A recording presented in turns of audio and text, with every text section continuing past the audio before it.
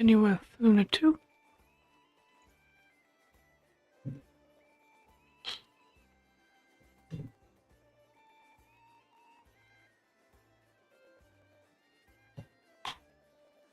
How about that? Many insects have a compulsion to follow the light, and humans are the same. Except we call that light hope. Once they pop everything over to Snezhnaya, make a little mixture myself.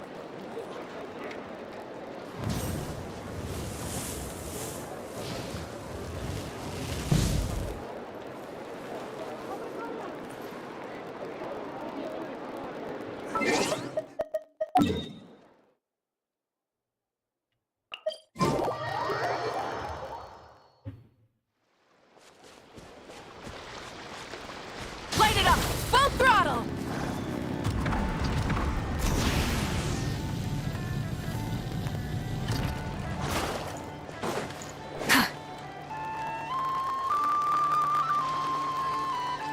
What the...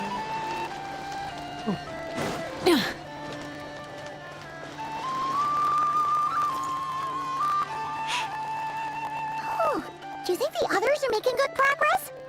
Hope it's all going smoothly. Oh, hey look! They made it back as well! Yeah, they did. Llama! How did it all go? All is well, thank you. Nefer and Yehuda had to stay at the curatorium to wrap things up, so they won't be joining us for now. I ran into Miss Anefa and Miss Aino on the way back. Their work is still in progress, so I suspect they won't be back for a while either. You seem rather cheerful today, Mr. Flint's. I certainly am. I achieved what I set out to do and came away with more than I bargained for.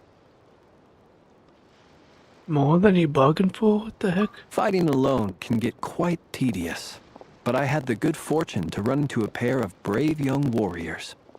We meet again. How have you been? Oh, what the heck are you doing here? Here. I was gonna say that. Guess you need to see Vodka? That would be a natural assumption to make. It's also the correct one. These two courageously lent me a hand while I was fighting the wild hunt.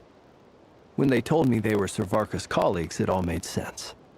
And given how people of outstanding talent tend to cross paths, it's no wonder you're already acquainted. Wait, two? So, who's your travel buddy, Albedo? Why don't you come and introduce yourself? Yes! Oh, no. Looks awesome. A gentleman of few words, I see.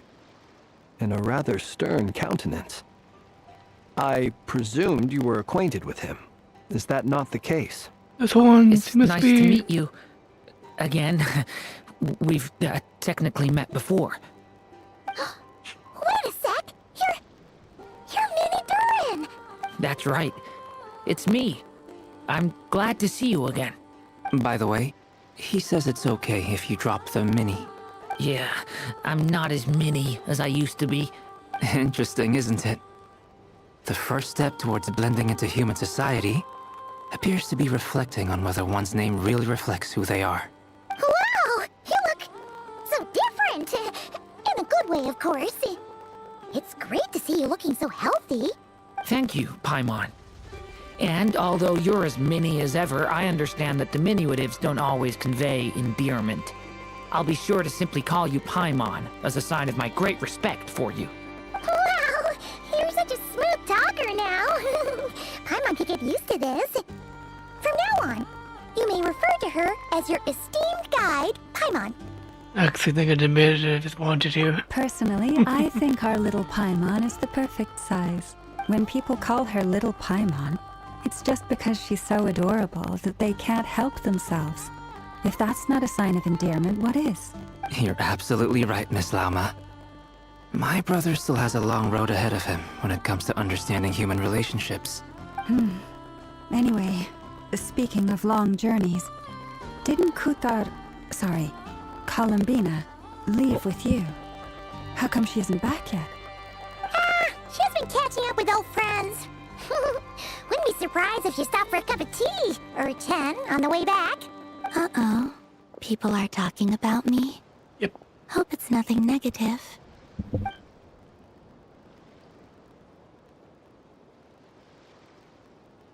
Of course, she is Traveler. Likely, Alakino is one of her favorites. Judging from your expressions, I'm guessing it all went well? It's getting crowded here. I'll go grab some chairs. No need. This is a job for an alchemist. I'll whip some up momentarily. Thank you for your hospitality, ladies and gentlemen, but I was merely escorting my friends back. I'll be meeting Sandrone shortly, as we still have some things to discuss. It's been a pleasure, everyone. But this is where I'll say goodbye. Oh, then goodbye, I Alakino. really appreciate your help. Thanks for staying by us. Come on, spare the formalities. I'm just glad I could help out some true friends. Welcome. I understand. Well, bye for now, Harlequino. Oh, this place is hopping. It's probably a good thing one of us left. Otherwise, we might not fit all these people in. Are you saying we're about to run out of chairs? As a matter of fact, I am. Come on in and see for yourself.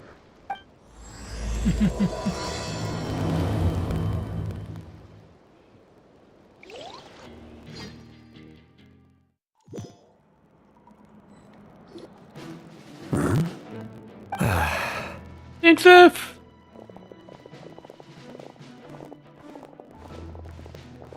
I overheard your little chit-chat outside, by the way. With Miss Columbina's colleague gone, we should be back to the original crew plus the other colleagues I brought in. Though, it looks like we have another new face. Someone else managed to rope in a colleague too? He's here for us. Frankly, you and Paimon are the only people I know here. This here is Deansliff, colleague of Tibet's greatest guide, Paimon, and greatest adventurer, the Traveler. Well, not exactly colleagues, or sort of friends. When someone else jumps in to do the announcing, you know you're speaking to someone important. Let's hear what he has to say. Note to self. Once Paimon knows your name, the rest of the world will soon follow. When he comes looking for us, it's usually something important. Paimon's guessing you've heard about the Wild Hunt, then. From the looks of it, you're about to hold a meeting. If I were to say that the Wild Hunt is our mutual enemy, would that earn me a seat at the table? Of course. As the saying goes, the enemy of my enemy is my friend.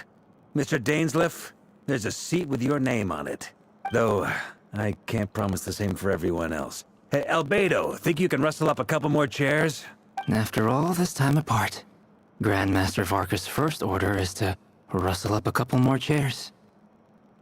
I've missed this. Is he being sarcastic? Hey, he's your brother. Why are you asking us? I've still got a lot to learn about the nuances of human conversation. Trying to decipher Albedo's way of speaking has been like jumping in at the deep end. Oh, good point. Paimon gets you now. Don't sweat it. There are people who go their whole lives without getting the hang of it. You're ahead of the game already. Look at you, Paimon. I wonder what's taking Nefer so long. Perhaps you should go and check in with her. If anyone can hurry her along, it's you. Was the Traveler crying? I just got back from the curatorium. Besides, aren't you curious to see what's taking her so long? Miss Nefer doesn't strike me as the type to share secrets. And since gathering intel is her specialty, I'm guessing she'd prefer to keep her methods confidential. Under such circumstances, would it not be tactless for me to impose? Oh, but it's fine for me to impose. What can I say? You have an unrivaled ability to garner people's affection, Miss Moonchanter.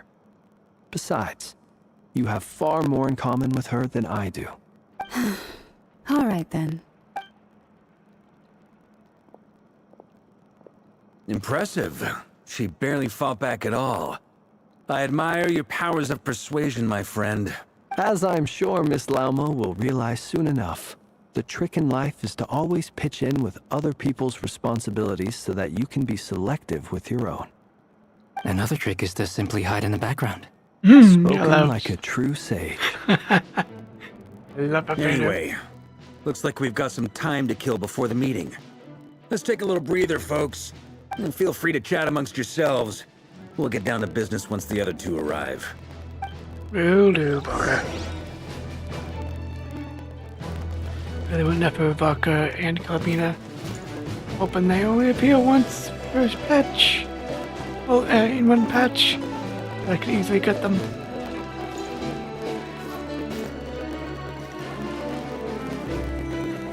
Doesn't if I have to. I don't know what I'm gonna do.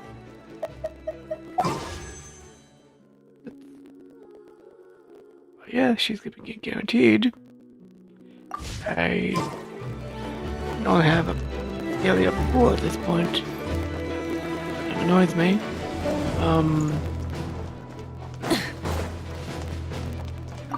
Truth be told, I can't remember the last time I was in a meeting with so many people. Really? You're not alone there, my friend. The Lightkeepers also struggle to bring everyone together for a serious discussion.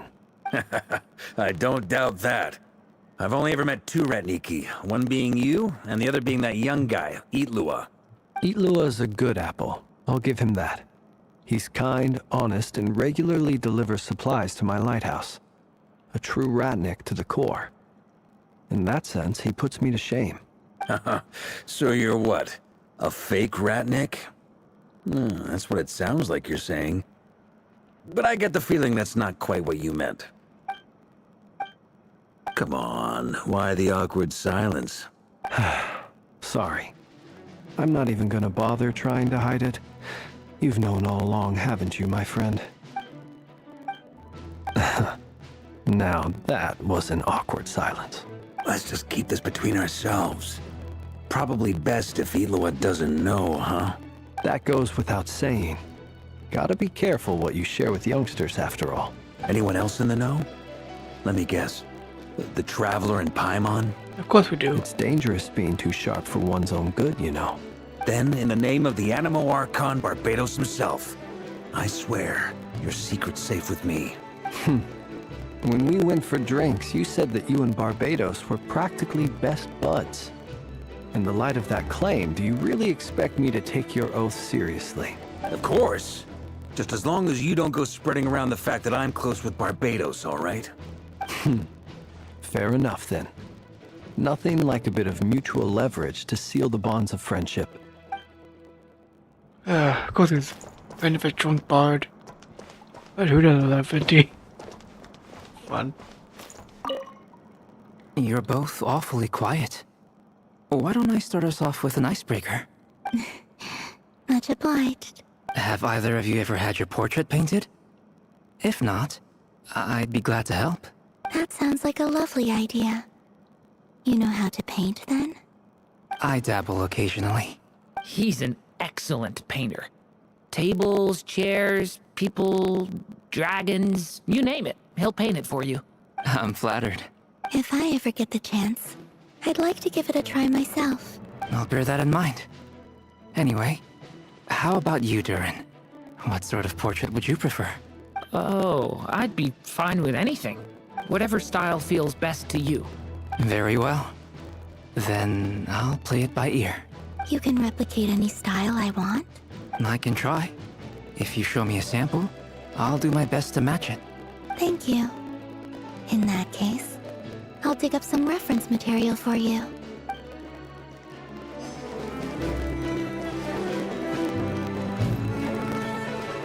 Truth be told, I can't remember the last time I... You're not alone there. Eatlua is a good... So let's go through the exact Come same on. things. Let's just keep this... That goes without... Anyone else in the know? It's dangerous. Then, in the name... Of course. Oh, he's in. Is there something you'd like to say to me? Yeah! For starters, why'd you just show up here without even giving us a heads up? If you think back to our previous interactions, you may recall that that's hardly out of character for me.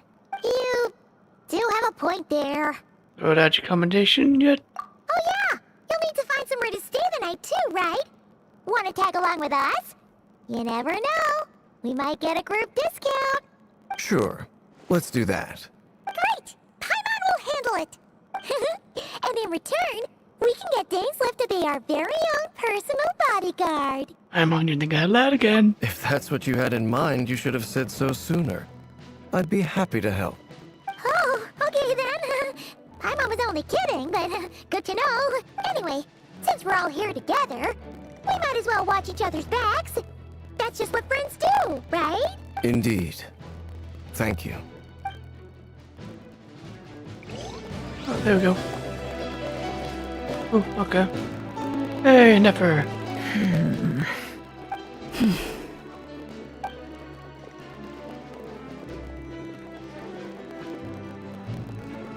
Ah, Miss Nefer. You made it after all. But what about Yehoda? I'm here to give you an update on how things are going on our end. Once this is over, I'll be heading straight back to continue my work. I left Yehoda back at the curatorium to watch over things while I'm gone. So much for just this once. Shh! Not so loud! We're on a roll here. What if she remembers and suddenly decides to back out? Too late. Did you say something, Mr. Varka? Huh? I didn't say anything. Right, Flints? Must have been a frog. They get so noisy around here at nighttime. It's like they're putting on a concert in the background. Anyway, before we begin, there's a few introductions to make. Let me start by saying that it's an honor to be speaking before so many distinguished colleagues and collaborators. First up, we have Miss Lauma. As Moon Chanter, she's the leader of the Frost Moon Scions, a local religious community in Nodcry. Then there's Miss Nefer, boss of the Curatorium of Secrets, an intel gatherer extraordinaire. Nefer is leading the investigation into Rerer's background, assisted by Yehoda and Lauma. From the little I've heard, they're making some great progress. Over here, we have Mr. Flints, a ratnik and guardian of the abandoned lighthouse. In our last operation, he courageously distracted the Wild Hunt to buy time for the rest of us. For those of you who've never met, this is Mr. Albedo, a renowned alchemist and captain of the Knights of Favonius investigation team. By his side is a new face for us all, myself included, Mr. Durin, who's come to lend his aid. Next up, we have the Moon Maiden and former Fatui Harbinger, Miss Columbina. Then we have the Traveler, who's earned more titles than I could possibly hope to list out, so I'll spare you the rundown. And Paimon, the ultimate travel companion and quite possibly the best guide in all of Tevat. Whoa! That's a lot of people! Great turnout! Miss Nefer, it looks like you might have another job coming your way, so, congratulations on the booming business, I guess. You think I haven't got enough on my hands as it is? Who's looking for me now? That would be me, Miss Nefer. I have a commission for you. And you are? Who I am doesn't matter right now. What does matter is that I'd like you to gather more intelligence about the Recher of Solnari. Well, it's not as if we never take on anonymous commissions. But in your case, I'll have to decline. I'm gonna take a wild guess and say your job's probably more hassle than it's worth. Something about you seems like bad news. It's my eyes, isn't it? Conrian, I assume. And what's with the mask? Are you trying to hide your identity? In any case, the fact that you're even still alive raises an awful lot of questions for me. My name is Dainsliff. And yes, I am from Conria. As I'm sure you're aware, the Recher of Solnari's real name is Rerir. He was once an acquaintance of mine. Really? Then you must have been quite an influential figure yourself. You flatter me, but none of that matters anymore. My point was simply to clarify why I have asked Miss Nefer to investigate Rerir's background. So you're both from Conria, and it sounds like you used to be friends. What am I missing here? Surely you already know how he became one of the Five Sinners. I'll tell you everything I know. The history of Conria, the names and identities of the Five Sinners. I remember it all like it was yesterday. I have never spoken openly of this before.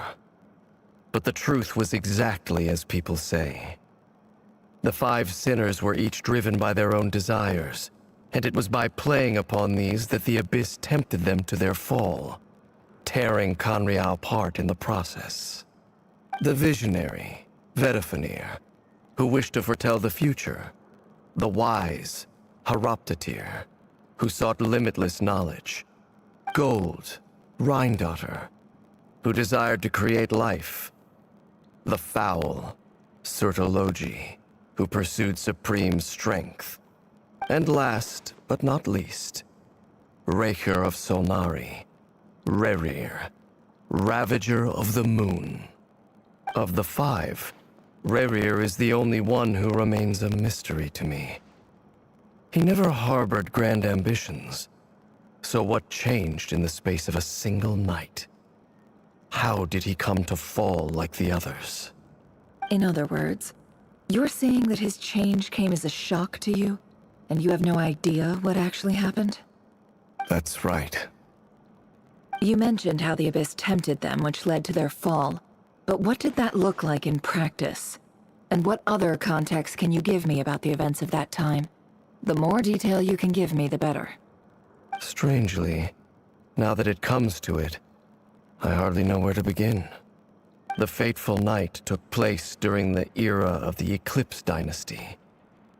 One day, my elder brother, the visionary, Vedifenir, was summoned to the palace by the Vinster King, only for the king to gouge out his eyes and cast him into the dungeons. When I came to hear of this, my fury knew no bounds. I gathered together every ally I thought I had, and together, we set a night to storm the palace and free Ved.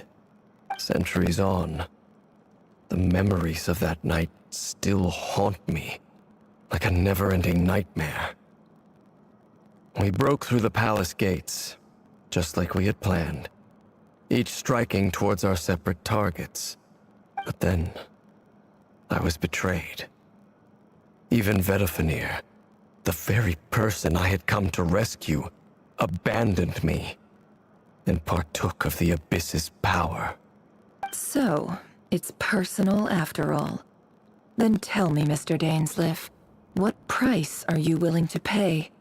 You, of all people, must know that nothing comes for free. I cannot say what price would be worthy of such a commission. But know this. Rerir was not always a madman. Believe it or not, there was a time when he was just an ordinary man, working for the Conrian Intelligence Service. Uncovering the truth of Rerir's past is the only way to unravel this mystery. But before you decide if you will accept my commission, I will tell you more about him. Enough, I hope, to help you plan your next move. Sounds pretty good to me. Feels like we just flagged down a random passerby, only to discover he's actually a master strategist who has a score to settle with our enemy. Anyone know?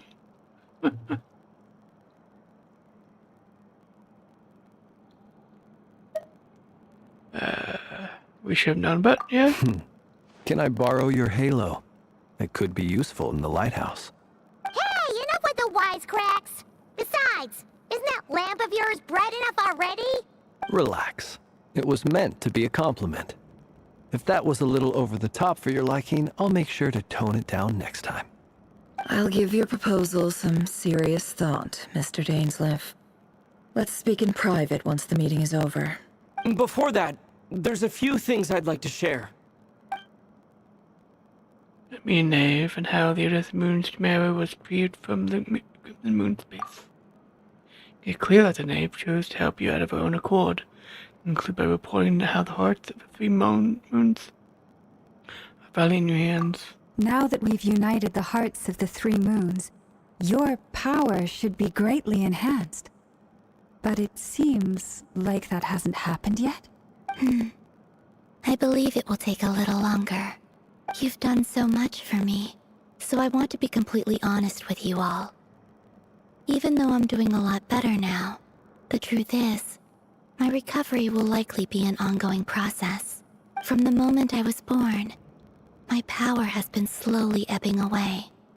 And that is because Tevat has never accepted me. Even with the moons united as one, it seems my rejection cannot be undone. So far, I have yet to find a solution. It may turn out to be a problem that will plague me until the day I finally leave this place behind.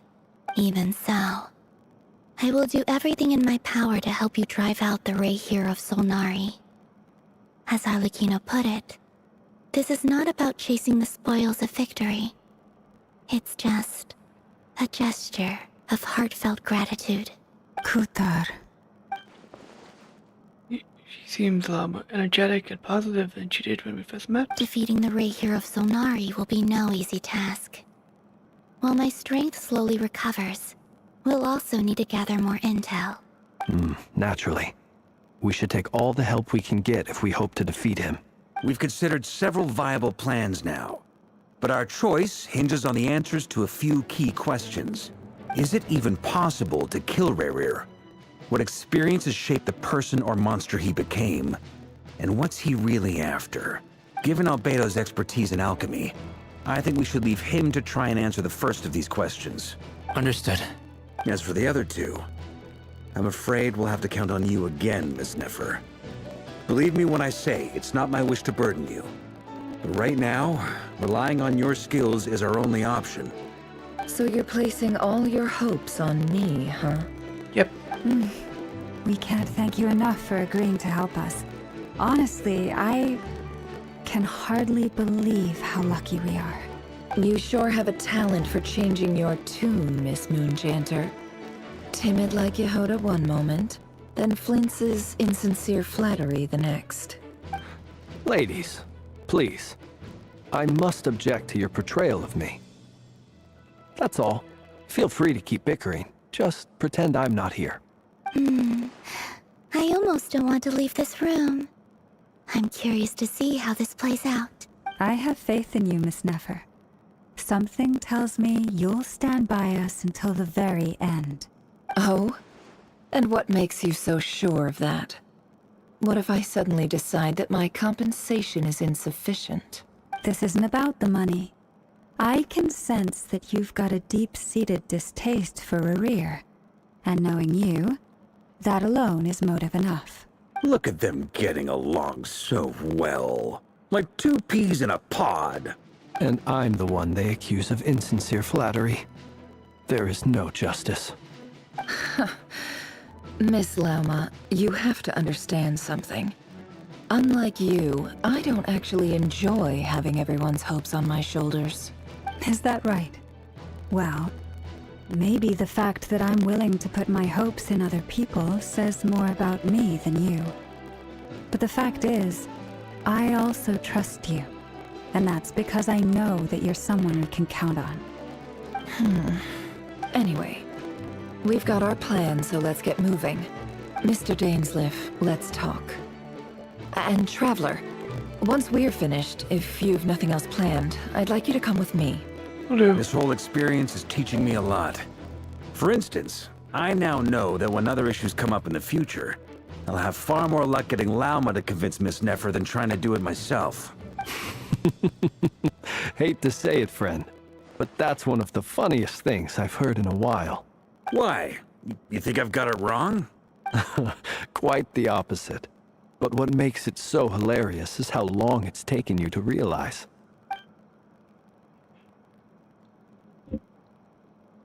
Nefer and Dainsliff conversed intently for quite some time. From the gravity of expressions, you can tell how heavily the next stage of the plan weighs upon them. After a short chat, Beto and Durin head off with Vorka on what they describe as the sample finding mission. Someone steps out for a while, then comes back, loaded up with mercy medicine. It tells you that while people rarely expect to get hurt, you need to be ready when they do. And Paimon wait patiently for Nefer, content to see how well everyone is working together. Once Nefer is finished, you follow her and Lama back to the curatorium.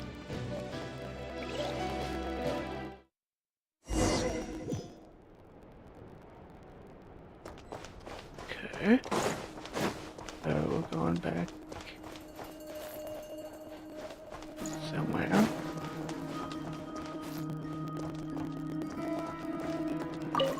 Hey, kitty.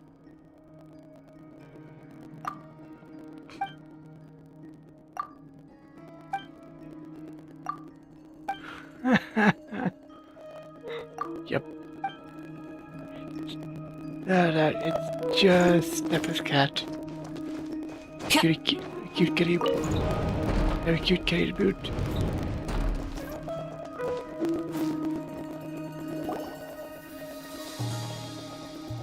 Thank you for waiting. It's okay. We actually used the time to help Dainsliff get a room at the hotel. That's very considerate of you.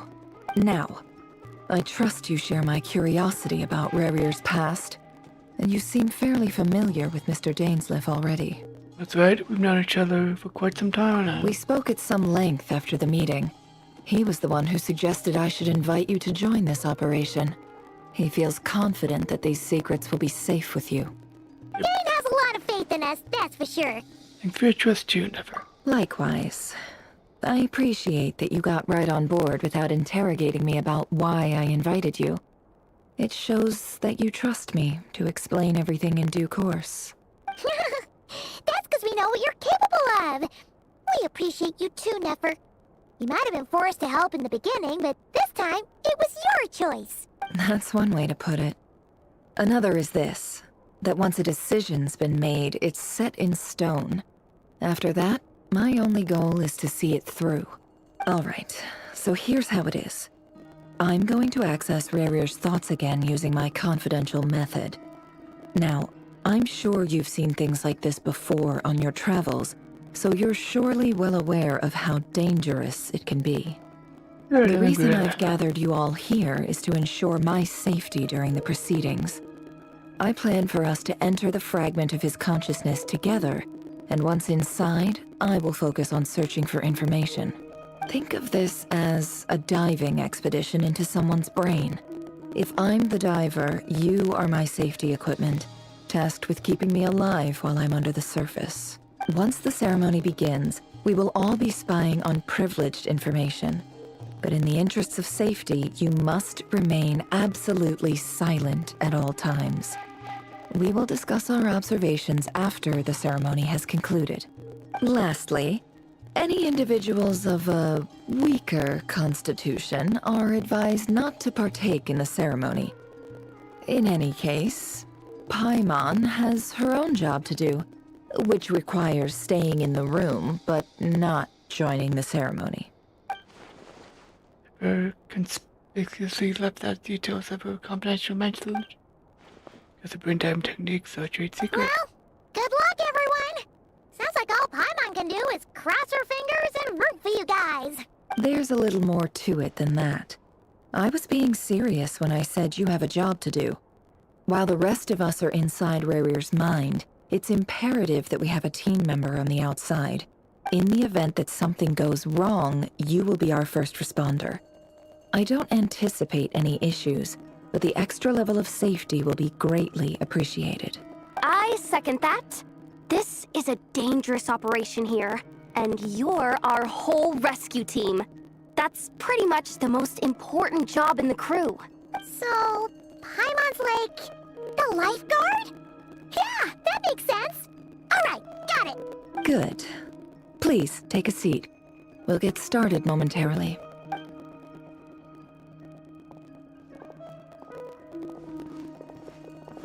So, did Mr. Dainsliff tell you anything else? He told me that he believes Rarier kept some big secrets in his life. He's not sure that they were the cause of his eventual downfall, but he's asked me to uncover what those secrets were all the same. But surely you're not planning to go through with this, no matter the cost.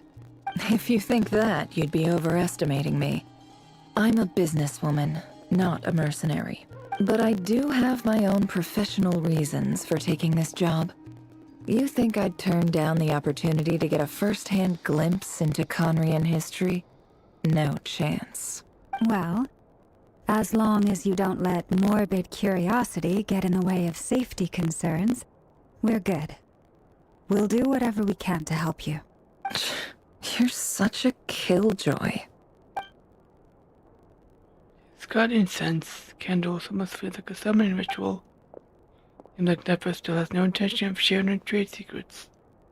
Now's not exactly the time to pry. See, there's a chess set and a table. Could that have something to do with her intel gathering methods? All right, I'm good to go. All set over here, too. I'm ready as well. Promise, Paimon, you'll be extra careful. Make you promise. All right. Let your whole body relax. We're about to begin. Close your eyes. Ooh, don't tell me that. I'm already tired as is. Phew. Could this be his office? Pretty standard setup. Bookshelves, paperwork, files. According to Dainsliff, Rarier used to be an intelligence operative. Chances are there's plenty of top secret intel stashed away in this room. Is this where you keep your secrets, Rarier? Can't say I'm not looking forward to this.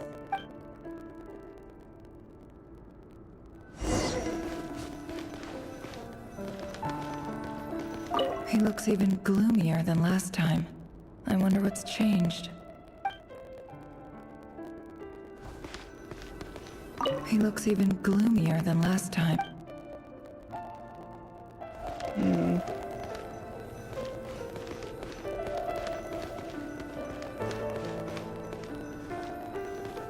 Oh, it needs to sit. Good.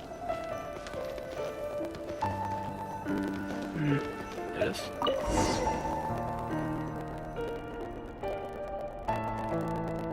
Today's files are in. Time to wade through them, just like usual.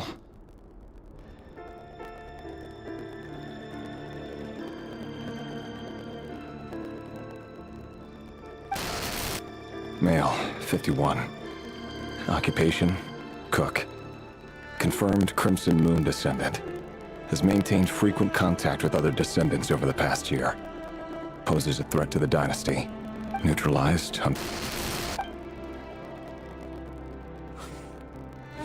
This one should be archived under purged targets.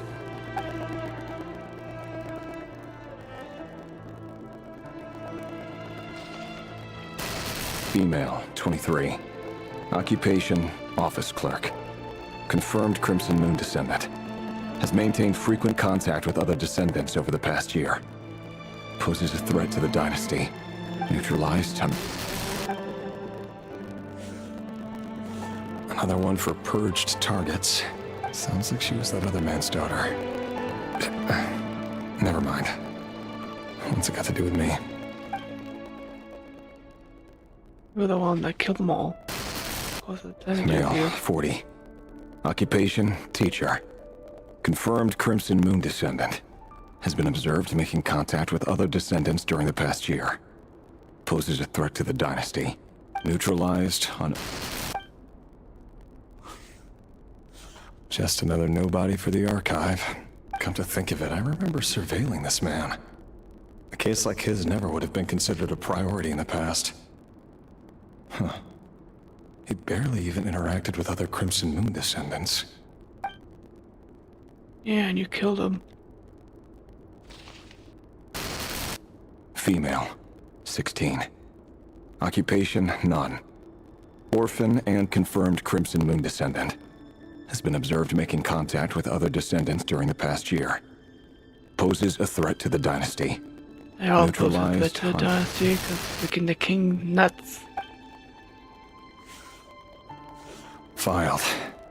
I have no recollection of this girl. None whatsoever.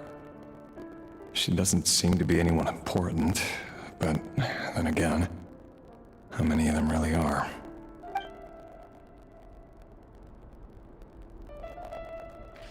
Give me the lapdog if you can. Female, 13. Occupation, none. Orphan and confirmed Crimson Moon descendant. Has been observed making contact with other descendants during the past year. Poses a threat to the dynasty. Neutralized on... Filed.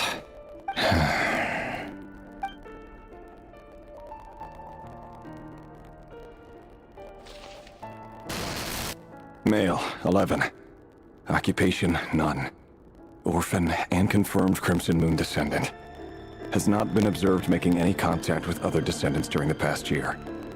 Poses a threat to the dynasty. That makes no sense. Neutralized and...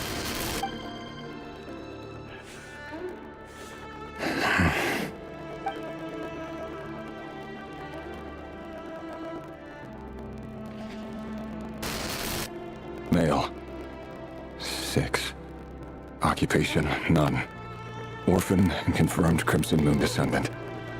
Poses a threat to the dynasty.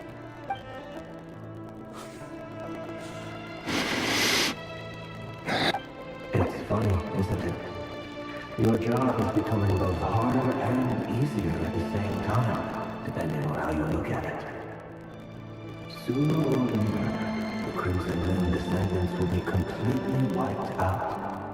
But as their numbers dwindle, they become harder and harder to track down. That's not how it is. Fortunately, however, most of the able-bodied adults have already been taken care of. The remaining weaklings will be increasingly easy to deal with. No! No. My job is to ensure the survival of the Eclipse Dynasty. And the only way to do that is by eliminating any and all potential threats. It's a perfectly legitimate line of work. Every single one of my colleagues can attest to my fairness. And if my friends were aware of the facts, I know they'd back me up too. Assuming, of course, that they were aware of all the facts.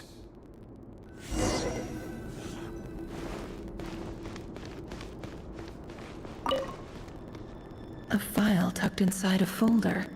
The title reads, Dear Breakfast Shop Owner. It's a list of names, but at this stage I have no idea who any of them even are.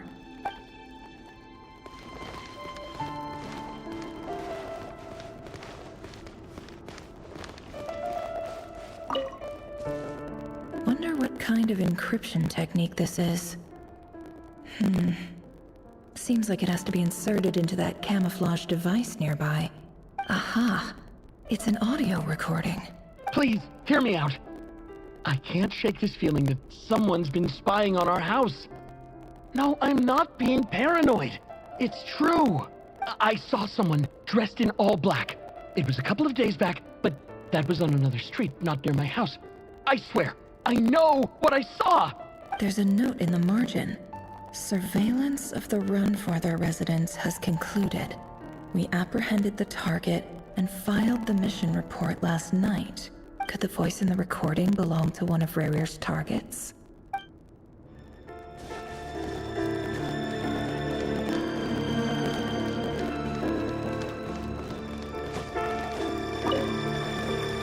Bookshelves full of documents. Looks like these are all files, packed with the personal details of individual Conrians. The Crimson Moon dynasty preceded the eclipse. Since Rarir worked as a secret agent during the latter, it stands to reason that he was tasked with purging remnants of the old dynasty. Yep, lines up exactly with what Dainsleif told me. Oh, so Dainsleif told you to do that. Okay. By what Marita said, that's an impression that Dainsleif himself didn't know.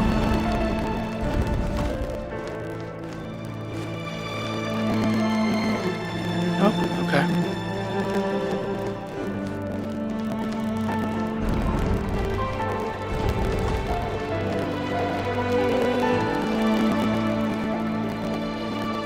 Mr. Vedafilnir? It's been quite some time since we last met. Rarir, I trust you're here because you have something important to discuss. Forgive me.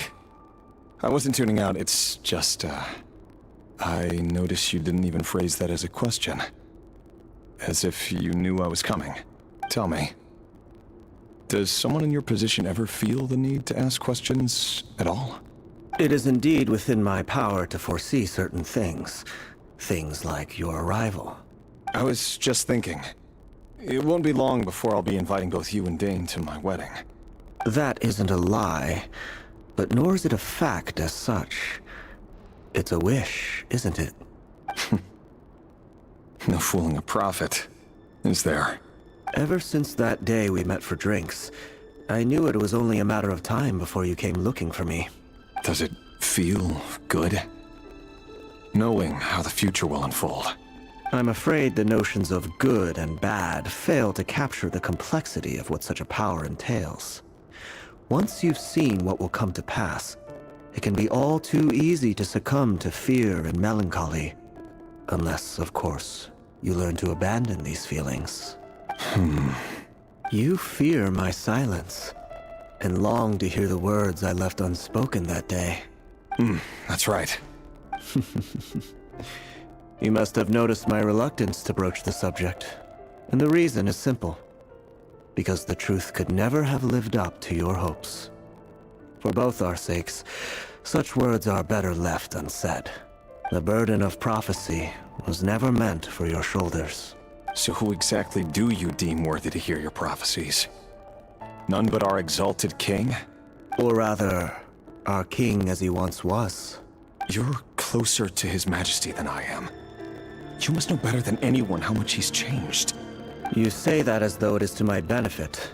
Yet precisely because of that, I dare not speak rashly. A king can turn out to be the most virtuous of rulers, or a tyrant more terrible than the most vicious of dragons. You are so wise and far-sighted, yet still you would have me live in fear of the unknown? You make a fair point. Especially given my silence alone was all it took to send you spiraling downwards. Very well then. Let me offer you some advice.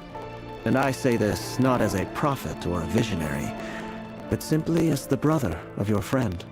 For many reasons, there is very little chance of your marriage ending in happiness. If happiness is what you seek, you should find another fiancé. Hold on. There's that same black fog again. Could this memory belong to Thelindis? Wait. Hear me out. This time we finally got a clear look at his face and learned his true identity. His name is Rayrir, and he claims to be one of the king's guards. What did you say? A cruel irony, isn't it? The man you're set to marry leads a double life as a brutal executioner. Why are you telling me all of this now? Simple. It's because I want you to kill him. You are the only person he would never suspect. No, absolutely not. I would never dream of doing such a despicable thing. So you'll just stand by and watch him slaughter us to the last? Do not forget that the blood of the Crimson Moon flows in your veins too. The blood of the Crimson Moon? What does that matter now? The dynasty has long been dead and gone. You think that alone is reason enough for me to throw away everything I have? Why wouldn't it be? You too were once a child of the Crimson Moon, just like me. Don't tell me you've never felt so much as a flicker of fury for the way we were trampled into the dust. As long as you promise to abandon this pipe dream of restoring your dynasty, I can try to persuade him. Or have him persuade the Vinster King. Persuade the Vinster King?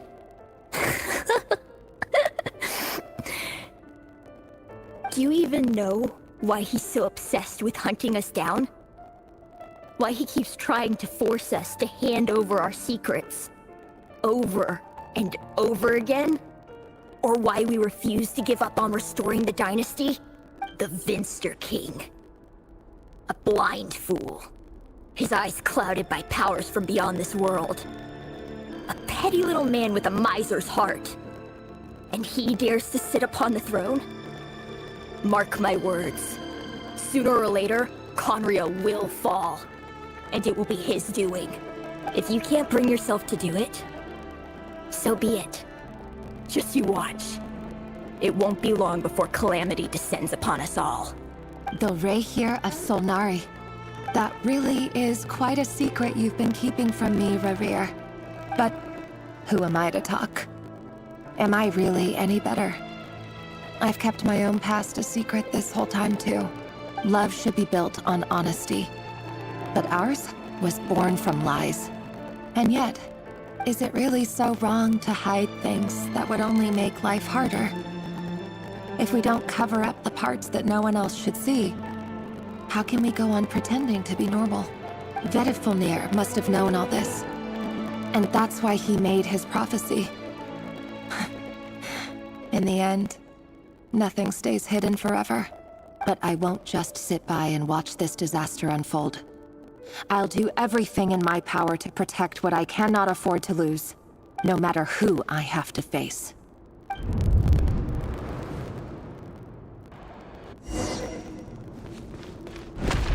Huh?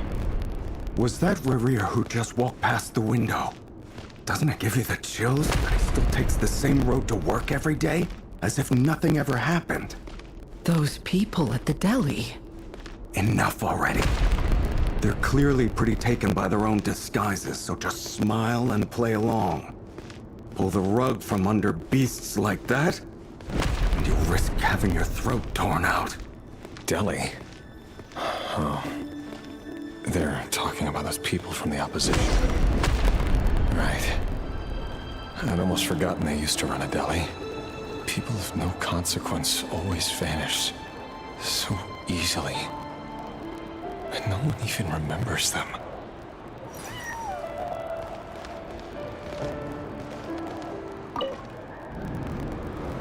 But surely you can see he's not the man he pretends to be! So many have died already, and they say that the king's madness grows with each passing day. We're not going to survive this, are we? But why does it have to be this way? Do we really deserve to die just because of the blood that runs through our veins? Felindis, are you even listening? Sorry, Freether. My mind was off wandering. I heard you, though. You're talking about what Rerir said. He's just following the king's orders. He's a secret agent, and it's his job to hunt down rebels and dissidents.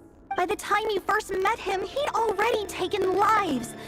Maybe he was using you from the very beginning. No. Rerir has no idea I have anything to do with the Crimson Moon. My family are only distant relatives of the main lineage, and besides, my eyes are perfectly ordinary. Truth be told, apart from my teacher, pretty much no one knows I have any connection to any of it. It's been a long time since my family severed ties. But as Orlog said, who could possibly talk sense into that raving lunatic of a king? No one. I'll work something out. Trust me, I'm with you all. But for now, you need to keep yourselves hidden. Don't let anyone find you, anyone at all. Don't forget that Rerir is an Eclipse operative. You need to be extra careful when he's around. And when I am too. For now, don't come looking for me. And if anything happens to me, just act like we've never met. If even you can't escape this, what hope do the rest of us have? But after all this time together, surely he wouldn't lay a hand on you. I won't speak in his defense, nor can I give you a clear answer to that question. But I'll do everything I can to put an end to this. Here, hold on to this. If an opportunity to escape presents itself, take it. You'll be glad you took some spare change. You call that change? But what about you? I've got a job, and there's still money coming in. But you can't go anywhere right now. Please think about yourself for once.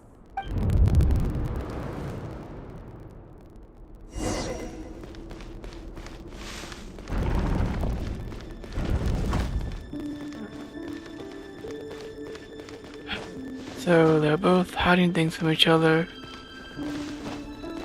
but they still seemingly both want to be in a relationship. I don't know anything about that, but... Another day, another round of assassination training. Training ground is just beyond this hidden passageway. When you kill a person, Doesn't it bother you when you end up covered in their blood? Why would it? Aren't we all just walking blood bags? But not everyone is accustomed to hunting down others like prey. You've been a hunter for so long now. You seem to have forgotten that most people don't just go around killing one another. Leave me alone. Who's talking to him?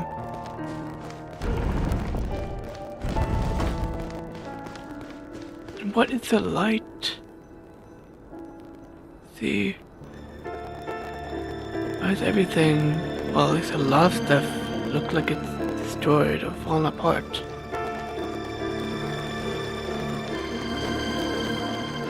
Begin training? Make sure you have a firm grip on the handle. Then choose your angle well. Keep your movements light and brisk. And the prey won't sense a thing. I'll bet no one's ever tried a quiet touch of your hand. Work clean. No traces.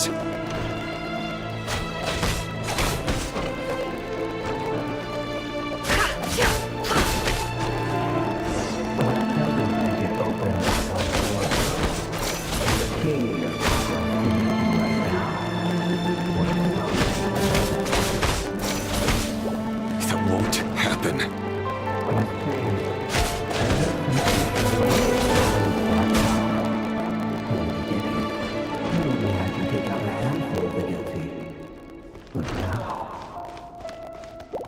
The ones I've dealt with have always been guilty. And I've carried out my work flawlessly. Those papers you recently went over, yeah. Maybe 70 or 80? Like, oh, not even that. We're actually considered guilty. But children? No. Children actually on 6, that's so much stuff.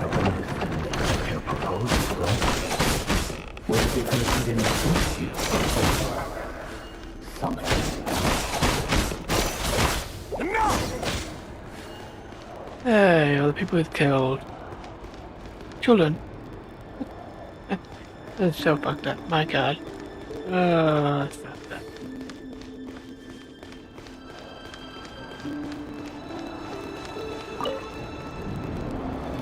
Delindis, do you still remember Orlog? Orlog? The boy who was pretending to sell flowers. You spoke for quite a while, didn't you? Yes, we did. What about him? He was arrested 2 days ago. Chances are he's already dead. He... I just don't get it! After everything he's done, why do you still stand by him? Or does it mean nothing to you that people keep dying? No, that's not... Just hear me out. I need to go now, Delindis. They're looking for us. You take care too. If you ever need a place to hide, come find us.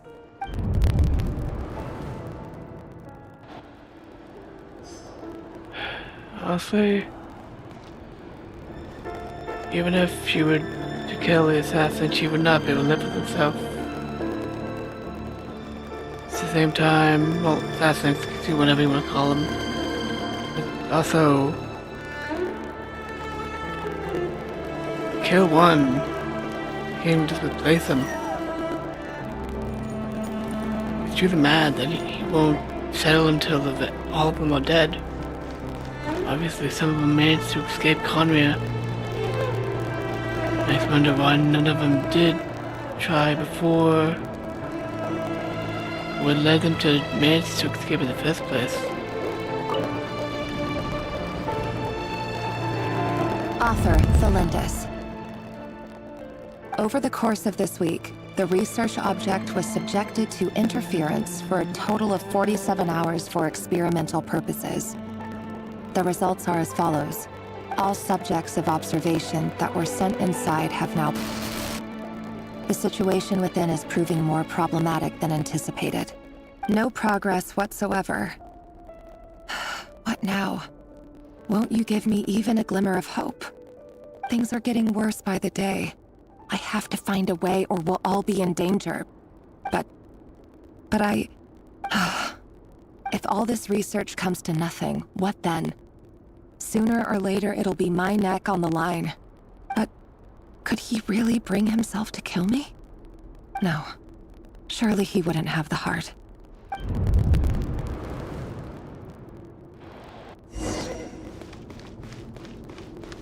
What you want? We'll never know what they're capable of until the situation happens.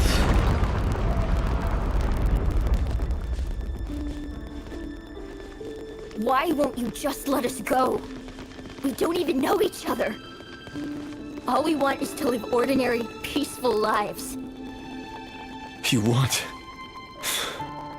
to live? Of course I want to live, you dumbass.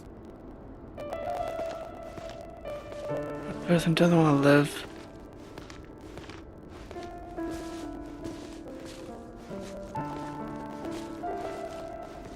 Yes. I just want to go on living. Is that really such an unforgivable crime? It works for Mad King. You want to go on living. I want to keep living too. To keep living forever. That's why I have no choice but to continue on the path I'm on. If only some savior would suddenly swoop down and change the way the world is. Too bad that's not going to happen.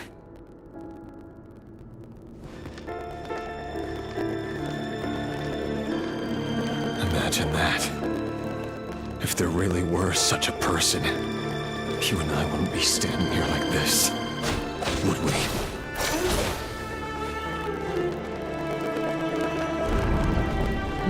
Let's go, kids. Let's go. Today's What files happened? are in. Time to wade through them just like usual. No, I don't get tired of it. It's my job. And not only am I lucky to have it, I'm good at it too. Huh. Wait. That's... Thalindis?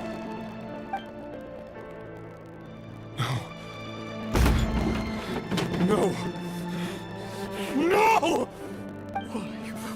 Why? But you bear no mark of the Crimson Moon. How could you possibly have anything to do with them? It cannot be! A diluted bloodline. Carefully concealed. I see it now. You've been living in the shadows just like me. What a fool I've been. Numbing myself with talk of justice. Even imagining my friends would back me up. But in the end, Irminsul. Finster King! How far are you going to take this? From the direct bloodline to secondary offshoots? And then what? Today it's the descendants of the Crimson Moon. Who will it be tomorrow? Will you not rest until everyone down here is dead? Most likely not. He's crazy. No. This cannot go on. This is where it ends.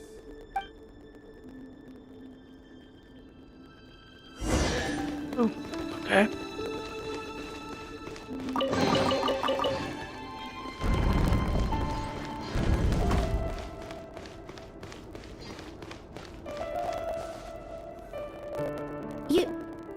You're really letting me go? I am. As long as you can guarantee that no one will find you. Don't worry, I'll be extra careful. No one will know I was here. But what about you? Me? If you let me go, you won't be able to complete your mission, will you? Good point. In that case, maybe you should stay. No, please!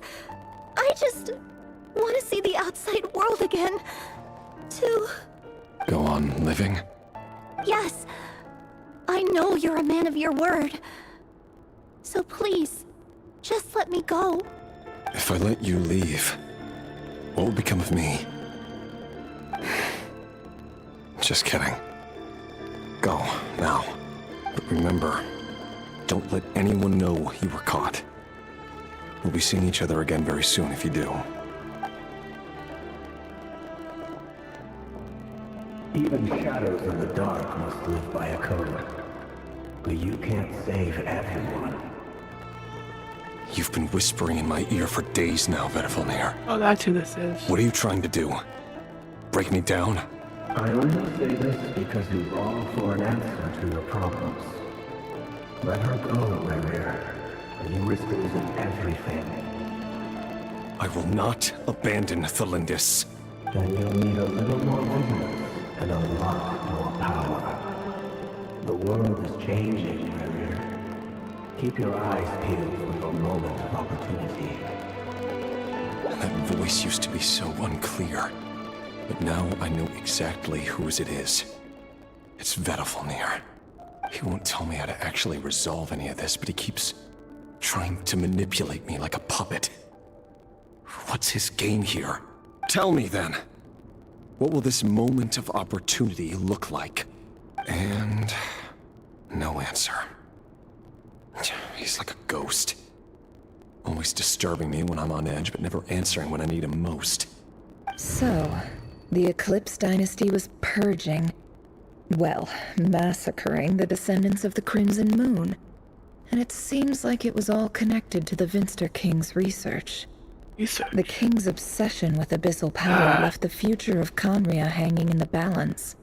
No wonder every aspect of Rerir's life was so unstable. And it looks like this Thalindis, Rerir's would-be fiancée, herself belonged to a sub-branch of the Crimson Moon Dynasty's descendants. It almost defies belief that a couple like them could hide the truth from each other for so long.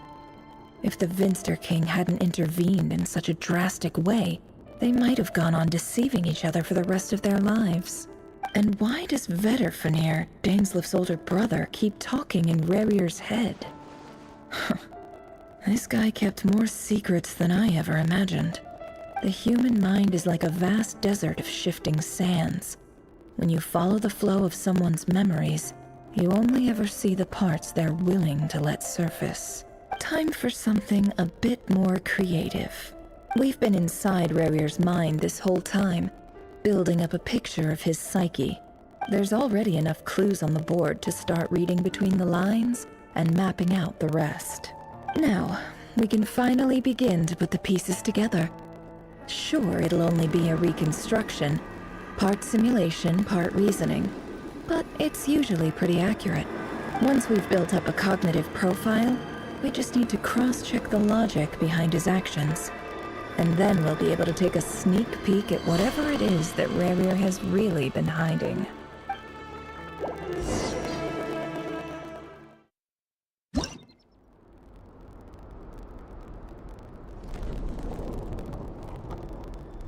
Ooh, what is that?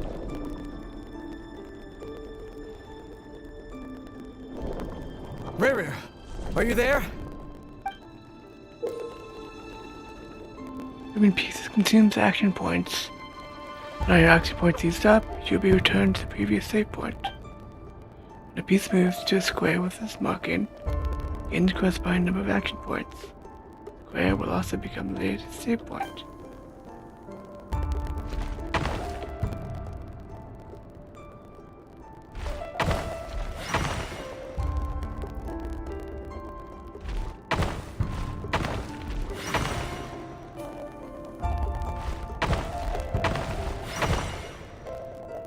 Hey, Rerir! Come out, it's urgent! Dane? What's wrong? Quick, come with me. I'll explain everything once we've met up with the others. Okay. I'll come.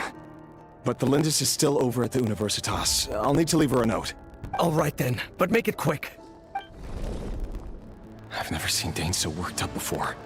Whatever this is, it must be big trouble.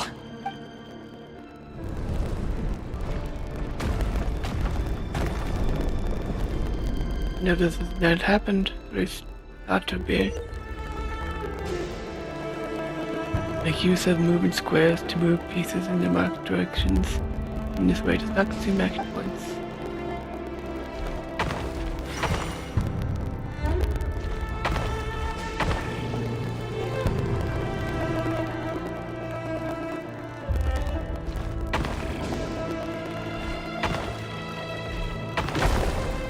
Nope.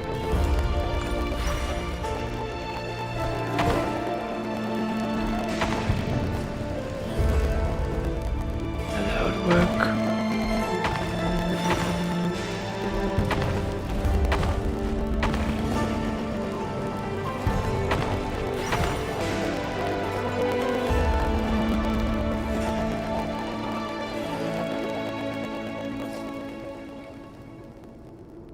Well, this is a nice change, meeting you all at this hour. Ooh, my daughter. When men and women of ambition can speak face to face in broad daylight, I say that's a big step forward for our dear Conria.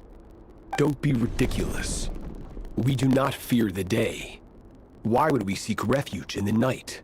You might ask your blade that same question. I'm told it prefers the cover of darkness. The word on the street is that Sir Delogi only strikes when he has an unfair advantage. But that is patently false. I see you're missing an arm and a leg. Surely only a fair fight could explain that. If this is your way of offering me replacement limbs, believe me, I'll take them. Oh, we can certainly discuss that. With bioalchemy, anything is possible. Assuming I have your full support in my research. Lunatic. Roptatir. What brings you here? Why, Dainsleif, of course. He invited me. Please, cast aside your apprehensions, Miss Rhindaughter. Whatever the rumors may say, I am but a humble servant of the king, and I can assure you he affords me no greater convenience than he does you. Well, the Universitas Magistrorum won't stop fawning over you. So at least some of the rumors must be true. You're clearly doing well for yourself, so drop the humble servant act. It endears you to no one. You're president of the Universitas Magistrorum, the chief royal mage known as the Wise by royal appointment, and by far the most favored among the 4 pillars of Conria. Vice President Veet doesn't even try to hide his envy when he sees you. My success is the product of hard work and good luck. It's as simple as that. Were the king not such an extremist, I hardly think I would have received a senior post at my age. He's a mask. Interesting. I don't know what that means. Of course, no job is without its gripes. Serving a king like ours can be a challenging task, as I'm sure you can imagine. And as for Efterveet, in missing out on the presidency, he's dodged a mountain of stress. Like everything else in life, it comes with pros and cons. You're all here. I apologize for the short notice, but it was an emergency.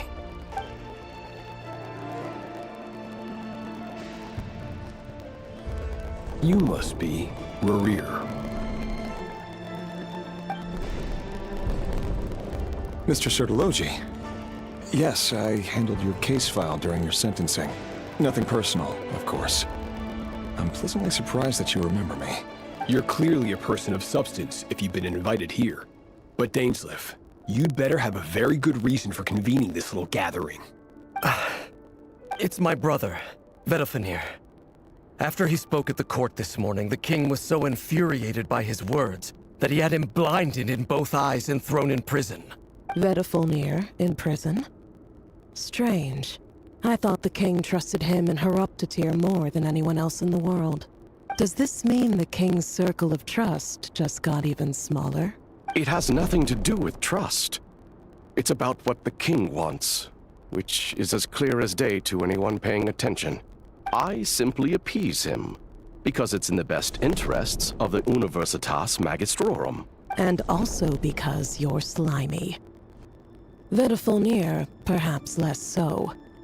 But still, a visionless visionary? It rather inclines me to think that qualifications are not what get you ahead in Conria. Do you honestly think this is an important discussion to be having right now? Dane, what are you planning to do? Rescue Vedifenir, I assume. Correct. It will mean storming the palace by force. Tonight. I need all of you on my side. That's far too dangerous. And don't forget, Dainsleif, you're captain of the Royal Guard. You swore an oath to the throne. The squirrel's throne, the king's nuts. Hmm? You've been planning this for a while, haven't you? I have no desire to commit treason. But whatever critique the king may have of Vedifenir, disfiguring your most loyal subject for putting the best interests of his court and nation first, this is not the conduct of a wise ruler. My blade will force the king to see the error of his ways. So, Vedifenir's prophecy enraged the king. I'm sure it wasn't what he wanted to hear, but if he won't take counsel even from the visionary, that is deeply troubling news. The extent of His Majesty's madness is now all too clear. The question is, how does a man like me get out of this situation unscathed? You have noble ambitions, Dane, but I'm afraid they don't do much for a guy like me. I'm not interested in saving the world. All I want is a letter of pardon. Well, you're not gonna get that. Begin helping these guys. A letter of pardon? For whom? Thelindis? The chances of the Vinster King issuing a pardon for anyone connected to the Crimson Moon seem vanishingly slim. Woohoo! Fun. Ooh, what do we have here? This black fog over the board must have some connection to Thelindis. But why is it taking this form?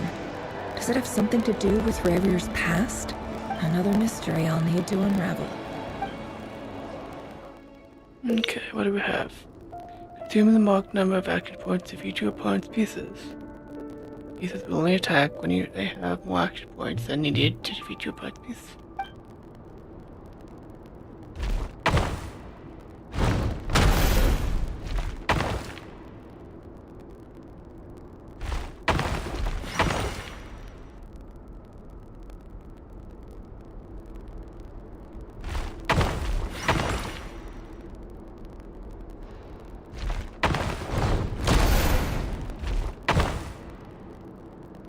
Dang.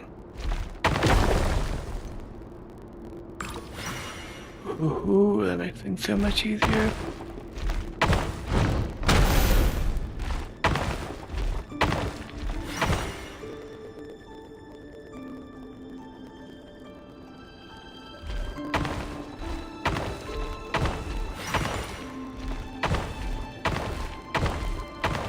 Ah, dang it.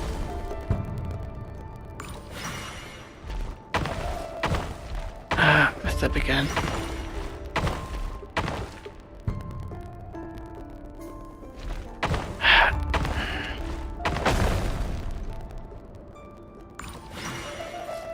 Oh wait, I could. No.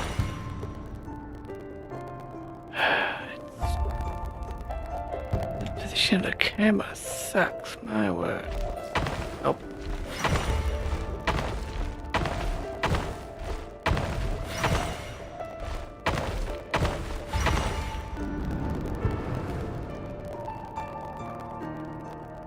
Author Thelindis. Over the course of this week, the research object was subjected to interference for a total of 60 hours for experimental purposes. The results are as follows. Research dating back to the Crimson Moon Dynasty has established 2 points regarding Moon Marrow. Firstly, its origins have something to do with a god's power. Secondly, it serves as a portal to an as-yet indeterminate location. Moon Marrow can thus be defined as a spatial gateway. However, there are a number of hurdles to overcome before we can answer the question of where it leads to. To start with, opening the gateway requires a specific power source, which the relevant literature indicates. An enormous amount of power is then required to keep the gate open. Currently, the total power output of our instruments remains in the single digits. To make matters worse, I am now the only staff member remaining in the Moon Marrow lab. the Universitas Magistrorum recently decided to move most of its personnel into abyssal energy research, which has stymied all Crimson Moon-related projects. This is not a wise move. I have always maintained that placing all our hopes in a single source of power is risky, especially one as poorly understood as this, as well as making ourselves overly reliant on a single resource. We are neglecting other promising technologies. I apologize if this comes across as disrespectful. But as a Moon Marrow researcher, I desperately want to see the world beyond the gateway. If we really made it there one day, what would we find? And how would we go about taming the unknown?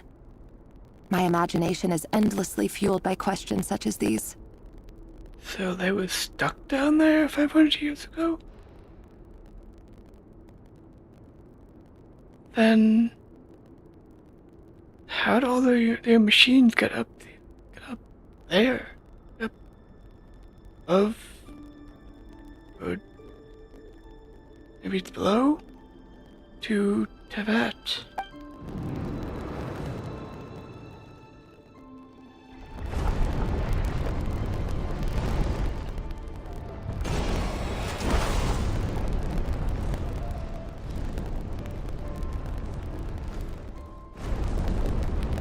Oh, lovely. Okay. God dang it. I wanna go that one, then go there. There. Yes. Or take the longer route.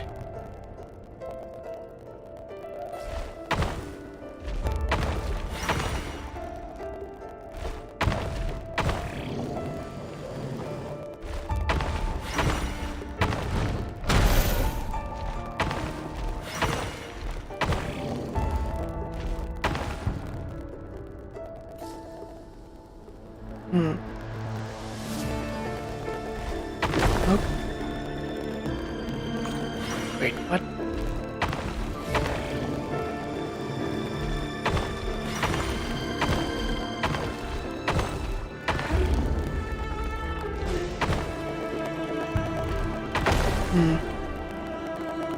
That's odd.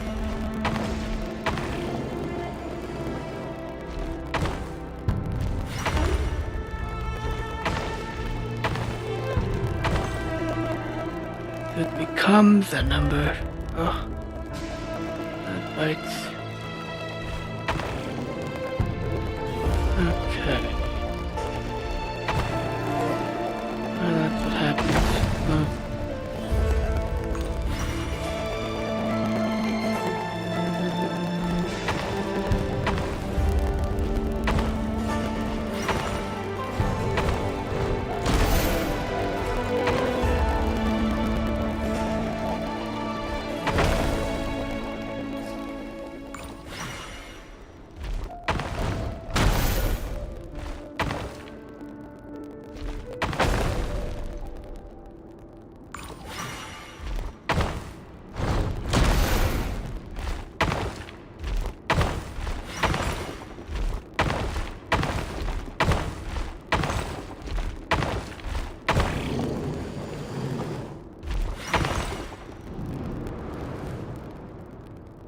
This is for you.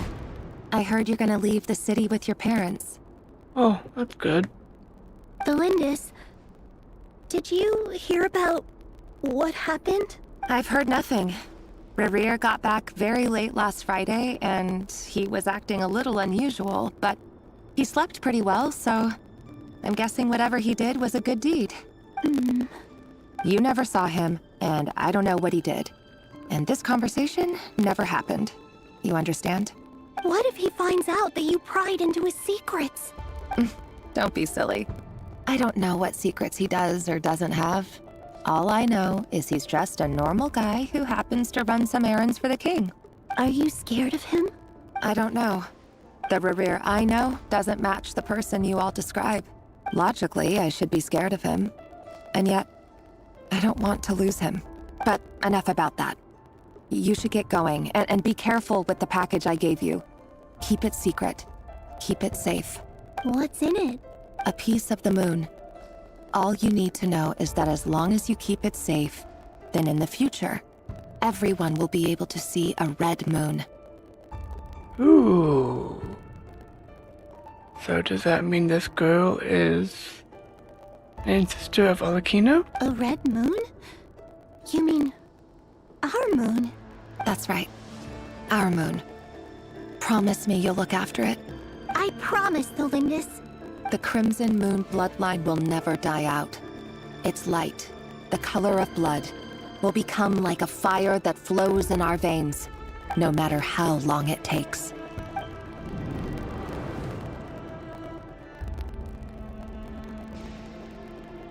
Huh. That explains Alakino. And then...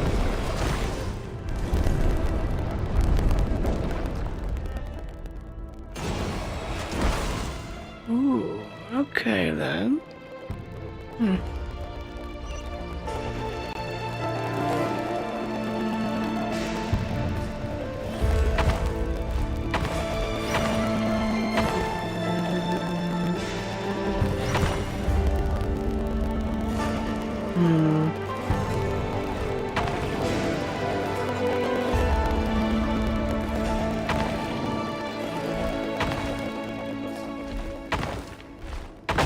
Nope.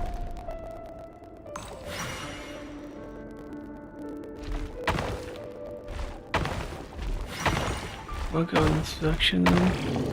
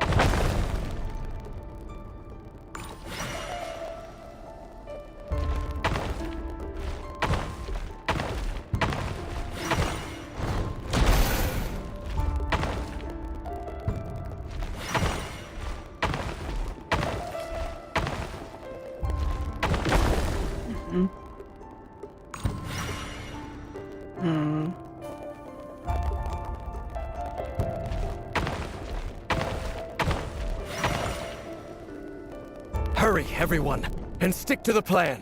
Sir Dainsleif, what are you? Is this treason?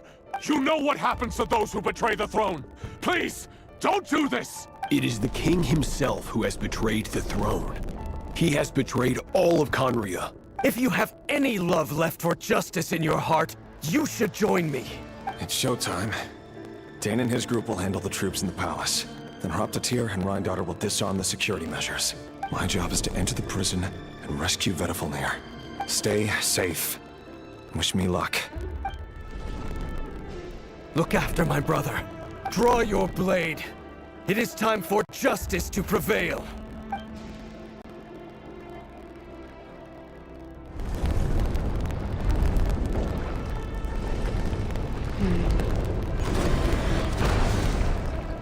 Interest. Whoa, what's going on here?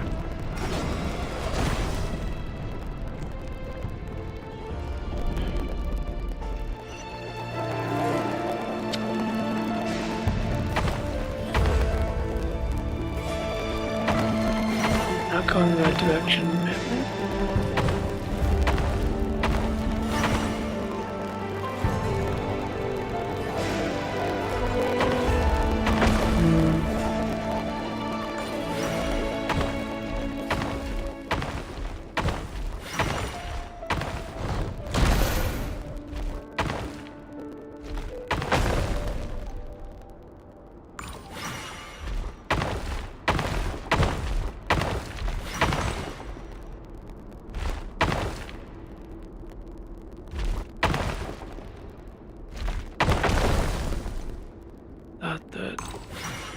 climb those, but apparently not.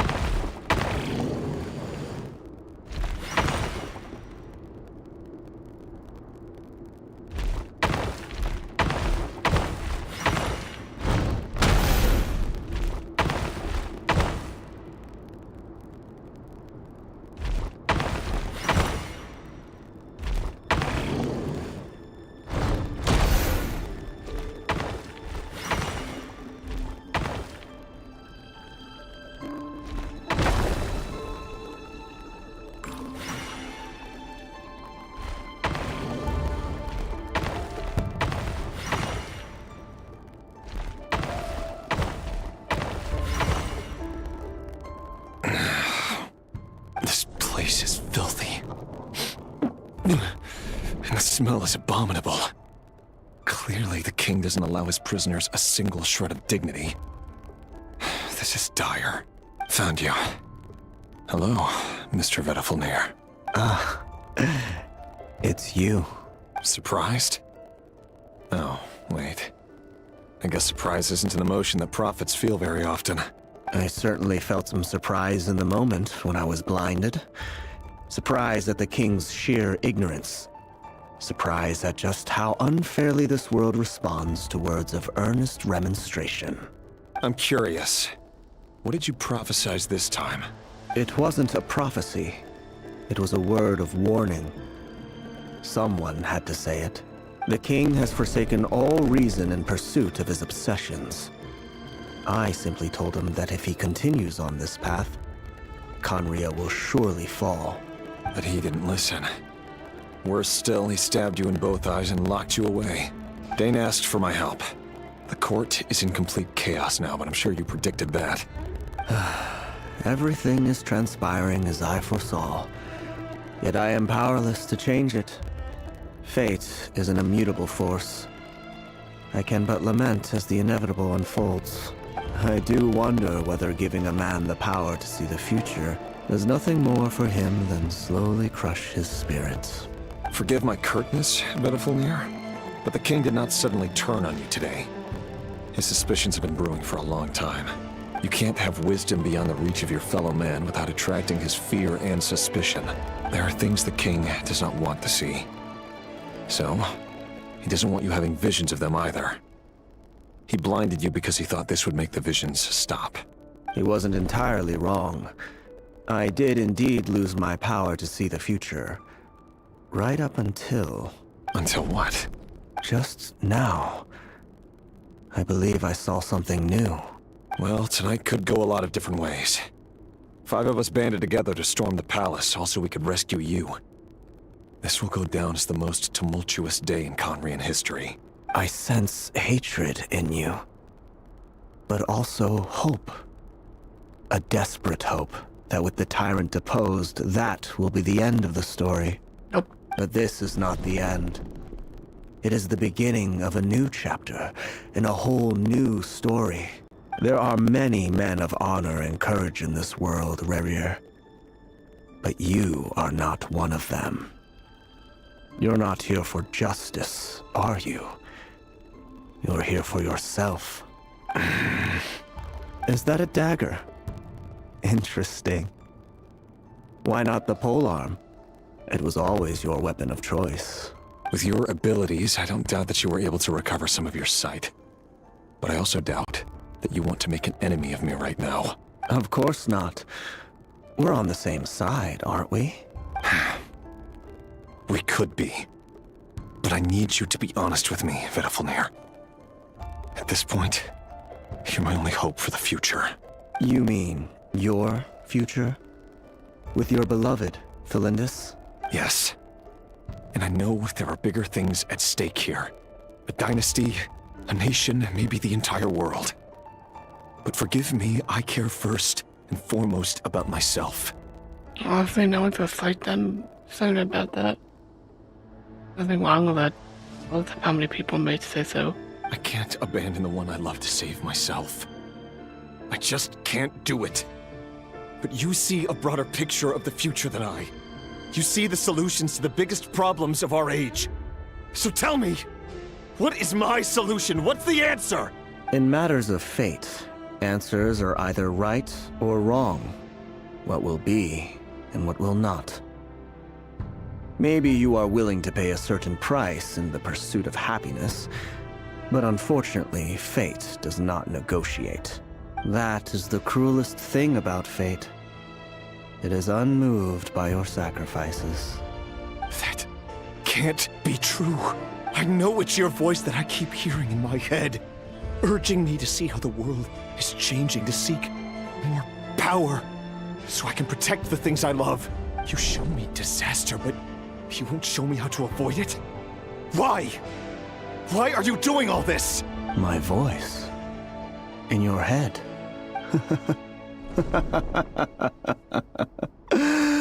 So, you hear it too. The voice that steals your mind, gains your trust, and drives you crazy. It turns out that we are not so different, you and I. Vedifilnir just broke into the strangest smile I've ever seen in my life, as if he'd discovered some monumental secret. But then he suddenly switched to looking extremely weary. Very well then. My advice to you is as follows. You must persevere. Whatever trials and tribulations you may face, be steadfast in the belief that they are your path to the future. For as long as you live, your story with Thelindis shall not come to an end. That is the only chance you have of fighting back against fate. It is up to you whether you believe my words. Regardless, that is all I will say on the matter. I have no right to intervene any further. I will hold you to your word. Thank you for setting me free. In return, I will tell you one more thing that you cannot ignore. Just then, a strange wave of energy rippled through the city. We had no idea what it could mean. If I were you, I would head to the Universitas Magistrorum. The Universitas? Oh no! I'm sure we'll be seeing each other again very soon, Rerir. Whatever Vedifilnir said, I didn't catch it. I didn't even help him out of the prison. There was no time to lose.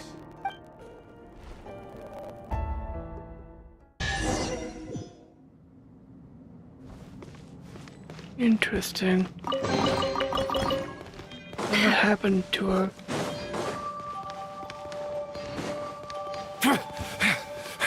Monsters? Is this Rhindaughter's doing? The Universitas Magistrorum. Oh, out of my way! Time to end! Let my name echo in song! Do not move from the team's here. Oh, that's Burn it down!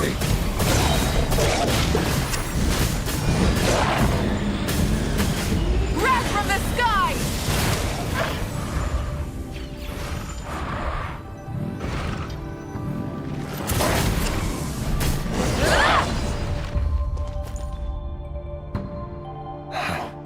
The Universitas.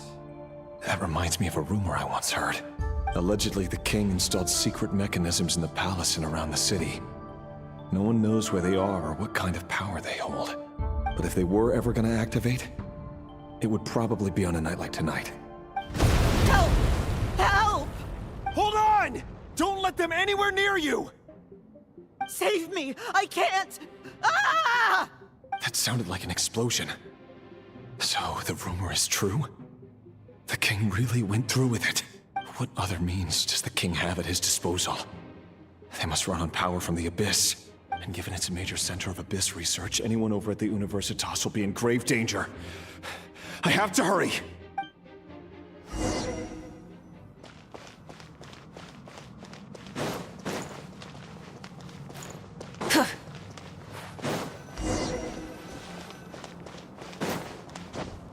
Wait. If I really wish they would change it up, they would have to make the dogs in all the time. Get to work! Yoo-hoo! Hear the echoes of the bell! Rise with the sun! Pyroclastic surge!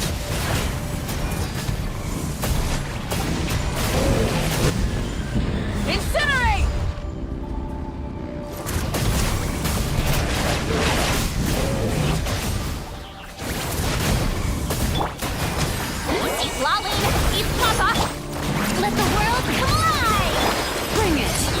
brave names! Light of the blazing sun!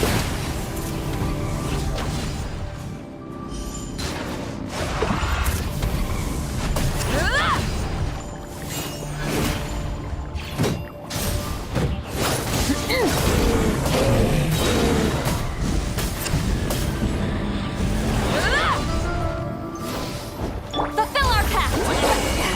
Suffer the... Let the mountain's veins boil! Shower me with... Light it up! Wrath from the skies!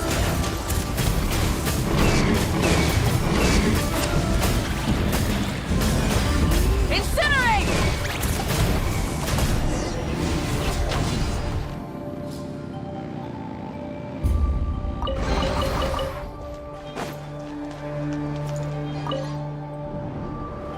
Look at the end of this. Monsters! At the Universitas Magistrorum? Why now? Oh no! They're coming! It's no use. The table won't hold out much longer. The weapons. Where are the weapons? Of course. All the lab equipment was upgraded after the inspection last week, but the new weapons haven't been allocated yet. I'm done for. Is anyone there? I need help! Ah! Stay back! Please stay back! Please!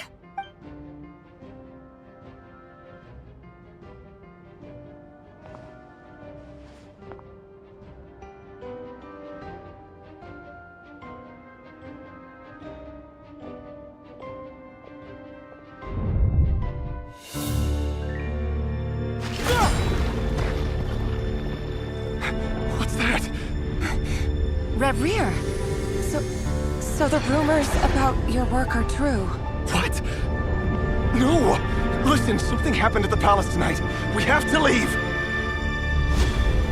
You don't need to lie to me anymore. What do you mean? I know why you're worried, and I will respect the decision you've made. But it's okay, because I found a solution. I know how to end all this. You can have it back. The normal life you so desire. But until then, I'm afraid our wedding will have to wait. Cylindus? No, don't do it! Cylindus! Cylindus!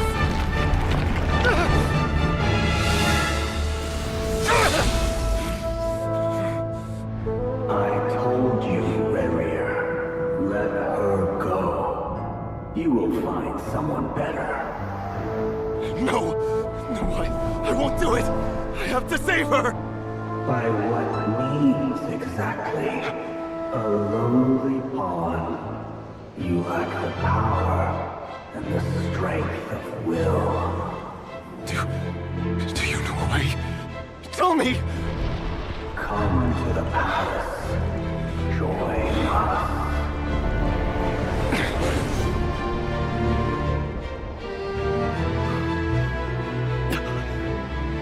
Rerir, thank goodness we... Step forth and take your share. You made it. Not you too.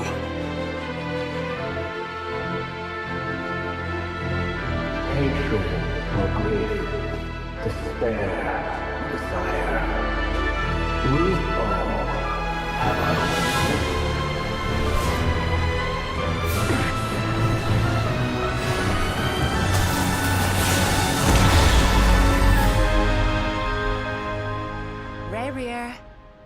Rerir. Cylindus? Were you daydreaming?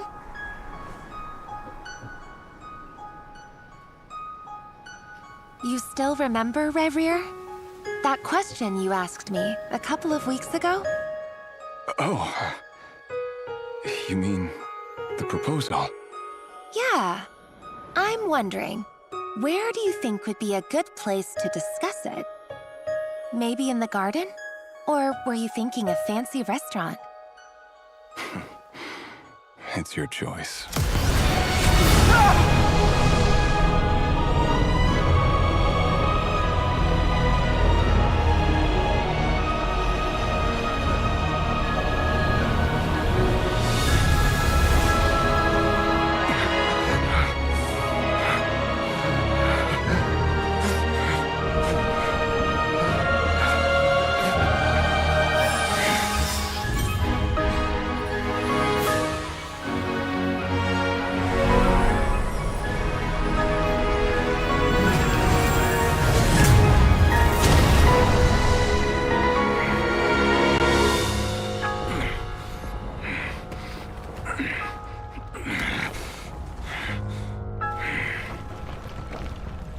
will find you. Well, let's take a Then picture with...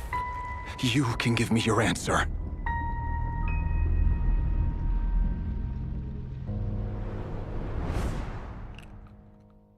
They opened the same portal, I wonder. A different one. So that's how the Raker of Solnari was born. A monster created by circumstance is a monster all the same. Viewing other people's thoughts for too long can get uncomfortable. Right now, I'm feeling a strong sense of loathing. In a nutshell, the story of Conria is what happens when the truth falls by the wayside.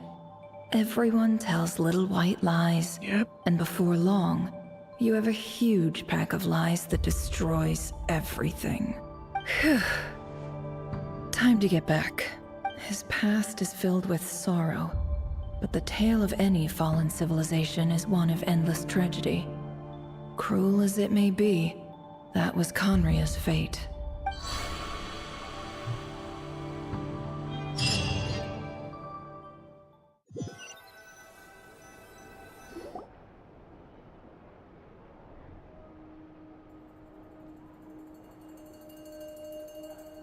Everyone, I'm back. Can I get a standing ovation? Congratulations. Never! How are you holding up? Feeling okay? She's fine. Boss is a pro. Yes, I'm fine. You will have seen the events of Rarir's life through my thoughts. It's now clear that he is just a regular nobody, driven by personal tragedy, as he said himself. I mostly agree. There's only so much we can know about him from his memories alone, but they did give us a clear glimpse into his life in Conria. However, I would not consider Rarir to be a nobody. He was deeply involved in the events of that era. Yet, when the catastrophe of a generation strikes, nobody is safe. Sounds to me like you're speaking in riddles again.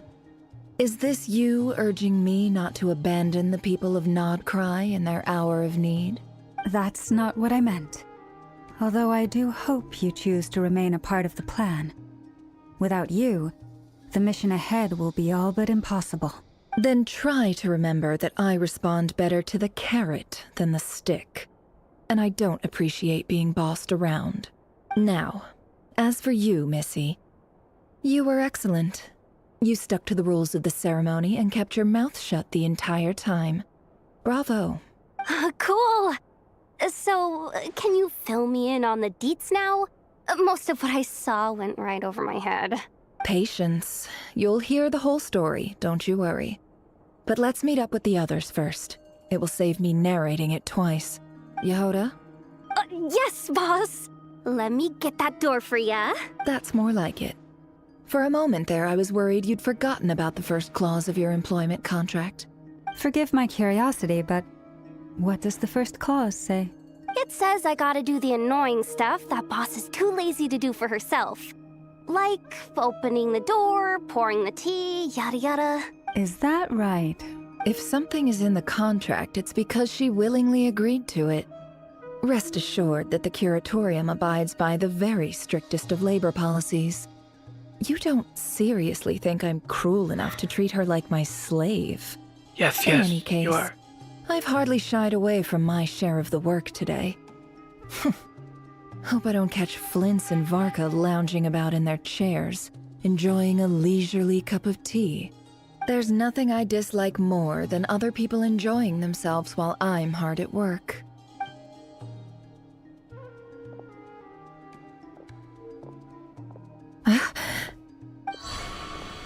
Oh no.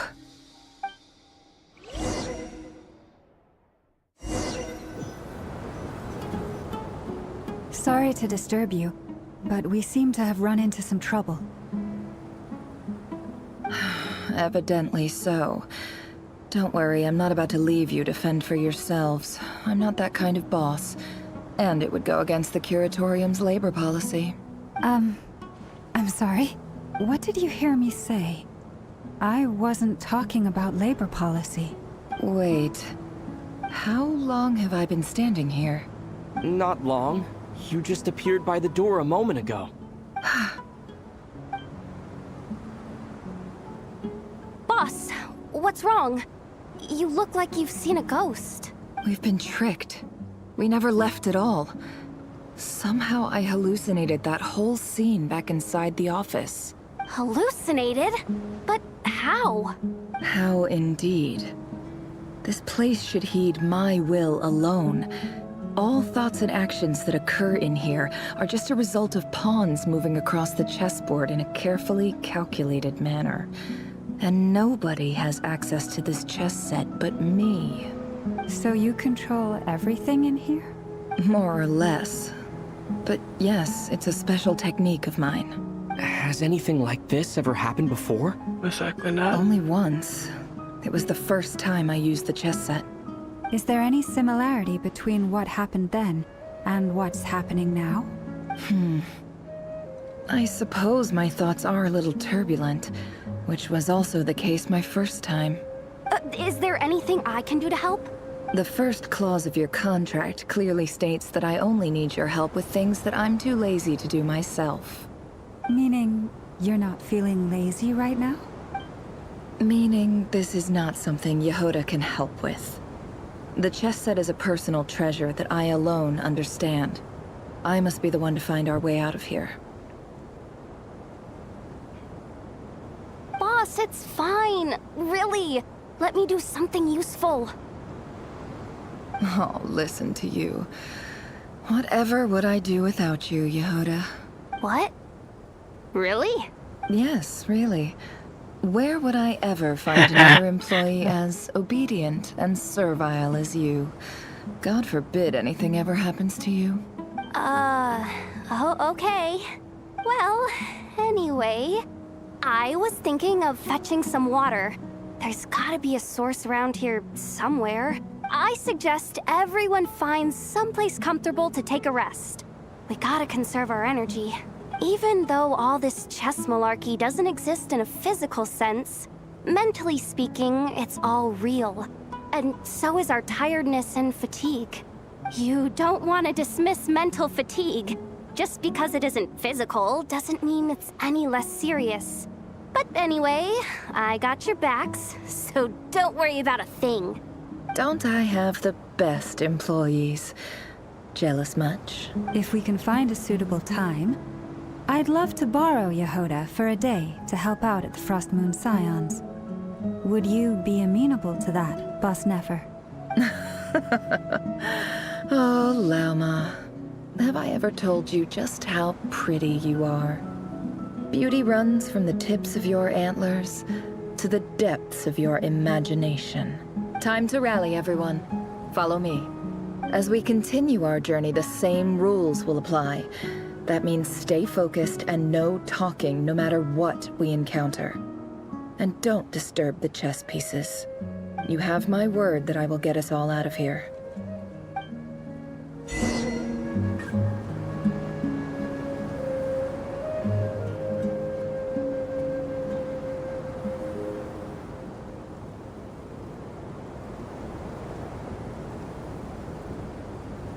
This point is so much sexual tension between Nefer and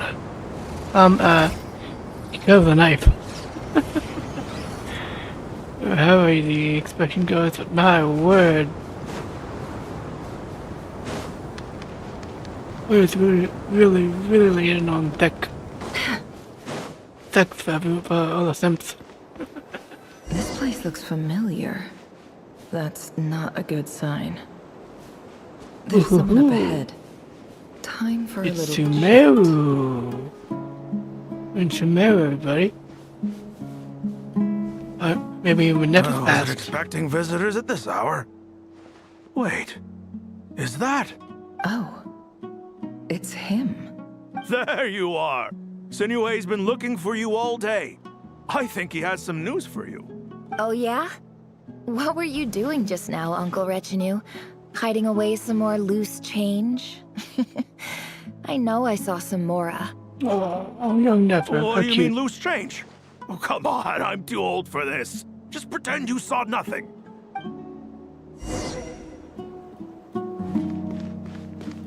So it's Nefer's past we're looking at now.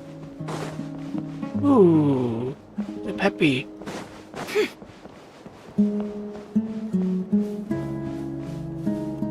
Hey, kid. Mind telling me what Sinohe's been up to recently? I'm trying to get in his good books and I need a way in. Get in his good books? Why? What do you want with my dad, Uncle Peppy? I've written a new song. I was hoping to showcase it at the next festival, but I'll need his approval. A new song, huh? I'd love to stay and listen, but unfortunately, Uncle Retinue says my dad's looking for me. Well, there's plenty of time and I'm not going anywhere. See that pile of stones?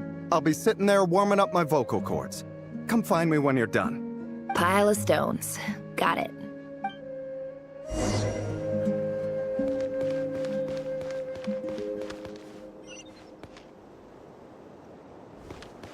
Yeah, okay.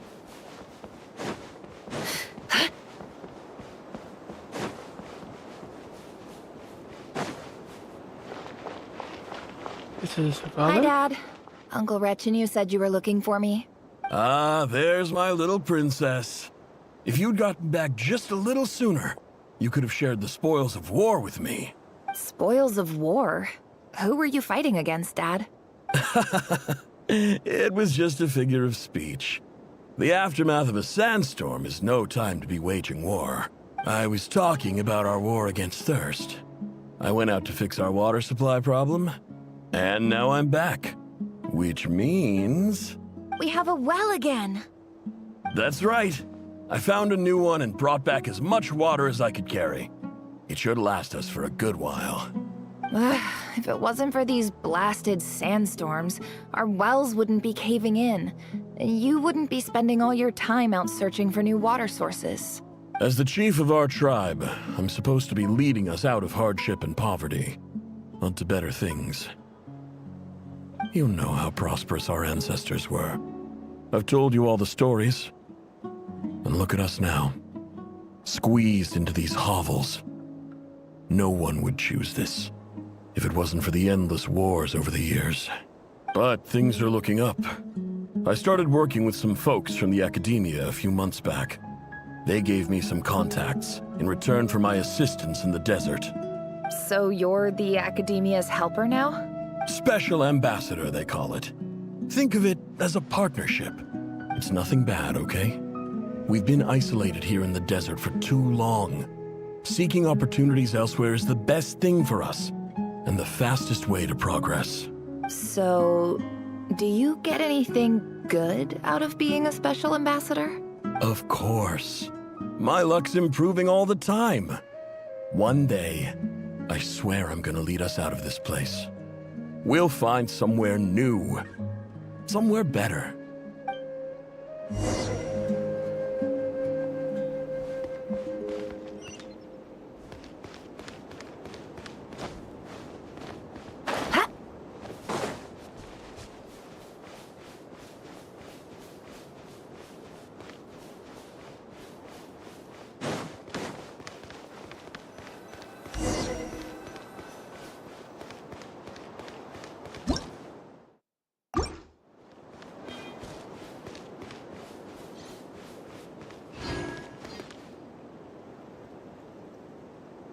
That's our well, and you know it!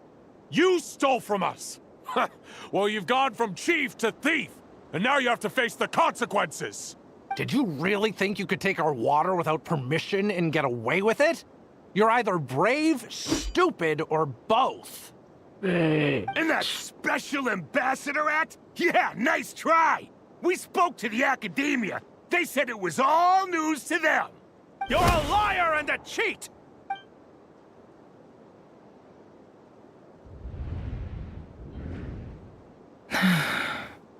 I heard Yehuda gasp, but I don't blame her. Most people are terrified by the sight of blood.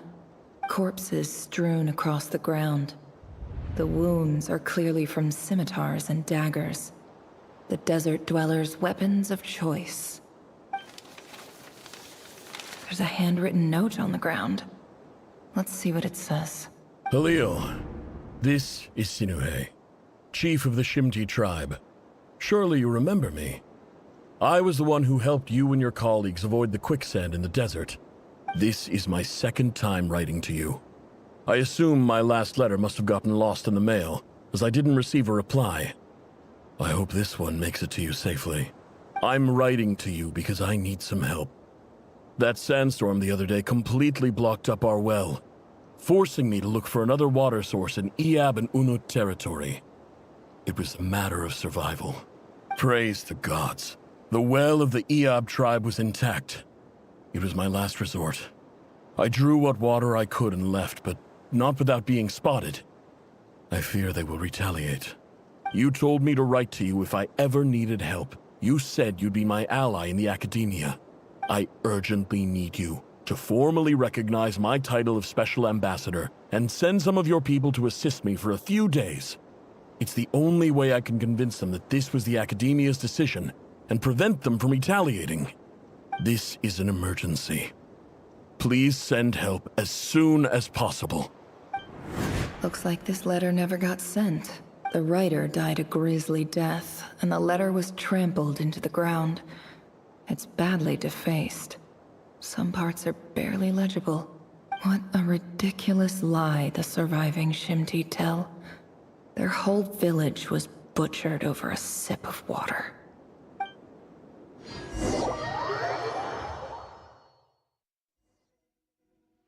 Ah, officer. Welcome. Welcome to our humble village. I thought you would at least have the courtesy to provide some respectable libations. This is the finest wine Aru village has to offer.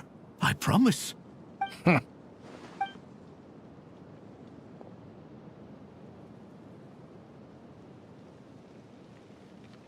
The Academia has agreed to reserve a single space for a candidate from your village. But I remain skeptical of this entire endeavor. I highly doubt anyone in this desert possesses serious academic potential. Please, have faith. If not in us, then in our god. The child we found shows great promise. I beg you, take her away from this place. Give her a chance. Don't let her talent go to waste. I don't recognize her. New arrival? She showed up here a few days ago and we took her in. She's a really bright kid. Please help. I'm begging you. So, where are you from? Nowhere special. Just a sand dune. What about the rest of your family? How many of you are there? Just the one. It's only you? Correct.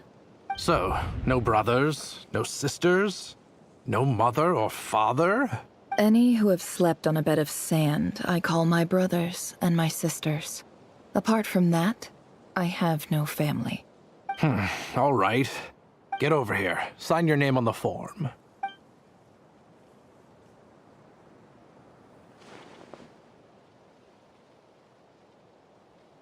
Never?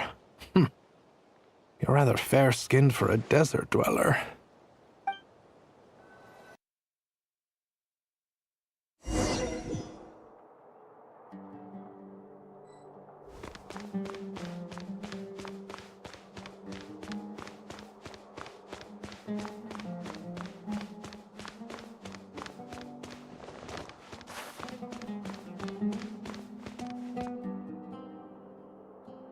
Nefer, this term's assignments have been issued already. Please read through the materials thoroughly, conduct your own additional research, and then write an essay on the topic. Yes, Professor, I'm aware. I just had a couple more questions I wanted to get your perspective on. Oh? Please, ask away. Well, I saw the other students' problem sheets, and I couldn't help but notice that my assignment is much easier than theirs. Do you really think I'm a weak student? A weak student? Goodness, no. Quite the opposite. You have a sharp mind. Almost too sharp. I think what you're saying is, a weak student wouldn't have noticed the discrepancy. And if they did, they certainly wouldn't complain about the lighter workload. You see, sharp as they come. You see things the way they are. And I'm sure you know why they're like that. Because of where I come from.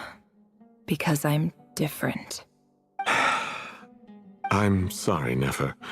I don't like it any more than you do. It's just... Anyway, you said you had a couple of questions. What's the other one?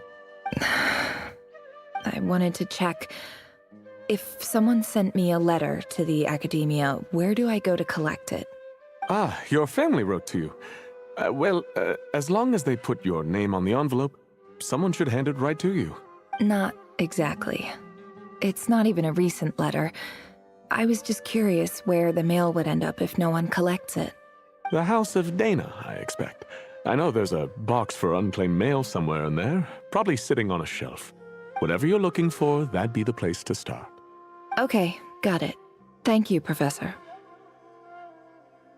So, was she wearing this outfit back then, or was it something else? Where did she get all this stuff in the first place? Oh, don't mention it. Honestly, I feel like I failed you. I'm supposed to be your teacher, but I haven't taught you anything. Hey, don't say that. You're a great teacher, and you do your best for all your students. But the rules are the rules. You're not allowed to teach students like me. It's not just the academia either. The whole world bends over backwards for the successful and leaves the losers to suffer and die. Oh, my dear child. Don't tell me you've given up on life already. I haven't. I just think that if you want to make it in this world, you have to find a way to become successful.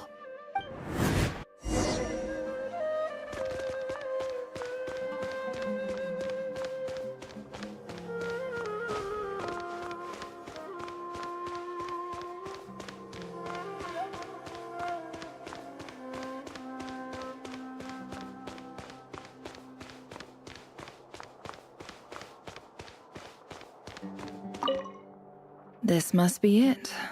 A big cardboard box full of unclaimed mail. And probably some letters that ended up here by mistake, too. Let's take a look.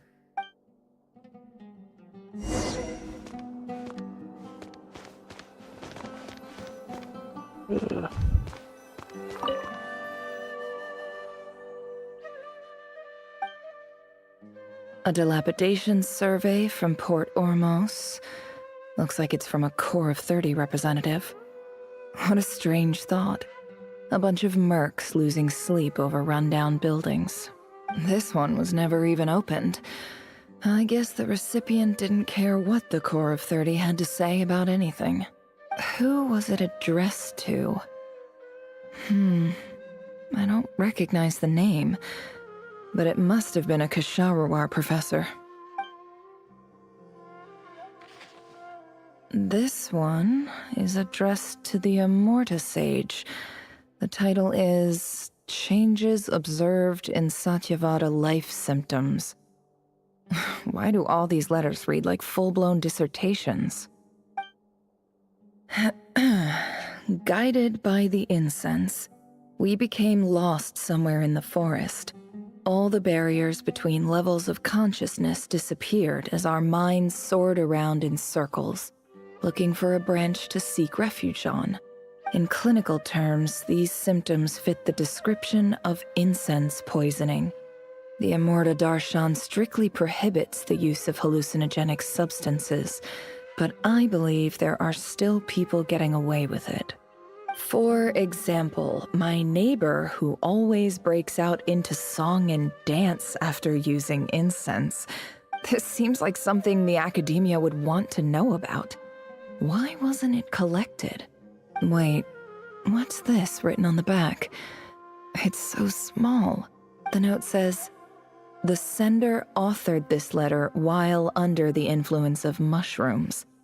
I would send it back, but no return address was provided.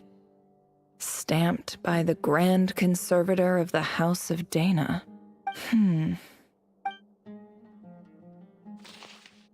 This next one is addressed to Grand Sage Azar. A few words of protest regarding recent changes in Sumeru's educational policy. In recent years, the academia has taken on a small number of students from the desert region, as per the policy to this effect. However, it appears to me that these students have not, in fact, been provided with educational opportunities that are, in any meaningful sense, equal to those enjoyed by their peers, as well as receiving dumbed-down assignments and perfunctory tutoring. They do not even have full access to the Akasha system. Education is the fundamental purpose of this institution, which should go without saying in a nation whose founding virtues are knowledge and wisdom.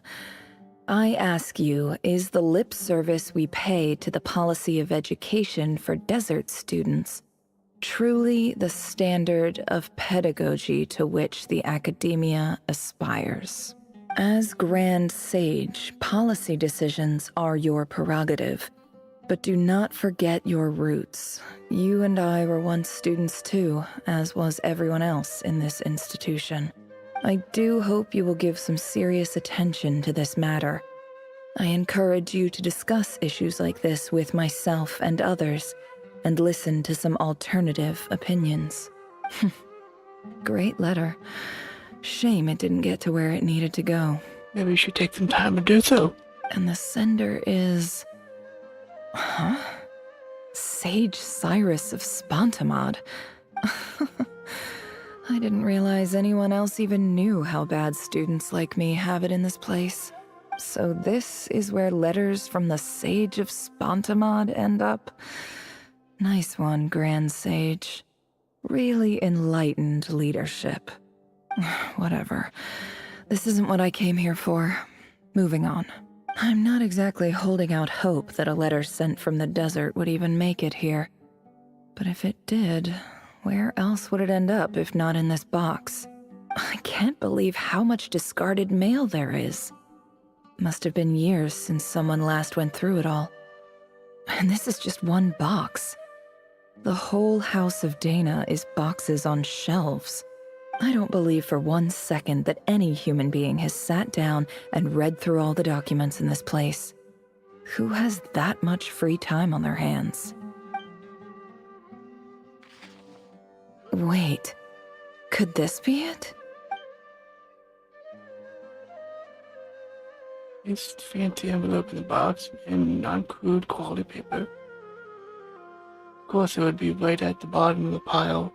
Clearly no one gave us letter so much of it as a glance, let alone a second. And handwriting on the envelope is very familiar. Greetings, Halil. My name is Sinuhe, chief of the Shimti tribe. I was the one who came to you and your colleague's aid when you ran into trouble in the Great Red Sand.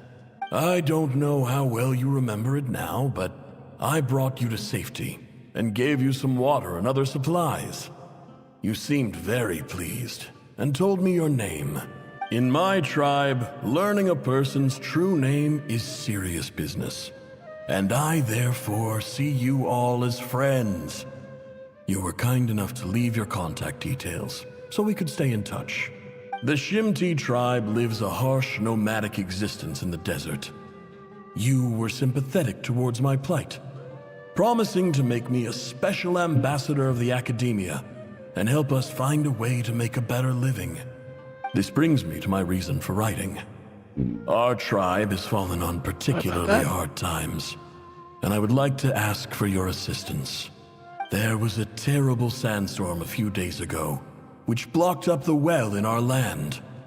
To ensure my people's survival, I had no choice but to venture into Eob and Unut territory in search of an alternate water source. The Eob and Unut are descended from the Thamudians, while we trace our ancestry to Tulatala. We worship the Lord of Flowers and have had relatively good relations with our fellow tribes up until now. I found a well belonging to the Eob tribe.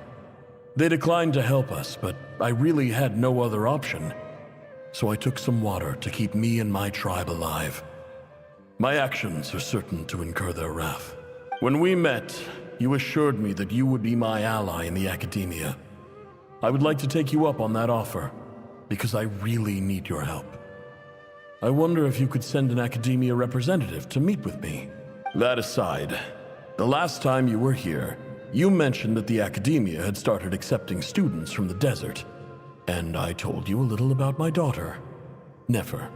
We have next to no resources here in the desert, and my power and influence are limited. Would you consider enrolling my daughter at the Academia? She is a smart girl. I know she won't disappoint you. From the outset, the Academia never took you seriously. Those things they promised were just empty words. I doubt they even remember the name Sinuhe. And you were so emphatic that your luck had finally changed for the better. You swore you'd lead us to a better place one day.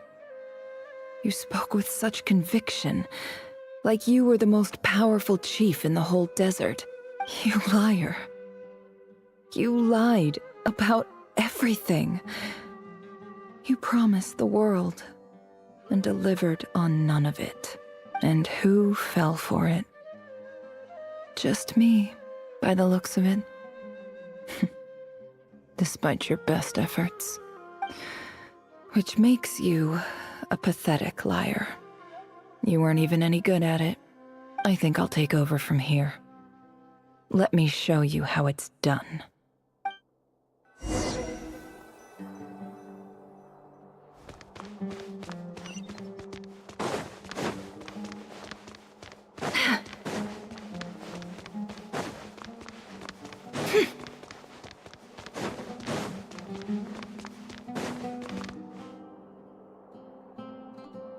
I just came to say goodbye. Thanks for everything you've done for me in my time here. Nefer? You packed your bags. Where are you going? I'm quitting. Something's come up in my hometown. Gonna head back and deal with it. Huh? But this was a hard-won opportunity for you. You know that better than I do. It was, but it doesn't matter. I have more important things to deal with, and they can't wait. Oh, and I didn't want to overfill my bags, so I left some incense on your desk. What's wrong? I thought you liked incense. Although, I did read somewhere in the House of Dana that it has hallucinogenic effects. Don't use it all at once, all right? Isn't this the stuff you brought from your hometown?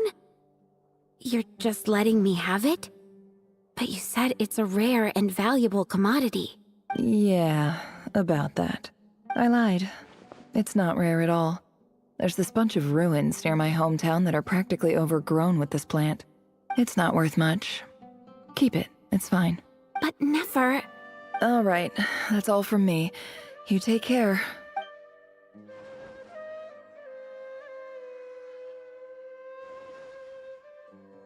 Don't forget me, okay? I mean, we're more than just classmates, right? We're friends. Yeah, I'll remember you. I lied again.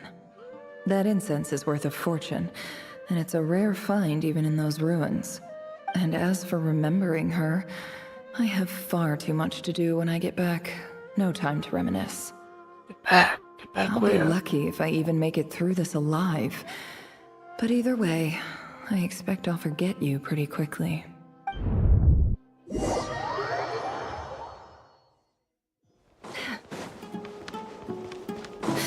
The desert.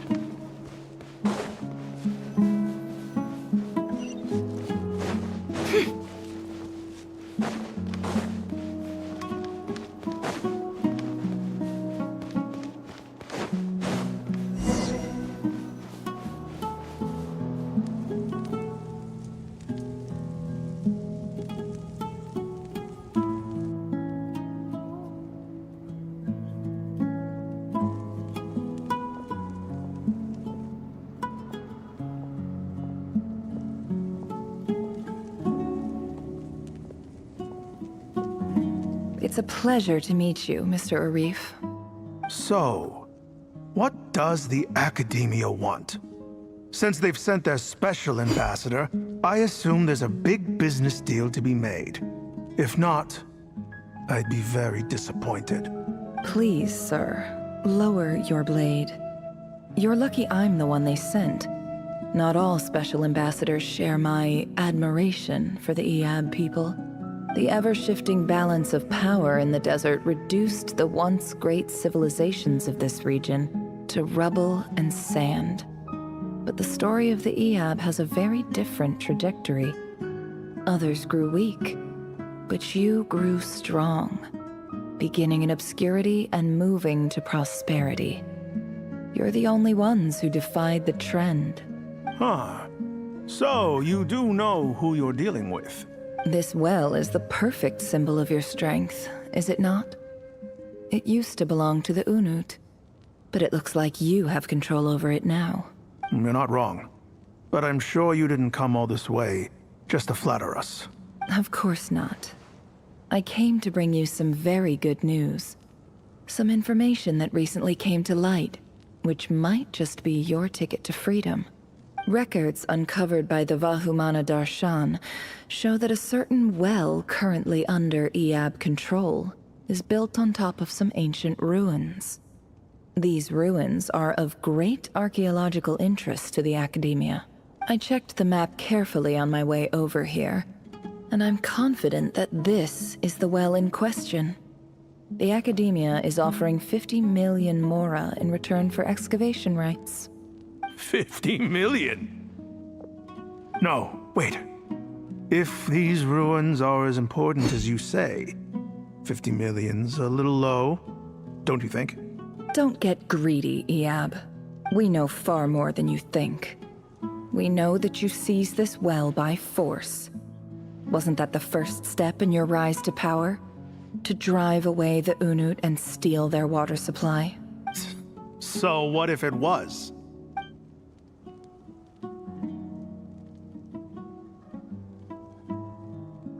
Don't worry.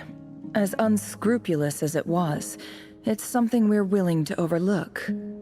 The Academia is only interested in dealing with the de facto power holders in the region. I hope I am making myself clear. And I hope your words are the truth. If I find out the Academia is trying to play me, I'll hunt down every one of your people and make you watch as I cut their heads off one by one. I assure you, Chief, that would not be in your long-term interests. You don't want to make an enemy of the Academia. You see how I'm dressed, don't you? I appreciate that you've never been to the rainforest, but surely even you recognize an ambassador's attire when you see it. And what does a barbarian like you have to lose anyway? You really think the Sumeru Academia would bother to come all this way just to lie to you? We have more important things to worry about. All right, I take your point. The Academia is the highest authority in the land. I'm sure you're trustworthy people. In that case, we have a deal. We will sell you the excavation rights. I'd like to thank you, Ambassador. This is good news indeed. Excellent news. In fact, it calls for a celebration. Would you do us the honor of staying a while and enjoying some Eab hospitality? Gladly. I am partial to wine myself, and I trust you are as well. So let's indulge in a few drinks together, in celebration of this momentous occasion. Later, the aperture cleared away. It's possible that the new well is when the new day dawns, brings some shocking news. Chief! Chief, it's an emergency! It's the Unut. They've taken the well. What? Well, don't just stand there. Take it back. Yes, Chief. I have every confidence in the Eab's military superiority, and yet... Well, what is it? The Unut's response was alarmingly fast. The day after we reach a deal, they seize the well. This can't be a coincidence. Perhaps there is a traitor in your midst. I don't think so. I am obliged to remind you, Chief. Academia will only deal with the de facto power holders. If you cannot regain control over the well, I'm afraid you won't see a single mora of that 50 million. No! Please, Ambassador, just give me some time. I swear the Unut will not get away with this. That well is ours. And so is the Mora. Glad to hear it. I will wait here for an update. If there is a traitor, I will find them. In the meantime, make yourself at home. I'll report back as soon as I have an update. Much obliged. Wow. All it took was a few words and I've got him wrapped around my finger. What an amazing feeling. So, in summary, Ambassador, the Academia would rather negotiate with our tribe instead of the Eab. Yep. Yes? She did. She did play them both. Awesome. The Eab are ruthless murderers who don't listen to reason.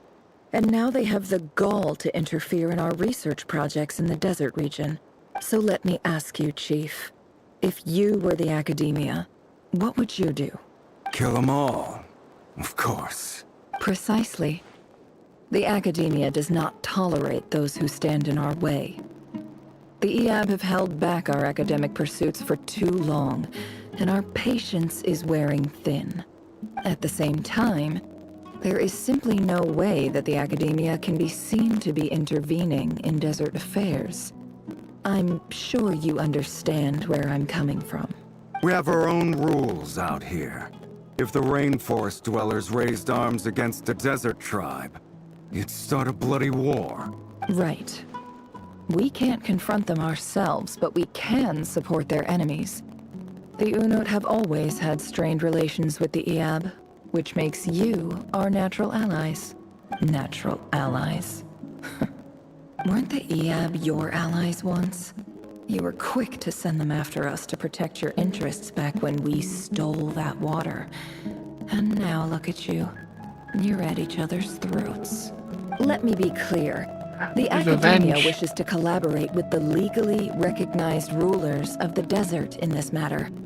We are asking for excavation rights to that well, and our offer is 50 million mora. Say no more. I believe we have an understanding. Good. Then I suggest you get to work. Get us access to that well, and the mora's yours. You see, Dad? Lying is easy when you know how. People will believe anything.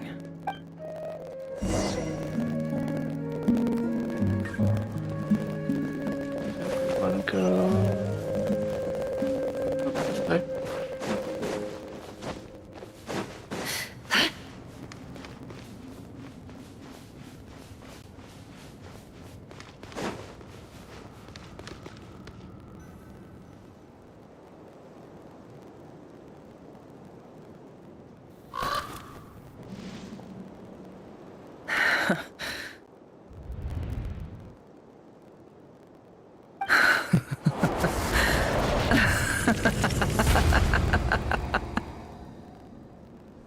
So something's gonna be distorted. So was she really slapping her ass off? Look at yourselves. You may be vile, savage monsters, but your butchered bodies bleed like any others. You're no different. You're nothing special at all. The monsters who destroyed my home, they're just ordinary, petty human beings. What a joke. A little too calm from how the scene should be played out. I think we're even now. Maybe I've even done the desert a favor. It's a better place without all these people around. Oh, Sinuhe, my gullible fool of a father. Perhaps if you'd been as ruthless as I was today, our tribespeople would still be alive.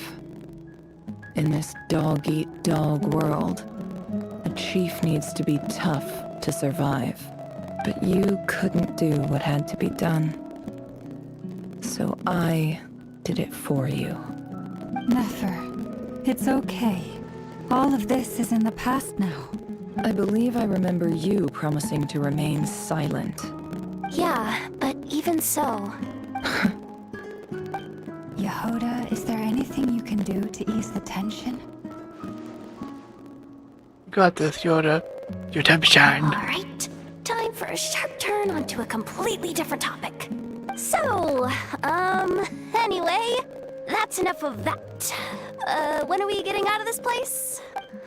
Feels like we've been walking forever. I'm getting pretty tired. Oh, Alma, you tired? Yes.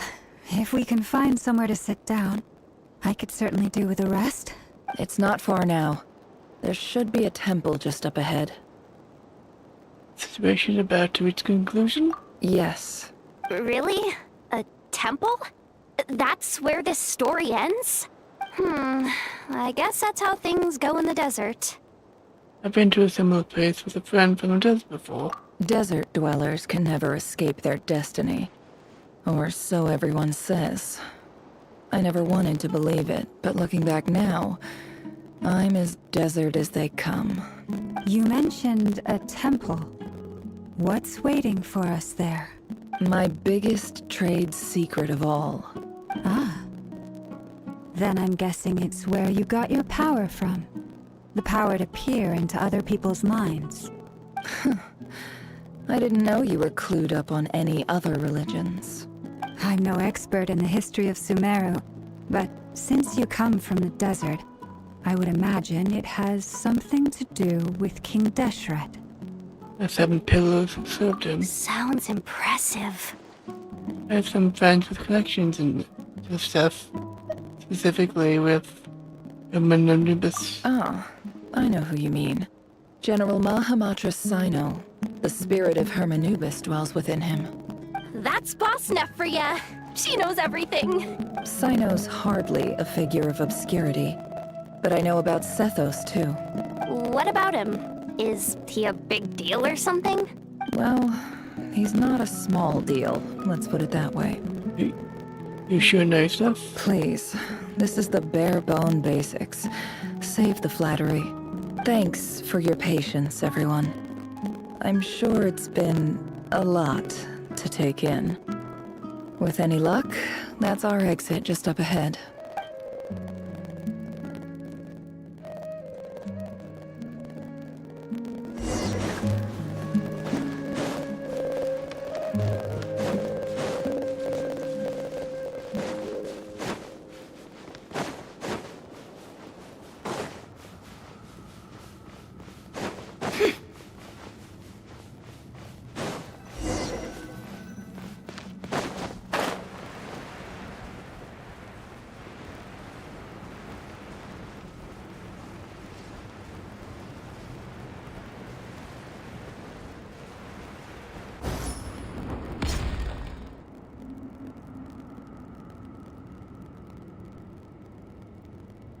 Uh-oh. Uh-oh. Uh-oh. I'm totally out of my depth here. I don't have anything to add about any of this stuff. Like, look at that statue, for instance. That looks like Thoth. I think it's like an Egyptian god of knowledge or something like that. I want to do the whole name-dropping, this girl knows her stuff thing too, but it's more close to Rob. I've never seen anything like it before. A statue with the head of a bird. Oh, okay, then it's be King Deshret? It's something out of King Deshret's mausoleum. That's Thoth, the Ibis King. Oh, it is One of Thoth. the 7 Okay. pillars of King Deshret. The legends say that he, the Crocodile King, and the Goat King were the 3 retainers of King Deshret. Let's take a look. Crocodile King.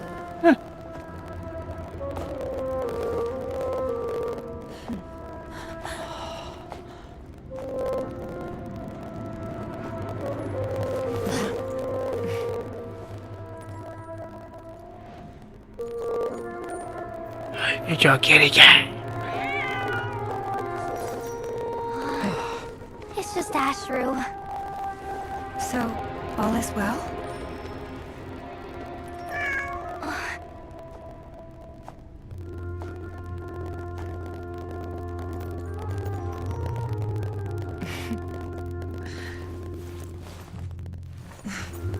Typically speaking, at this point, the world disintegrates. But I know about Ashru. He lives in the dark, in the shadows, in the Then we find ourselves back in the outside world.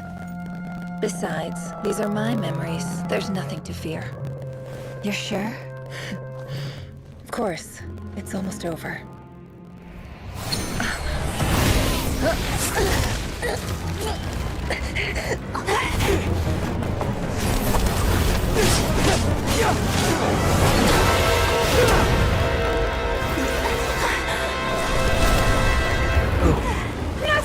Hold on!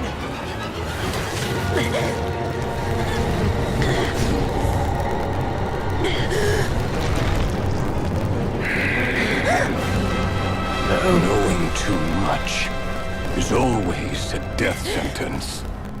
Speak for yourself.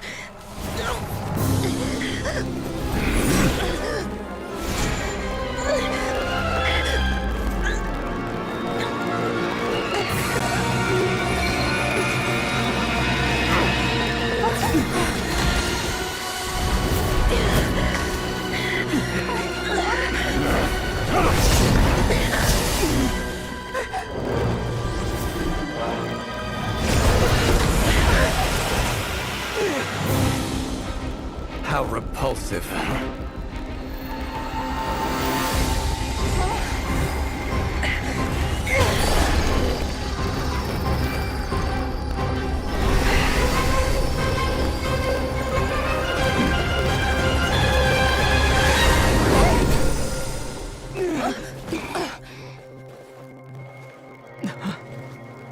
Ainsley.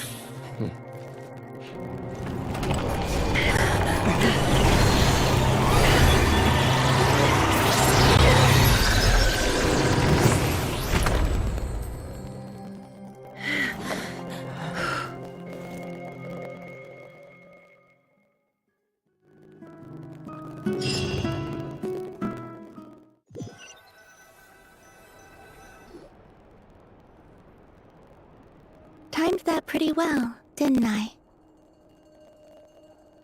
So they did. Thank you. It's okay. I'm just glad no one was hurt. Paimon noticed you Enough. doing something too, Dainsleif. Were you helping get them out? Of course.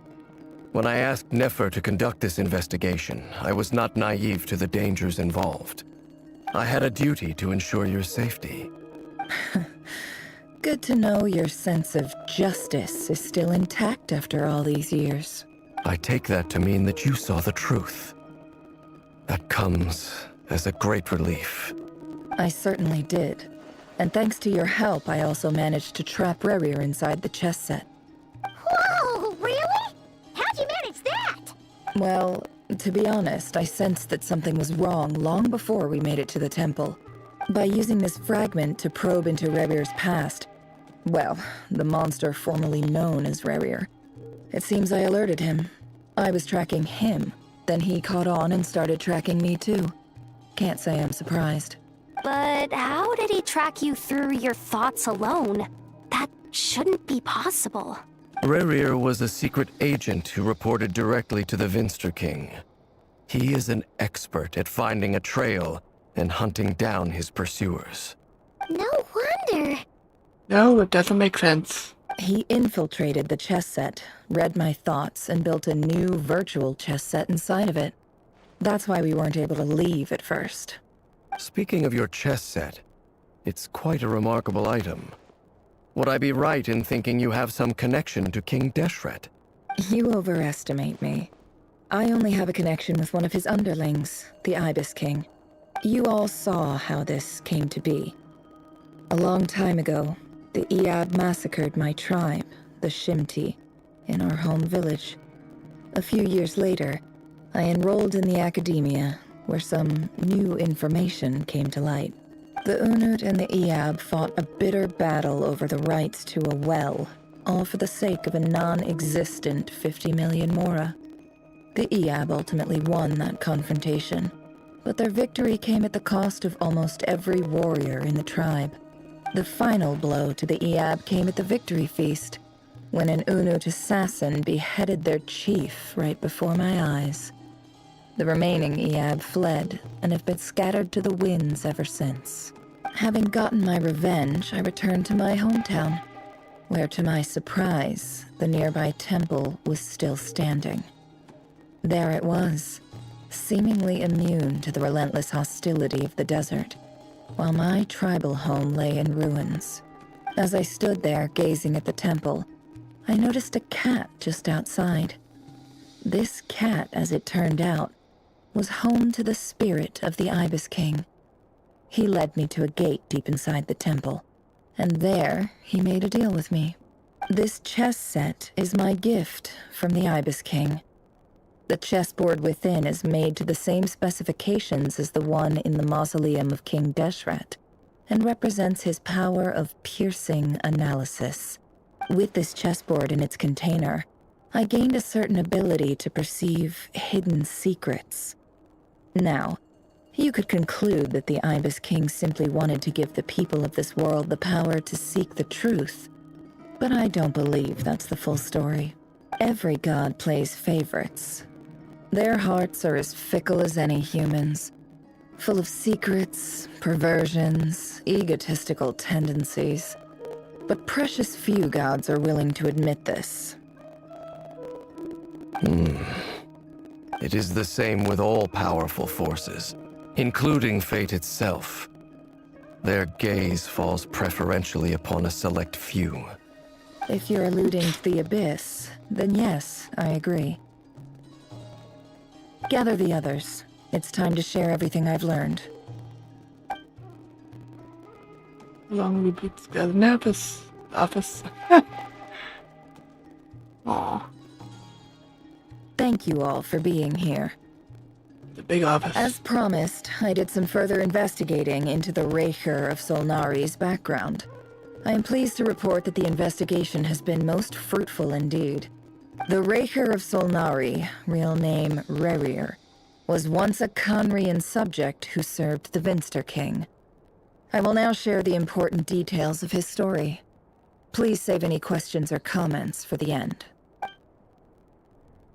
If a narrator his backstory to the group, as at the Vinster King's behest, gathered intelligence and assassinated descendants of the Crimson Moon dynasty, willing to take down his beloved Atlantis, who was secretly of the Crimson Moon heritage. He then got dragged into court politics. Red Valina's voice spoke to him of his fate, like a reflection of the moon. He could only serve the waters to gain some temporary relief, powerless to erase it entirely. Contrast, his own life was like a reflection of the broken moon, when stormy winds of fate blew across the water surface. It was utterly destroyed.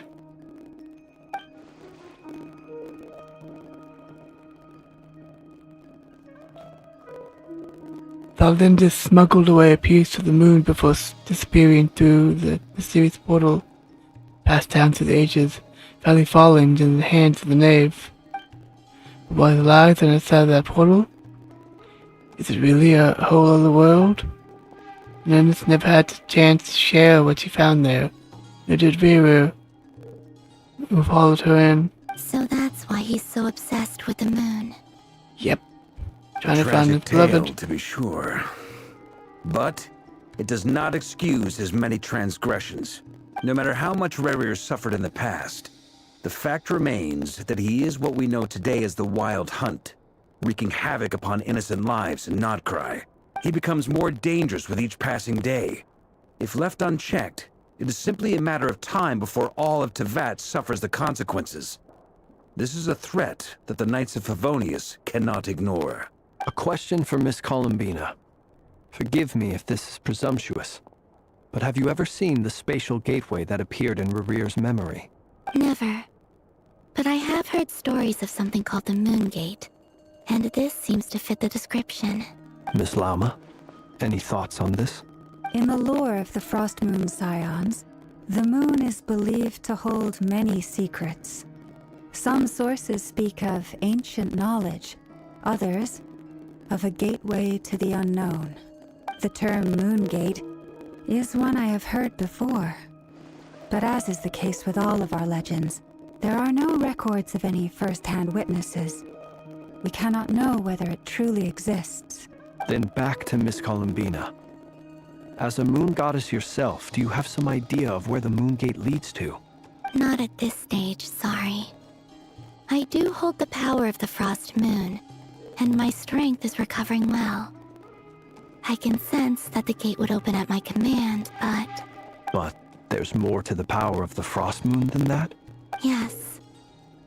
A moon goddess has the right to open the moon gate, since it is a path to the moon. But as Nefer mentioned, holding open a spatial gateway takes a huge amount of power. And right now, I need to conserve my energy to fight the Rayhir of Solnari. I'm afraid this is one mystery we may have to leave unsolved for now. I agree. Better to save your strength. But if you'll humor me for a moment, I have a bold conjecture of my own regarding the world beyond the gateway. I highly suspect that neither Tholindis nor Rerir made it through unscathed. The evidence pointing to this is the fact that the Rayhir of Solnari exists in the form of countless fragments.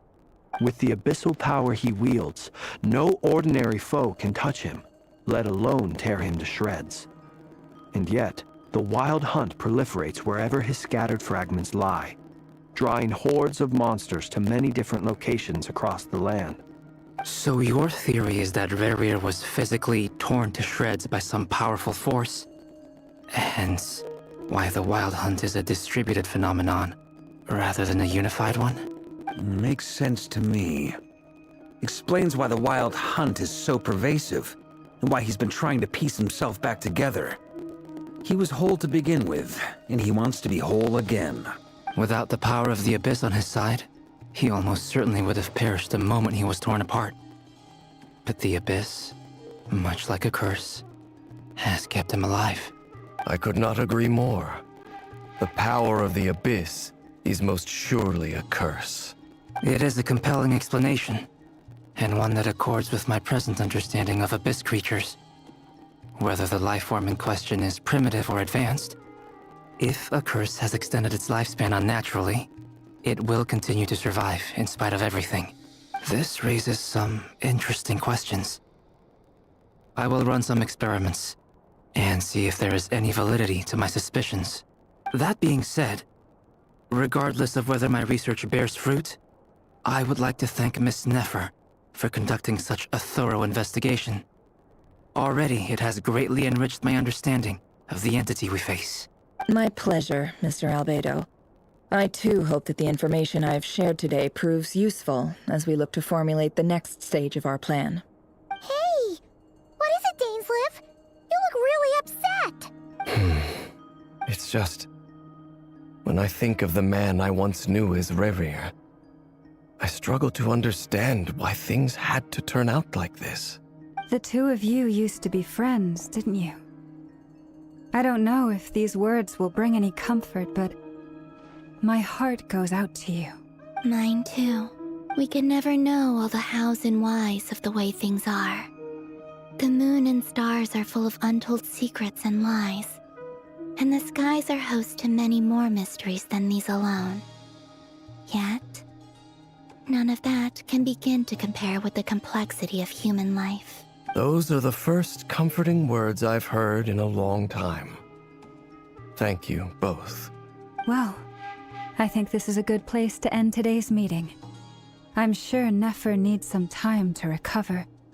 She's been through an awful lot today. That's very thoughtful of you, Lama. Of course. So you are basically Sounds good to me. in a relationship. Take some time to rest and digest before we reconvene to nail down a plan. And so if Hoyo would be allowed to, they would make it extremely official. Oh, nice, yep. Sit the Paimon specialized head. Hey, is this a bad time? Hey, Vodka. I hope I didn't kill the conversation. Fine, come on in. No need. Come on, let's talk outside.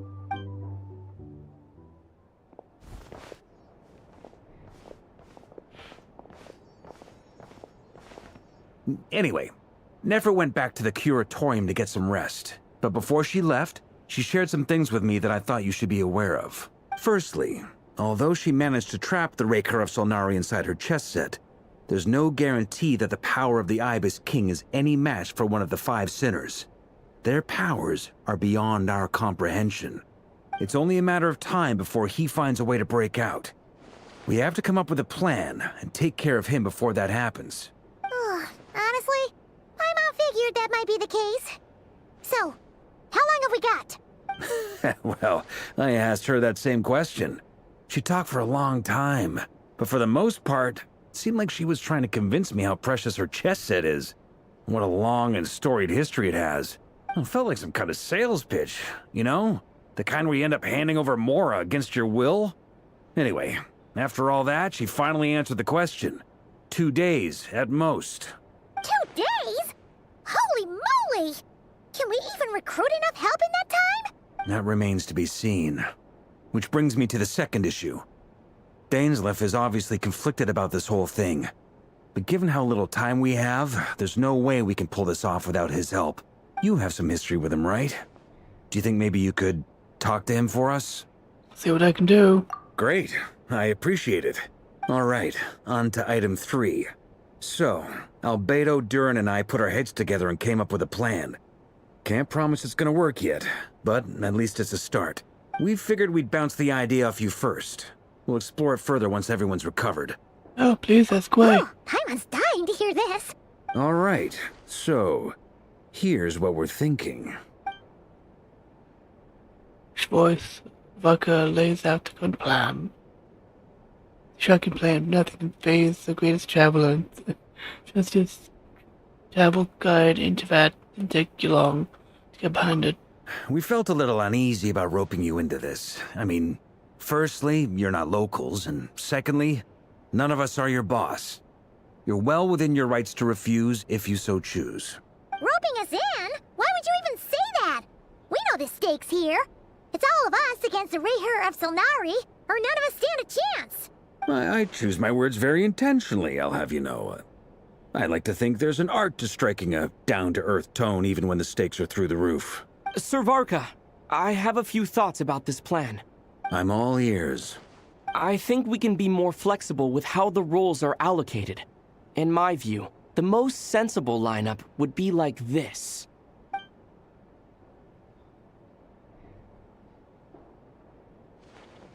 I see your point, yeah. But if that's how we're going to approach this, you'd better make sure you're ready. To be clear, I don't doubt your abilities. Far from it. I just want to make sure. Are you really willing to take all this on? I want to do everything within my power. The Rayher of Solnari is a truly fearsome opponent, and if I do my part, it'll greatly reduce the risk for everyone else involved. Well, that tracks with what I've heard. Jean's mentioned in her letters that you're so diligent it's almost abnormal. As in, most people weigh up the risks and rewards in situations like this. But you seem to just march towards danger without a moment's hesitation. Of course, everyone appreciates a fearless pioneer.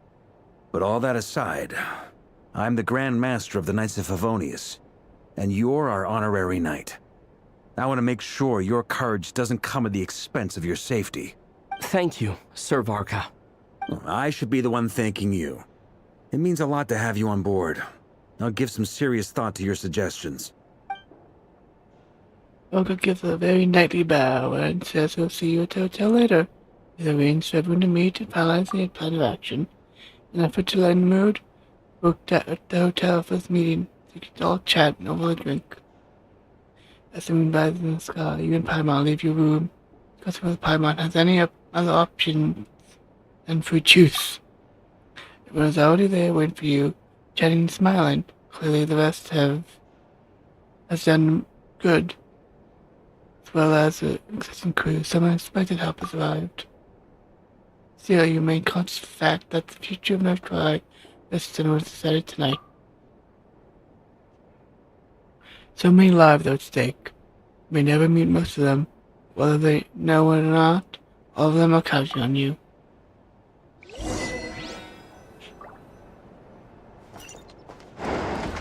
Ugh. Really want to be done with this.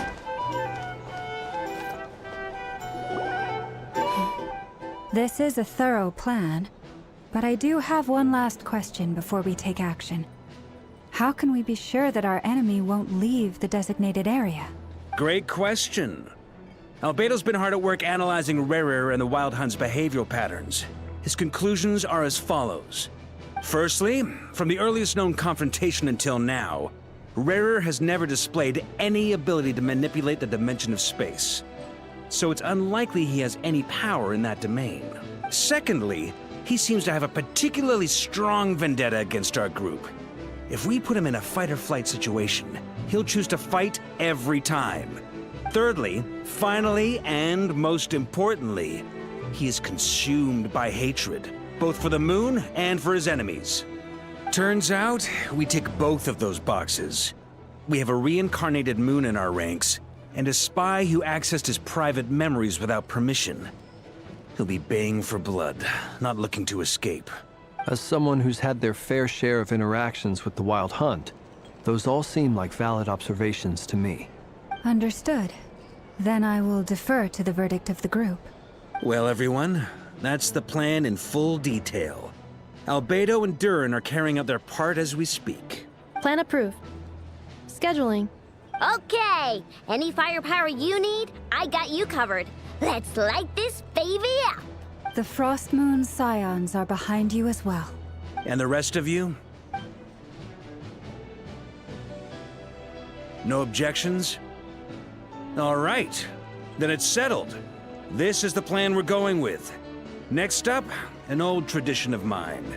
Anyone who wants to back out, now's your chance. Wait, we can still back out of this? I'm not going to. Everyone says things they regret, right? I don't want anyone feeling trapped because their mouth said yes before their brain had time to think things through. A very people-first approach. I hear that's common practice in the Knights of Favonius. Heh. Who'd you hear it from? D-Luke? Shh. We don't use people's real names at work. This contact will be known only as Owl, please and thank you. This plan can only work if everyone does their part. Flint's and I will absolutely support it. We shall indeed. You'll be glad you accepted our help. Also, you are the last person I expected to see here, Miss Dory. It's not often I get called Dory in a work context. My peers usually call me Lord Sangama Bay. So, the longer your name, the higher your net worth. Is that the idea here? No. In that case, Mr. Flint's here must be worth a fortune. That's right, I know your full name. It's... The walls are thin here. I'd appreciate you keeping that a secret. Okay, fine. I'm actually only here as a favor for someone else. Do you have any idea how much it would cost to hire me otherwise? Oh, does this mean someone out there actually has the power to boss Dory around? It most certainly does not. We have a long-standing and mutually beneficial business partnership. She's actually the mom of a friend of yours. Alice! Said mom supplied me with a great little trinket, but now that lady's ruined everything. If I don't start building a little goodwill now, my whole business in Notcry is gonna go down the drain! Okay. So what exactly is so special about this pendant? It's a lucky charm that a great mage made for me. We have a business relationship, and she was worried that something bad might happen to me. So, she wanted me to have something that can store power to protect myself with. I finally got it all fully charged up with Kuvaki, and then never went and used it all up at once! Never lost so big in my life! You're right. It was all my fault. I didn't mean to drain all the Kuvaki in the pendant, but I'll make it up to you. You will? Well, in that case, how about you give me your chess set, and we call it even? She can't do that, Dory. We kill a trapping in a center of Conria. I knew you'd say that. Well, it's yours if you want it. In fact, take it now, and I'll even throw in a free Raker of Solnari. Deal? You're putting me in a difficult position here. It's a very useful thing to have around, but I have a funny feeling it won't be around much longer. I guess we'll see in a couple of days.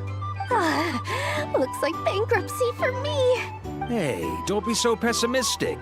See this through and you never know. You might find a new business opportunity on the other side. Not in place, everyone chats among themselves. I must check in and see how each stage is coming along.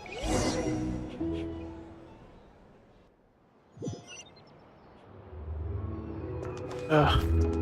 That means this last battle is gonna be in this mission, which sucks. I would sooner not How are things going? Feeling ready? deal with it until 6.2, so 6.2 is gonna be an entirely different story.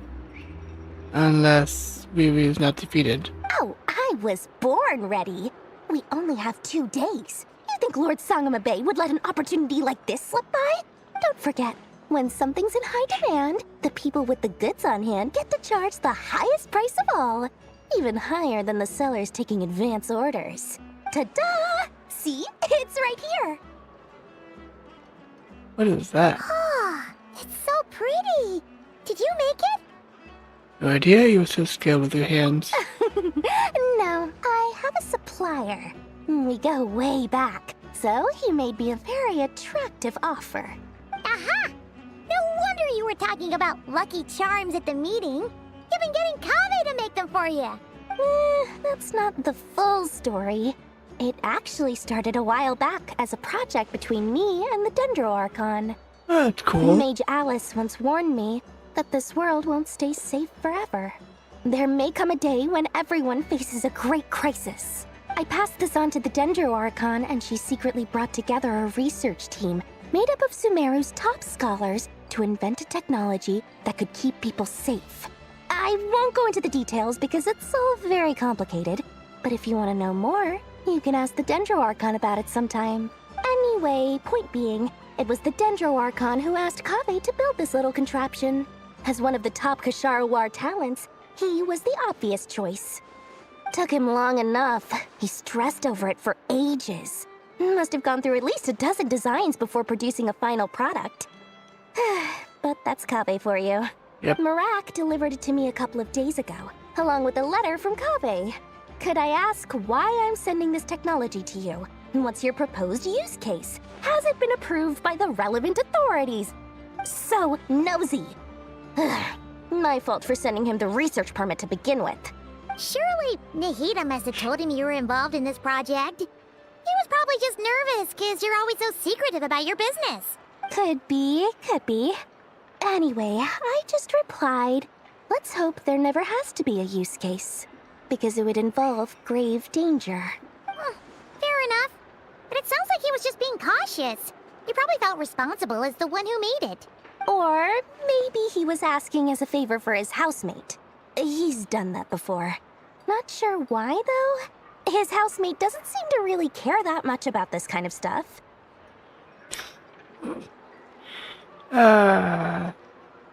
They're just playing care about each other as friends, or the ship is 100% correct. I'm hoping it's just friends. Either way, all's well that ends well. I'm just glad to finally have my hands on the product. I wouldn't want to be without it, given the potential dangers that lie ahead. Huh? What does that look mean? Paimon's just super surprised. This must be the first time we've ever seen you actually get serious about something. It's not the Lord Sangamabe we are used to. Well, a long time ago, I made a promise to myself. I promised that I was gonna live every day of my life with a big beaming smile. Obviously, Mora plays a big part in that. But there are always gonna be times in life when you have to give something back. That could mean paying back a debt, returning a favor, or showing some kindness. Alice has been a huge help to me over the years. She was the first investor I ever had. And I want my investors to know that Lord Sangamabe is the best in the business. And more than that, no one knows what the future will bring. Whatever happens, I want to make sure the Dendro Archon and all of Sumeru is prepared to face whatever comes. So, back to the pendant? You never intended to ask for it back, did you? Oh, that? I was just making sure Nefer and I are square. Don't be thinking it was some sort of benevolent act. I'm no saint, so don't treat me like something I'm not. My priority is doing the business that I want to do. So long as my conscience lets me, but it usually does. That's the Lord Sangama Bay business model. Okay, then. Alright, if you say so. I do say so, and that's the whole point. I'm a businesswoman. Don't go trying to figure out what kind of person I am. You'll exhaust yourself. Much easier for everyone involved if you just take my word for it. Will do. Love how you're so much involved in this story. It pretty much tells us a ton of more information about you. And Sumeru, since you barely see it, we barely even saw you all that often. Oh, and could you two help me get this stuff where it needs to be? Thanks so much. You're my favorite assistants. Wait, what stuff?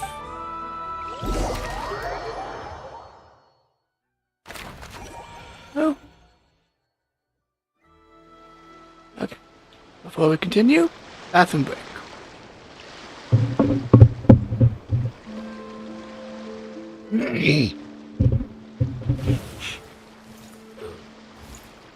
Oops, sorry.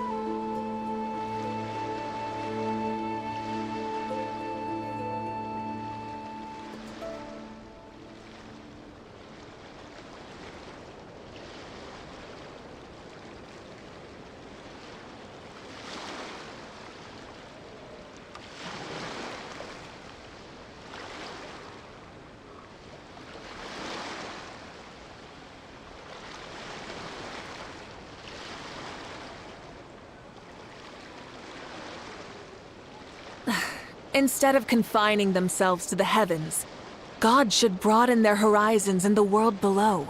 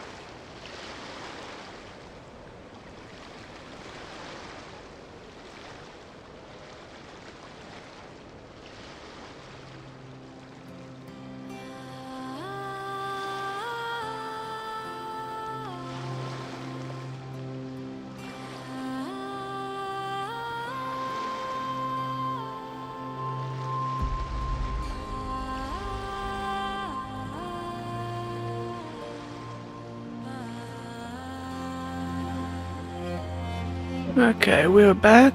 Give me a moment.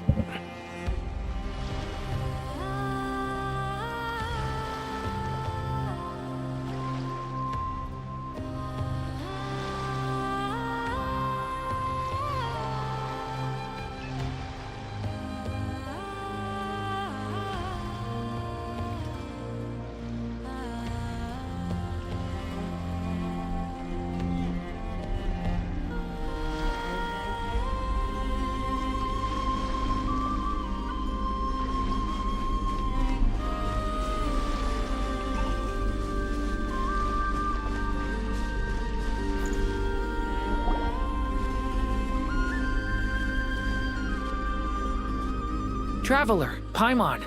It's good to see you. Hello, good doing. Everything going smoothly over here? Sort of. As you're probably aware, Varka, Durin, and I captured some abyssal creatures from the Wild Hunt. Per the plan, we dissected and analyzed some samples of these creatures. The process went very smoothly. The findings, however, come with some troubling implications. What? You can actually dissect the Wild Hunt? That depends on your definition of Wild Hunt and dissection. Harmless, lifeless. These words are accurate descriptions. The Wild Hunt is an interesting phenomenon. In and of itself, it doesn't seem to possess anything akin to a human personality. But taken as a collective, the medium through which the Wild Hunt is summoned does appear to have a soul. How about that? Master griped a lot about the wise Horoptotire, and seemed somewhat fascinated with the foul Certology. But she barely mentioned Rerir at all. I don't think that was because of his lower social standing, though. Anyway, it's a pity. I should like to hear her thoughts on the nature of the lifeform he has become today. It's a strange mix. The furious energy of an abyssal being channeled through a fractured physical existence. A consequence of being torn apart by an unknown power. Perhaps the only explanation for his survival in this state is that he sacrificed a degree of individuality in exchange for a continued existence. Oh, sorry. Once I get talking about interesting research, I have a tendency to go on indefinitely. Back to our research findings. Essentially, they confirm my hypothesis. Rerir's corpse is completely contaminated by the Abyss, and the effects are irreversible. You could think of this as Rerir in mutated form. But in my view, even that would be inaccurate. In reality, his whole being has been consumed by the Abyss. In other words, he is now nothing more than a manifestation of abyssal power. Unfortunately, at present, we have no means of completely eradicating abyssal power. Hence, we cannot fundamentally destroy the Reihir of Solnari either. Oh, that's terrible news! So, that's it? We can't defeat him? Not even if we get the power of the Three Moons? Patience, Paimon. Miss Columbina's situation is a difficult one. She can never achieve wholeness when the world does not accept her presence. It's as if her creator banished her to a place she can never be accepted. It means she spends most of her energy just on her own survival. Given the circumstances, it's only natural to despair. But we must see this plan through to the end. Time to kick off the backup plan. Oh, Paimon almost forgot! This is for you. Dory asked us to bring it. Ah, how wonderful. Well, thank you for making the trip. Durin and I will be heading off shortly. I'm sorry I won't be there to protect you in person this time. Please be careful. All right then. Well, we will. Stay safe. You too.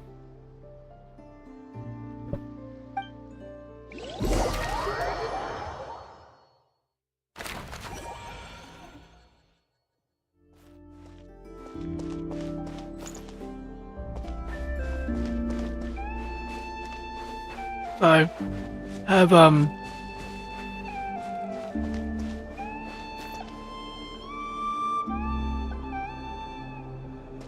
I drifting? Now they both my controllers, so I don't know if I need to clean them or what. I probably have to clean them. I haven't had the time.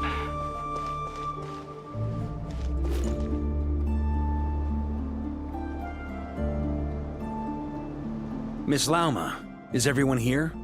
Yes. The fate of my flock is in your hands, Grand Master Varka. Please keep them safe. My lady. What are you saying? Within the next 24 hours, we will face the biggest crisis the world has ever seen. This is not a burden that we deserve to bear. But I believe that we reap what we sow in this life. So I intend to act. I must do what I think is right. For me, that means fighting for the future of Nodcry. This gentleman is the Grand Master of the Knights of Favonius, Varka, Knight of Boreas. In my absence, please follow his lead. Hey, everyone. Guess I should introduce myself. Well, to start with, I know my way around a battlefield. Biggest strengths are honesty and hard-workingness. Anyway, point is, I don't intend to let Lauma down. I'm gonna do everything in my power to keep every last one of you safe and sound.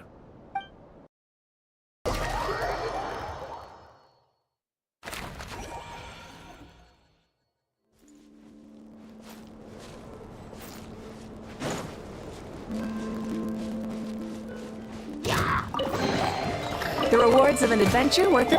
Get to work! You two! Top! Yoo-hoo! Let my name echo in song! Hear the echoes of light of the blazing sun!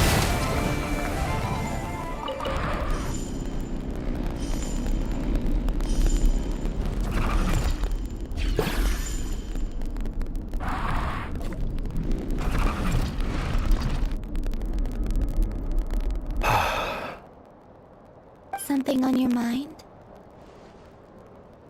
Miss Columbina, was it? I believe that's how the others addressed you. That's right. Names are funny things. Have you always been called Dainsleff? Yes. I take it your own name has a more complicated history. Well, it does. I have a different relationship with names than other people. To be honest, I'm not even sure that Columbina is my name. At least, not in the same way that Dainsleff is yours. But it's what everyone calls me, and I go along with it. A lot of my life has been that way. I get so used to things that I forget to question why they are so. I never used to think much about where names come from, or what they mean to people. Maybe something's wrong with me. You're different from other people. I sensed it the first time we met. You're more perceptive than most. I'm sure your long life and rich range of experience explains that. Do you ever find yourself missing Conria, Mr. Dainsleff? Difficult to answer. I have dreamed of the past many, many times. Sometimes I'm fighting tooth and nail. Other times I'm lying on the ground, defeated. I don't recall any happy moments from that time. It has been too long. Is that because hatred survives longer than love and affection? That would not be for me to say. I make no excuses for the grudges I bear. But whatever the reason, I remember little that was beautiful or sentimental. Thank you for your help with the Rerir situation. Without your efforts, I never could have learned the hidden truth of his story. You're welcome. I know he's your friend. Friend? He betrayed me. And I never really understood what he was going through in life. Some friendship, that is. Okay. So, do you plan to fight him with us? You see, you're torn.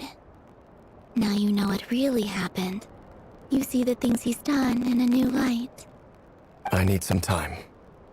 Of course. I completely understand. Anyone else in your position would feel conflicted too. Actually, I went through something similar myself recently. Something happened that changed my perspective on a situation. A situation I took for granted at the time, but now I feel very grateful for it. You mean the Harbingers who still support you, even though you've left the Fatui? Yes. I always thought they were only helping me because Harbingers are forced to work together. But then I abandoned them. A warrant was even put out for my arrest. And even now, they still support me. Which means I was wrong about them all along. Clearly, they view you as a friend. I feel a little guilty now. I regret not seeing her help for what it was, and not treasuring it. I see the guilt that you're feeling now, because I feel it too. Hopefully, talking about it will do us both some good. Have you noticed that the Traveler and Paimon are over there? I think they've been listening. Huh. Shall we say hello? Sure. Hello. Ah! It caught us! Sorry, we were just concerned about you. I apologize for making you worry. No doubt you wish to know where I stand on the plan to take down the Raker of Solnari. I'm afraid I need a little time, but I will seriously consider joining you. You will? Oh, thank you so much! Everyone will be so grateful to hear that! They needn't be. This was something that I was going to have to face up to eventually. That doesn't matter to them. They're grateful to you regardless. You can't control their gratitude, so just accept it. And then, have a think about whether you're willing to join us.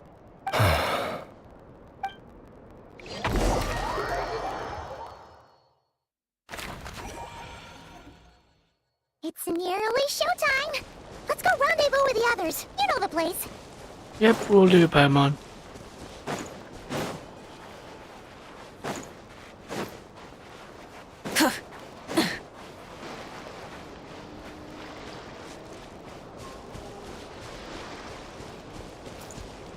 How you, Blends? How you doing?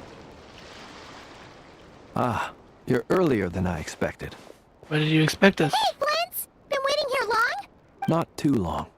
I came a little early so I'd have some time to think. Are you nervous about the battle?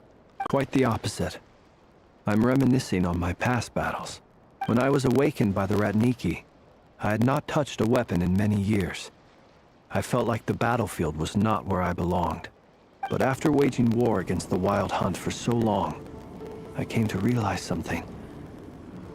A life of absolute peace is simply not a possibility for me.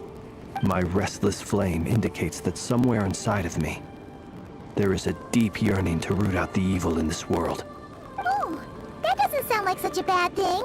I agree. Well, in the past, when I was a Fae whose primary concern was hibernation, it was hardly ideal. But it certainly serves me well here in the present. And I am delighted to be able to join forces with you in this endeavor. Looks like I'm not the first to arrive. Ah, Miss Lauma. Did you sleep okay last night? I struggled to settle down at first, because of the nerves. But don't worry. I got enough sleep in the end. I'll be just fine. Thanks for everything. Please, I'm just doing my part.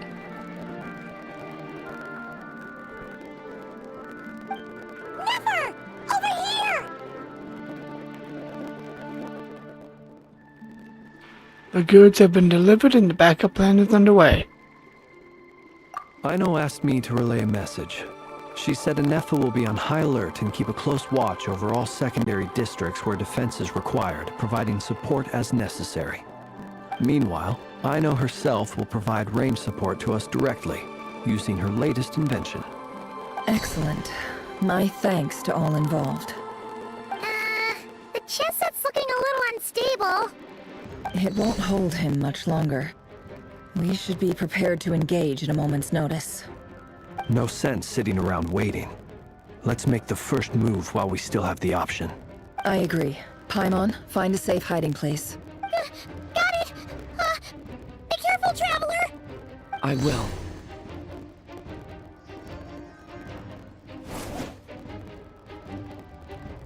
Everyone, take your positions as soon as the battle starts.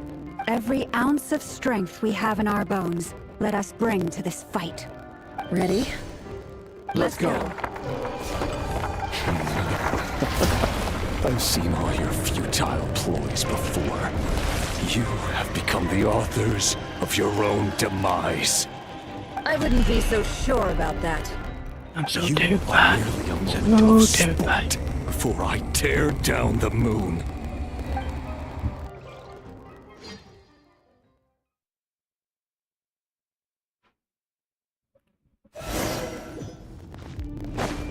Stay on your toes. Yep, you too! A grave transgression. Pathetic! Let me help you guys.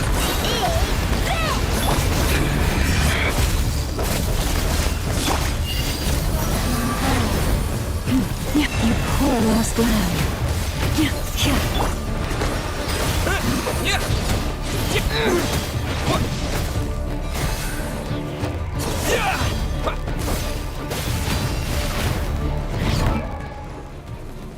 This is a trial.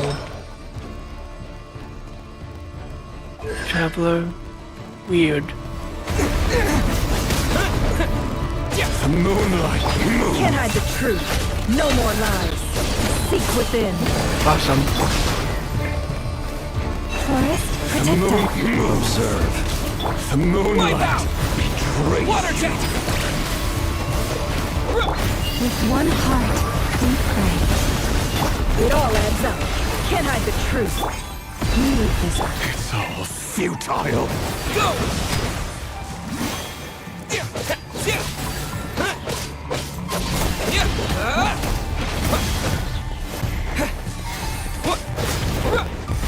Water jet! No more lies. The mystery unravels. It all adds up.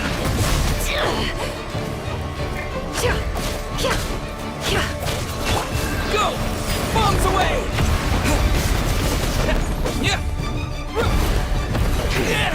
Pathetic. A grave trap by the frostman of old. Be silent. Close your eyes. Hunt them down. Observe. Do you fear the dark?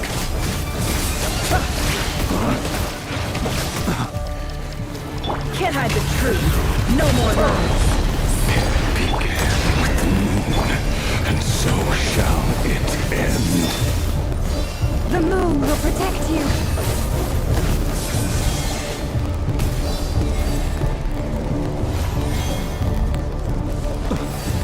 The moonlight betrays you.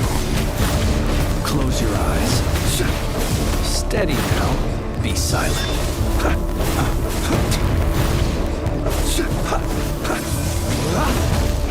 Do you see?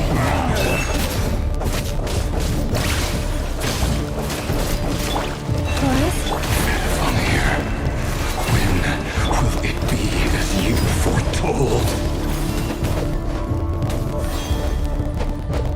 Observe.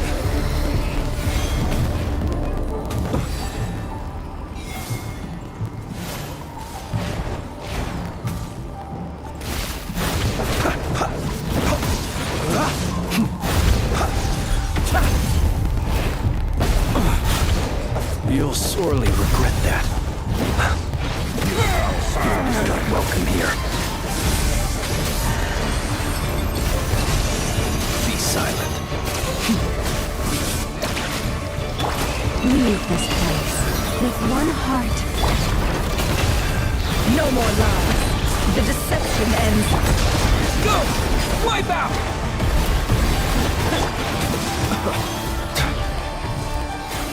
You poor lost lamb. By the frostman of old. Close your eyes. Observe. Night falls. Be silent. Burn. Move.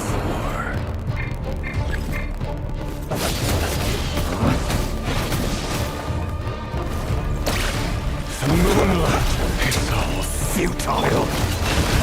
Can't hide the truth. Go! Forest, protect us. The mystery unravels. Steady now. Close your eyes. Be silent.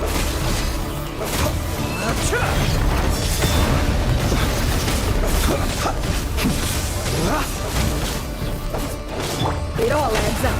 Leave this place for the everlasting. Close your eyes. Be silent. A lot of combat dark. Again, he doesn't really know what he's doing.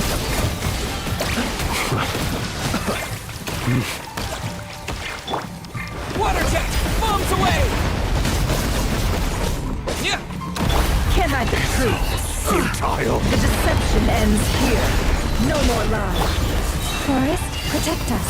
By the frost moon of old. Close your eyes. Keep your distance. To dust.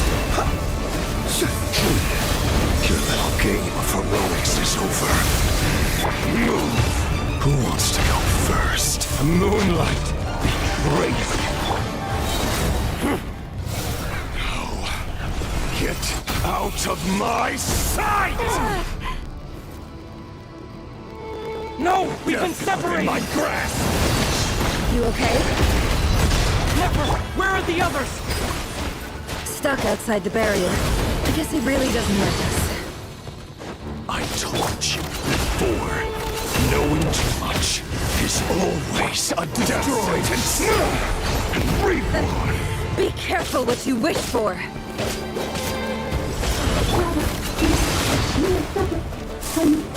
Lama! Can you hear me? Hold on. Silence. The voices are gone. At least I know they're still there. I need to focus. Stick to the plan. Remember my most important task is keep stalling him. If I can stall him for long enough, the moment will come.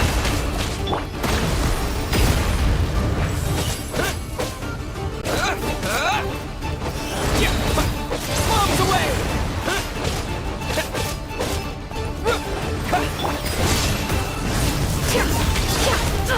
Absurd.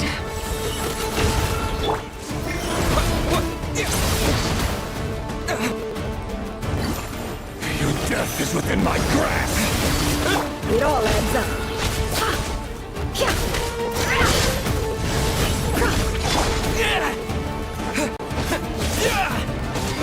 Water jet! Wipe out!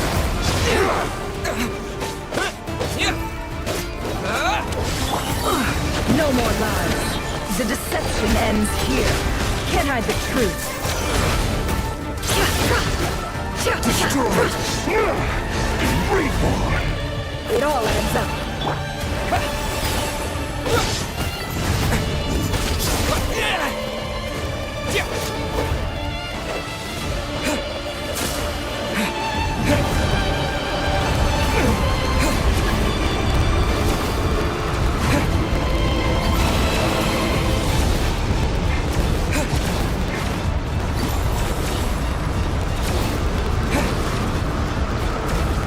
I've got this!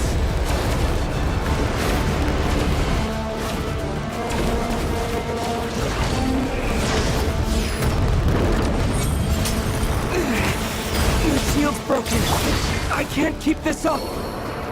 Don't push your luck. How much power will it take?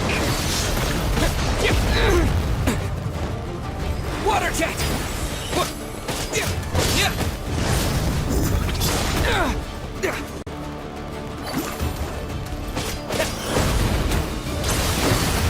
Can't hide the truth.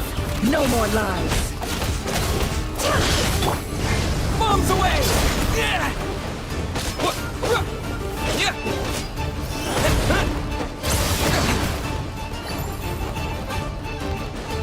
Water jet! Can't hide the truth. It all adds up. Can't hide the truth. Seek within.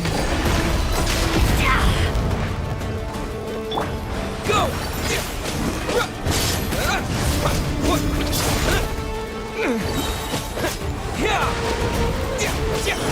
It all adds up.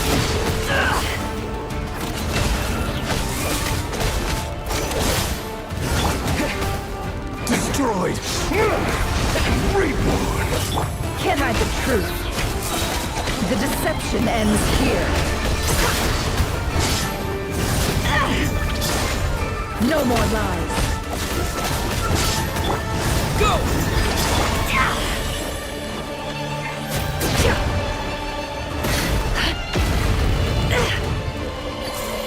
Can't hide the truth. The mystery unravels. No more lies. Go!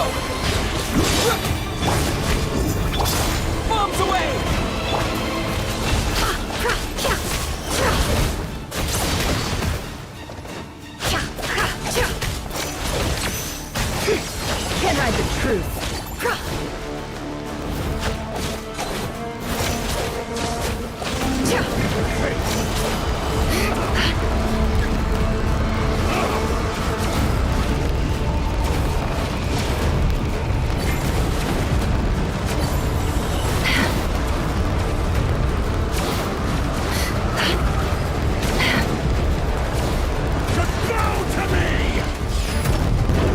The riddle remains unsolved. How much power will it take? Wipe out! The deception ends here. Absurd. It all adds up. Guess I was supposed to get the shield or something. Yeah! Water jet! Can't hide the truth. Destroyed.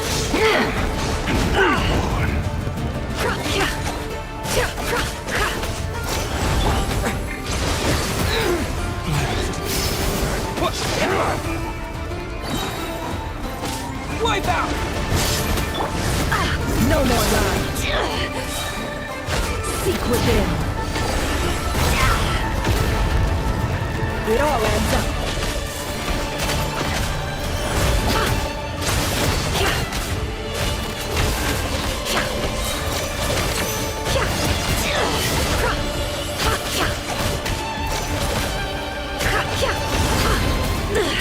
How farcical. The mystery unravels. Oh, I had not noticed that she's a physical, hand fighter. Wow.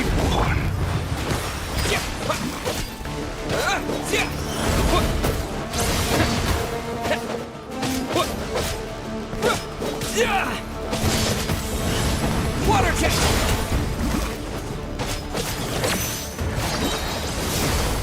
Bombs away! Can't hide the truth. The deception ends here.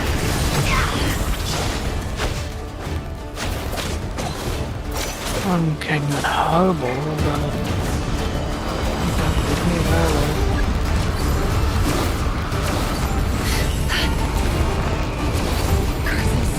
There's no other way.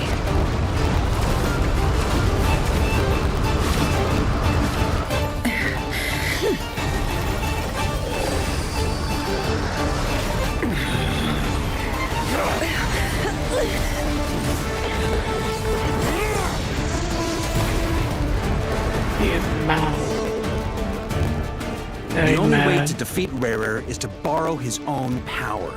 What? That means Columbina will have to disappear while you two bear the brunt of his attacks. You have to hold on. Find a way to keep him focused on killing the two of you.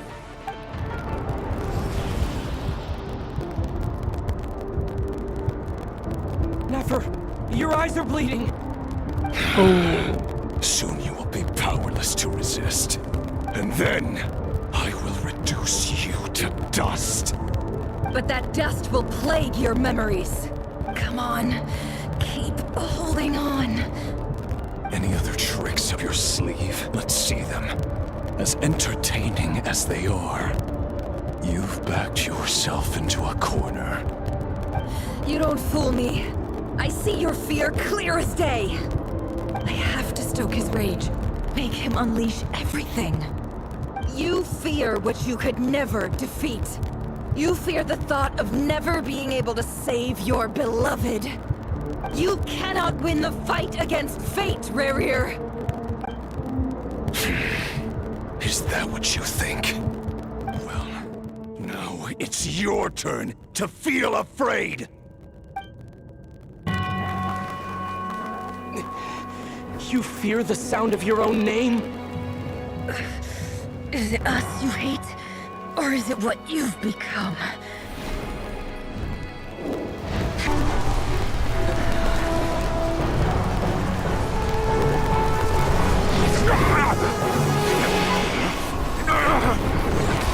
What's happening? seen it before!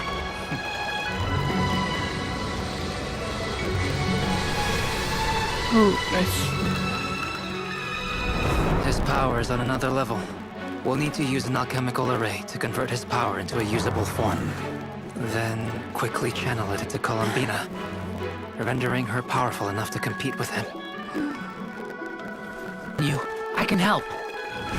If I release enough abyssal energy into a confined space, it'll create a potential difference, allowing us to extract a huge amount of elemental energy. Next, I'll synchronize with everyone's minds using Pyro, then give you temporary access to their abilities and fields of view. But it won't last long. Can you see? Well enough. So, we have a student of Gold Rhine-Daughter in our midst! How about that?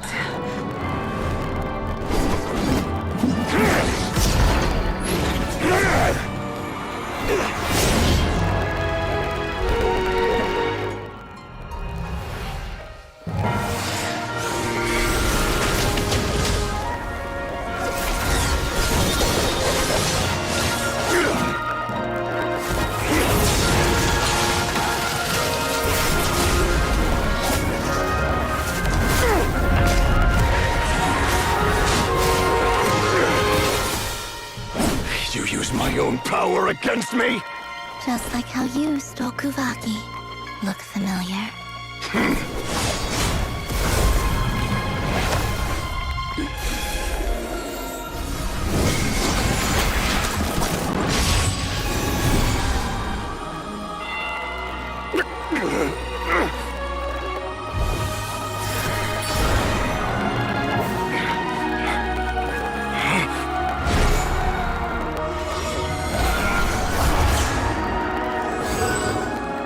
Don't you realize?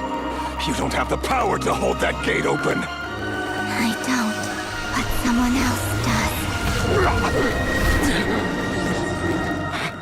does. Goodbye, Rerir.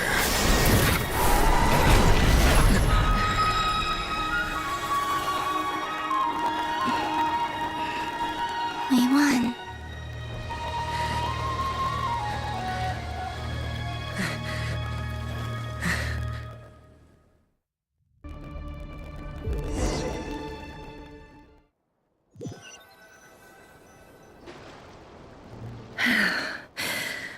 Nefer, you okay? Nefer, how are your eyes? They're fine. Apart from the blindness, of course. It's not too late. Let me handle it.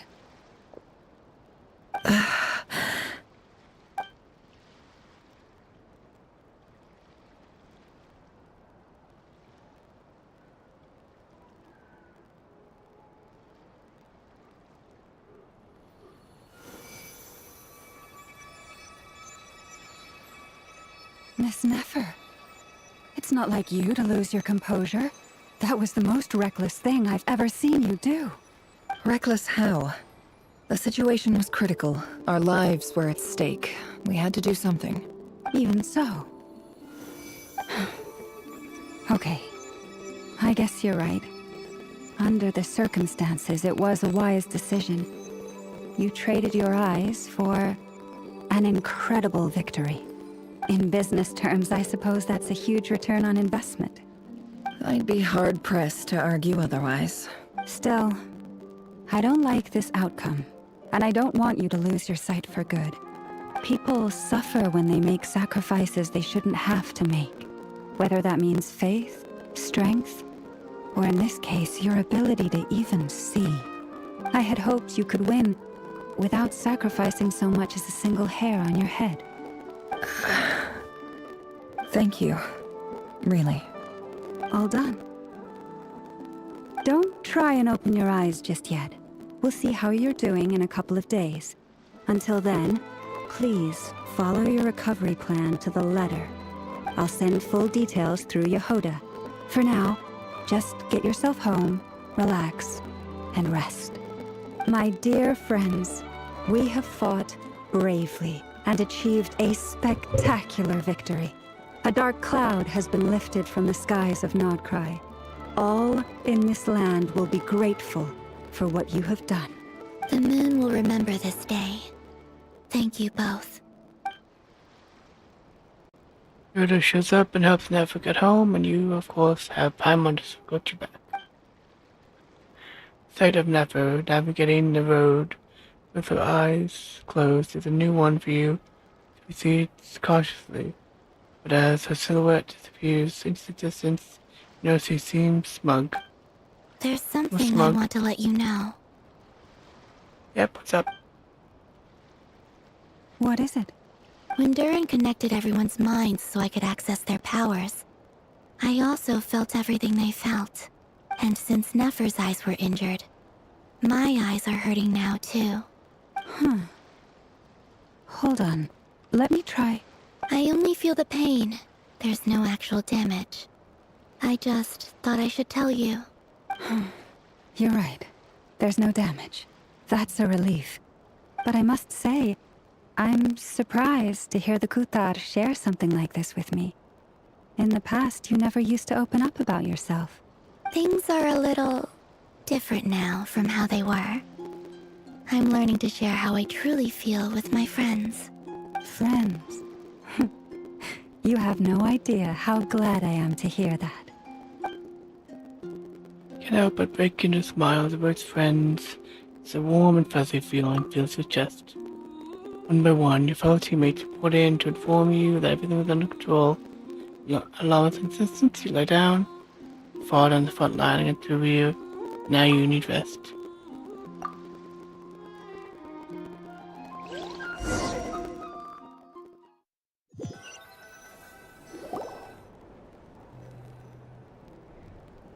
Where's Paimon? Yay! You're awake! Yep. How are you feeling? Any aches and pains? Did you sleep well? I'm doing all right, Paimon. No need to worry about me. Phew! Well, that's good. Paimon's been sitting on the edge of the bed worrying about you for ages. She slept a whole day and night. Poor Paimon had to eat all by her lonesome. Glad to hear you didn't starve. How was the food? Well, it wasn't the same without you there to share it. Honestly, Paimon just can't relax when you're not your usual self. She couldn't enjoy the food and settle down to sleep. Well, I'm back to normal now. Oh yeah, and Albedo swung by earlier. He said to tell you to head to the tavern when you woke up. Varker and the others are organizing a victory feast and they want to celebrate with you. He also dropped off some medical supplies, but you seem fit as a fiddle, so guess you won't be needing those. If you're feeling up to it, let's head over now. Wouldn't want to keep them waiting.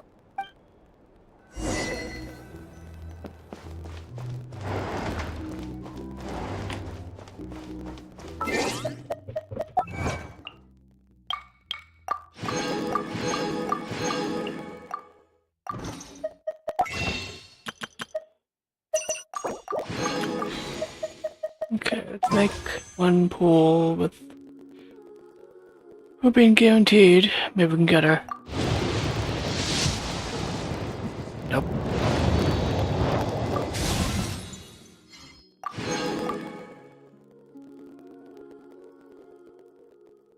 One down. Let's save. 6.5 to go, maybe?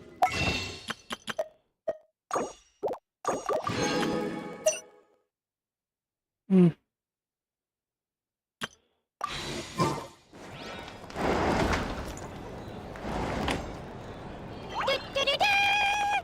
here! Hey, Paimon. Traveler and Paimon! Perfect timing! We were literally just saying how there's no way we're holding this victory feast without you any longer, and we would have postponed it till tomorrow. How are you feeling today? Much better. Thanks. Don't worry about me. Relieved to hear it. If that changes, just let me know. Happy to check you over at any time. Yep, we're here for you. Anything you need, just let us know. Oh wait, where's Nefer? How are her eyes doing? Nefer's right over there. I'm sure she'd love to catch up with you.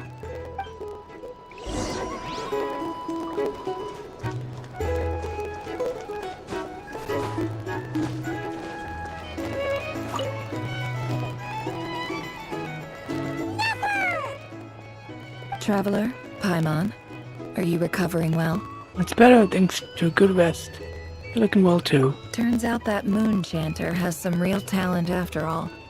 My eyes were mostly recovered after just a couple days rest. I can actually open them again now. Yeah, but you gotta be careful. Lauma says not to strain your eyes while they're still healing. Yes, thank you. I'm well aware. Yehoda, could I borrow you for a moment? I could do with an extra pair of hands. Oh, sure. Coming. Did you hear that? I gotta go help Lauma for a second. You guys chat among yourselves. I'll grab us some drinks on the way back. Paimon, you still like them sweet? You bet! Make it extra sweet, because Paimon's earned it! Sure thing!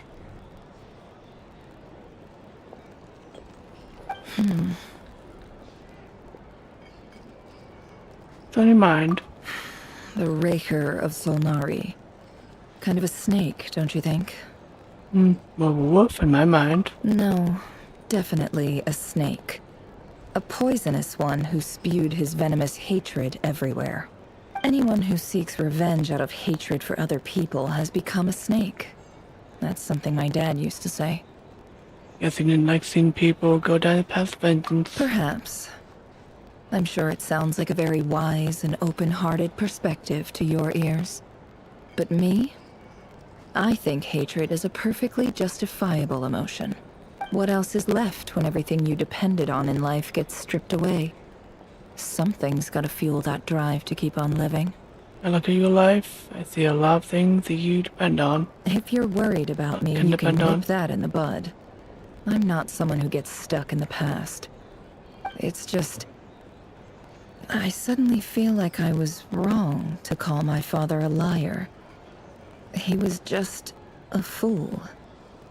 That's why the Academia turned their back on him, and why the other tribes ganged up on him. Oh, Father. How much better things could have been if you were a skilled liar. Look at the Ibis King. Thoth is a fiendishly cunning liar. And yet, strangely, he feels more like a father to me than my real dad ever was. He's never brought it up, but I'd bet he feels the same way.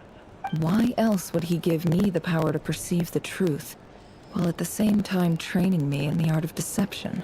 Sadly, I've never heard the Ibis King's voice. Do you feel like... Well, King Deshret banished him to Aru, which is essentially a prison, and posed 3 questions to him. He promised that he'd have his freedom if he could find the answers. His response was to take on a physical form and approach me, hoping that I could become his envoy and search for one of the answers on his behalf. Did he really think I'd fall for that? He's stuck there.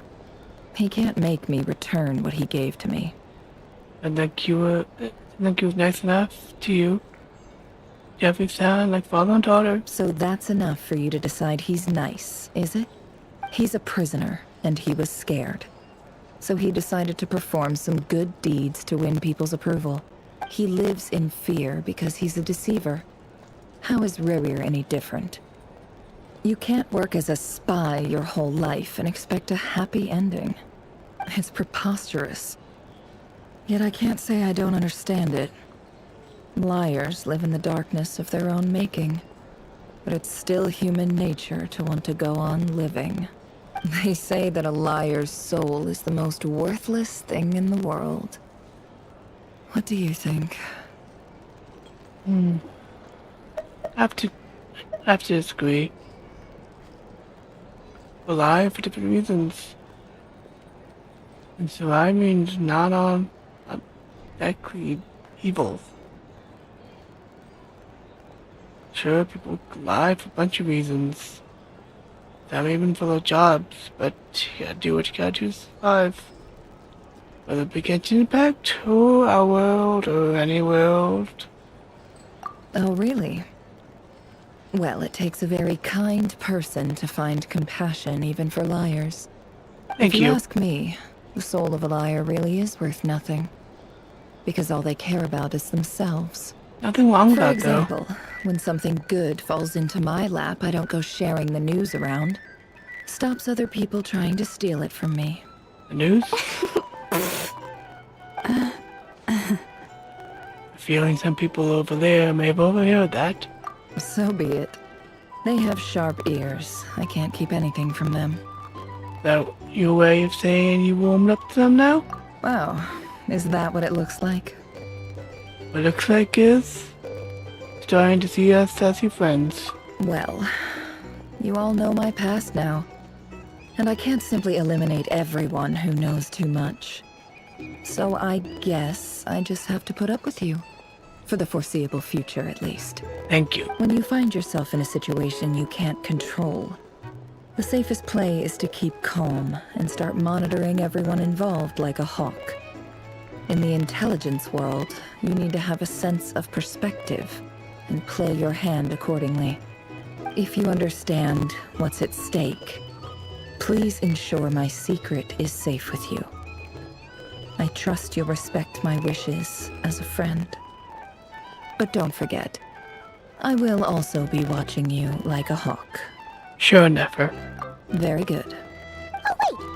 Now that the panic's over and we've all calmed down, Paimon suddenly remembered something. What is it? After all that build-up, our mystery ally never showed up even once!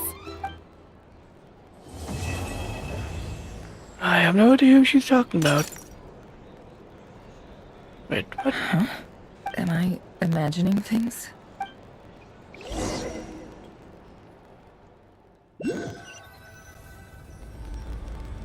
So, that close colleague who stayed behind with you?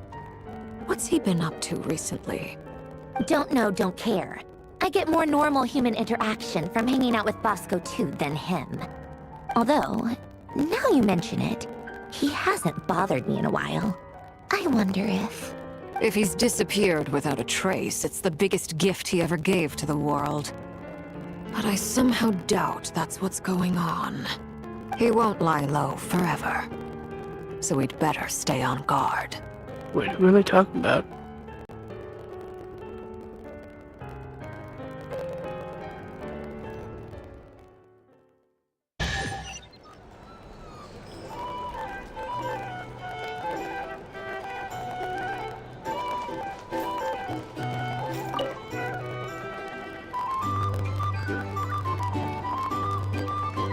Ah, Lord Sangama Bay.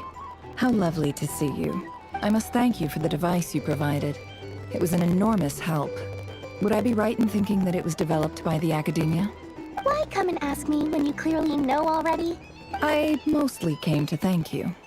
That's more like it. A little gratitude goes a long way with Lord Sangama Bay. Play your cards right, and you might even stand a chance of becoming my long-term supplier. The chance to work with such a kind and charitable investor as yourself would be a great honor for the Curatorium. Huh? Charitable? Who said anything about charity? First time hearing about it. Let's see. The first plot of land you purchased in Nodcry, your desert interests, and... Stop! What do you think you're doing? Exposing my investment history! It's nothing to hide from. They're all perfectly legitimate investments. And some of the land you purchased was with the intent of building a sanctuary? Yes, I heard about that too. How did you... You're a curious case, Lord Sangama Bay. You don't like people finding out about your good deeds, do you? But I'm afraid no matter how hard you try to keep things under wraps, where there's a will, there's a way. You did it for Sumeru, didn't you? It was empty land that was gonna go to waste otherwise. I figured if I built something there, it might at least get some use in an emergency. Disasters are capricious things. They strike without any warning. I've lost family to a disaster before, and I don't want to lose any friends or business partners if I can help it. My elder sister used to dream of finding a sanctuary. Somewhere with plenty of food, water, and medicine. Where everyone could live happy lives. It was something I looked into, but after discussing things with the Dendro Archon, I decided on a more effective strategy. The tech people handled the tech, and Moneybags provided the Mora. It just made the most sense. It's a pity that so few people know the truth about you. Everyone says that you view everything in terms of Mora, and all you care about is growing your own wealth. So, what's the problem with that. Everyone wants to be rich. It's human nature. So yes, I love Mora, and it's nothing to be ashamed of. But surely you have dreams of your own beyond just making Mora. You don't get it, do you? My dream is to invest in other people's dreams. And, you know, make a nice little slice for myself along the way. Just thinking about it makes me happy. That sweet, sweet sound of Mora. Thank you. For the device? And the pendant. Oh, that. I was just returning a favor. Don't worry about it. Seems like we've both been away from home for a very long time. Yeah. So long that I barely remember what my family even looked like.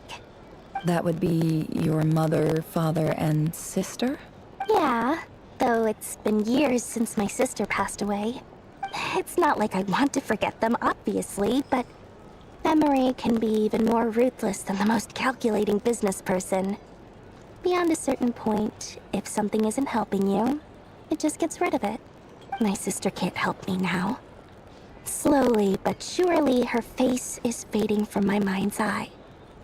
It's become a vague impression. Not everything will fade. When loved ones pass away, the beautiful memories are the ones that last the longest. Yeah, that's true. If you ask me, that's the one silver lining in all of it. Well, that, plus, I'm sure that life is much better now than it was back then. Oh, absolutely. I have tons of Mora, a big beautiful house, business is booming, and I'm as happy as can be. You've got a lot going for you too. Boss of the Curatorium of Secrets? I'm sure there's plenty of Mora to be made in that line of work. I appreciate the vote of confidence. Dory's alone. Oh, damn, that's sad.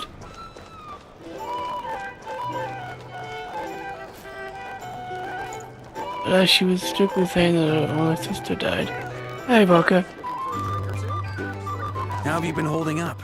Any adverse reactions? If you start to take a turn for the worse, make sure you tell me right away. What are you talking You don't about? need to worry about me, Doran? Grandmaster. I'm fine. I mean, I barely did anything, so... What? You're too humble, young man.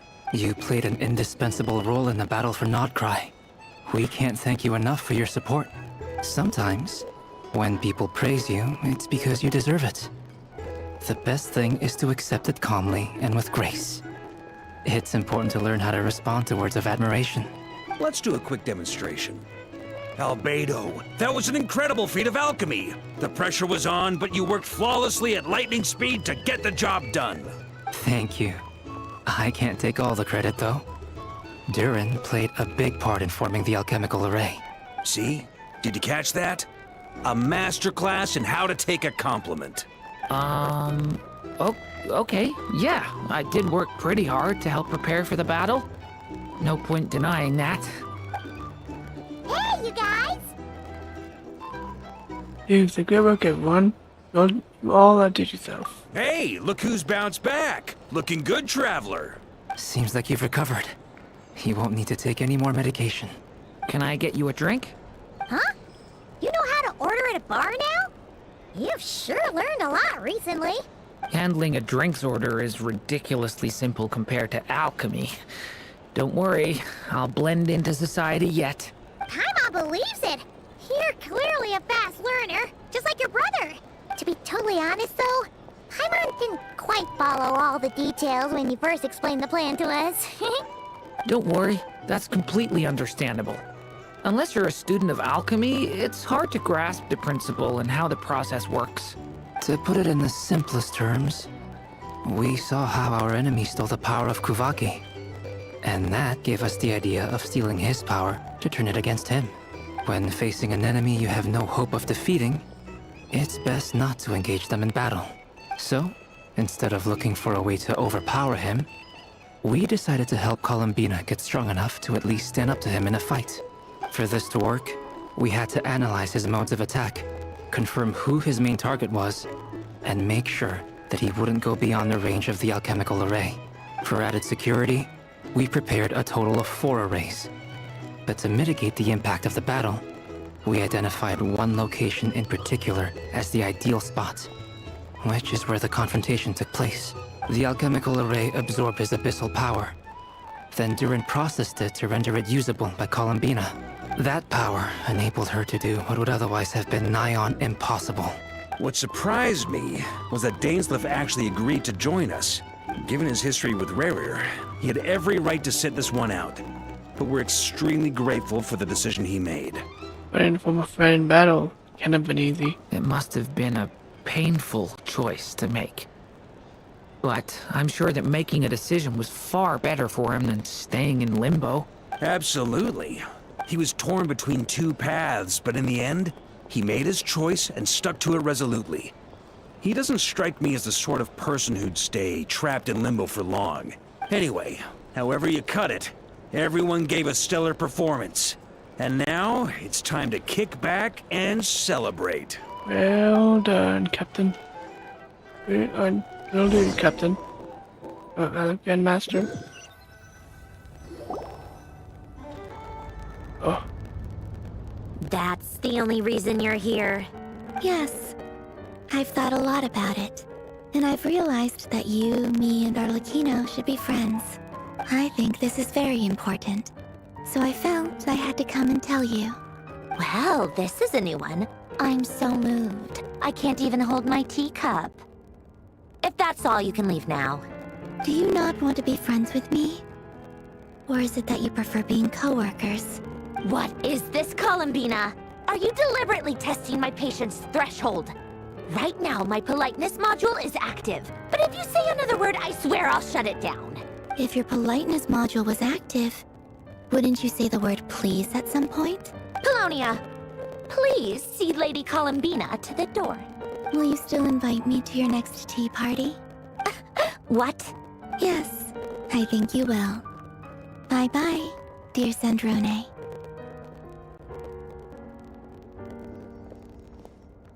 Why are we here? Catching up with a friend? Hope I'm not interrupted. Traveler, why are you here? Last time, the Wild Hunt escorted you out. Would you rather I handled it myself this time? Why is he here? We just wanted to, see how you were doing now that it's all over. Why? Out of concern for my safety? I hope you didn't seriously think that the Rahier of Solnari would be able to lay so much as a finger upon me, given how prepared I was. Mostly because you kind of helped us out, so we just wanted to check you were okay. Looks like all your robots are fixed, huh? I spy books and teacups on the table and tea, so we are interrupting after all. Oh, don't you worry about that. Tea time is already a write-off. The visitor before you managed to kill my appetite. If you're in the mood for tea, go ahead and help yourself. Otherwise, it's going to waste. My coasters are still missing in action, though. Use this notebook instead. Whoa! Pretty hefty notebook. Look at all those calculations. You can ignore those. They're just dumb scribblings. I doodle and write in my free time. Sometimes I remember the distant dreamlike past. Sometimes I imagine the far-flung future. And other times, I grit my teeth and note down all the crazy nonsense going on in the present. Some people do the crosswords in the newspaper. This is my equivalent of that. Trying to predict the future is like daydreaming. And writing about the present just makes me furious. The past is my favorite. If nothing else, it's already set in stone, so I don't have to rack my brains trying to figure it all out. Huh. Although, having said that, the only vaguely interesting memory in my past is probably that guy they call Lord Artificer. Me and Elaine guilty. Who else? Pretty much all the mecha and Fontaine are his personal handiwork. Wait, are you saying you know him? Like, personally? As a friend? Oh, yeah. I mean, I guess we were friendly enough. He lived hundreds of years ago. Traveler, he made this girl an image of the person he grew up with or had loved or something. I completely forget. Yep. In fact, I'm probably the only normal person left who knew him at all. We used to chat occasionally back when he was still around. Before he passed away, he asked me to destroy all his manuscripts. I honored his request, but I did read through everything first before destroying them. I mean, I couldn't let the genius of Lord Artificer Alain Guillotin disappear like that. Would have been such a waste. So, that's where the formulas in your notebook are from? I just told you. Those are my equivalent of crossword puzzles. They're just dumb formulas that I solve for fun when I'm bored. Alain's work was like epic poetry. The formulas in my notebook are just silly little riddles in comparison. Not that there's anything bad about them. I mean, at least, solving those riddles isn't going to hurt anyone. Except me, 'cause I lose a few brain cells in the process. Anyway, while we're on the topic, I might as well tell you about what happened to him and his friends. Alain Guillotin had two close buddies, Renee and Jacob. They spent their childhood years together in the Narzissenkreuz Institute. They were all quite competitive, so there was some rivalry between them. But it was a friendly rivalry. But beneath the friendship and the rivalry ran something deeper, a sense of nostalgia for the past. Unfortunately, childhood would end. The prophecy would come true. The apocalypse would arrive, and the future would never be. A mad dream that would normally only capture the minds of lunatics began to take root in their hearts. A dream of saving the world. And if Renee and Alain had been people of lesser wits, that dream would probably have ended up as something for them to joke about in their older years. But alas, they were some of the sharpest minds around. They nurtured that dream with the full power of their intellect, and it grew into something that ate away at their souls. The first of them to fall under its spell was Renee. Against Alain's wishes, he persisted in experimenting on a mutual friend of theirs to try and save their life. Alain did not approve and parted ways with Renee. It's complicated. Alain wanted to believe that Renee only did what he did for the sake of their friendship. But when he told me about what happened, I could tell he still had some suspicions about Renee's motives. Perhaps the seed that would grow into a nightmare had already sprouted in Renee's mind. Even then, the next time they met, Renee's soul had been completely engulfed by the dream of salvation. His futile attempt to change the tide of fate only resulted in a wave that swallowed up the world, even before the apocalypse came. And although that wave died down eventually, I hear that it just recently came back with a vengeance. As I understand, Renee wanted to live out his dream of salvation once more. Yep. But I'm told that the attempted resurgence finally died out for good. At long last, Renee awoke from his deluded dream. Though of course by then it was far too late. What do you think of Renee? Do you admire his transcendent genius? His view that any price was worth paying to achieve the lofty goal of saving the world? Or do you despise him? Dismiss him as an evil madman who wrought havoc on the lives of everyone around him as he pursued his delusional dream? Same difference, really. Just a matter of perspective. Tried what he thought was right. That's all there was to it. Doesn't surprise me. You share one thing in common, after all. You both want to be the savior. The only difference is, your dream came true, and his... well, he wasn't the one who made it come true. What about you? What'd you take on tonight? I don't like fanatics who give up their whole lives for their ideology. Nor do I like fools who let their delusions take control. Maybe I could understand if Renee had just been an ordinary person. But he had a sage-like intellect, and still managed to get himself lost in the labyrinth of his own desires. Anyway, that's enough about Renee. Now, moving on to Alain Guillotin, the Lord Artificer. He managed to put a stop to the first storm whipped up by Renee. But after that, Alain lost his friends and family. To his credit, I suppose, the loss of his family and friends was purely a tragic accident. It's not like Alain sacrificed them for his cause or anything. After that, the only thing supporting his work was the same dream that had dragged his closest friend down to the abyss.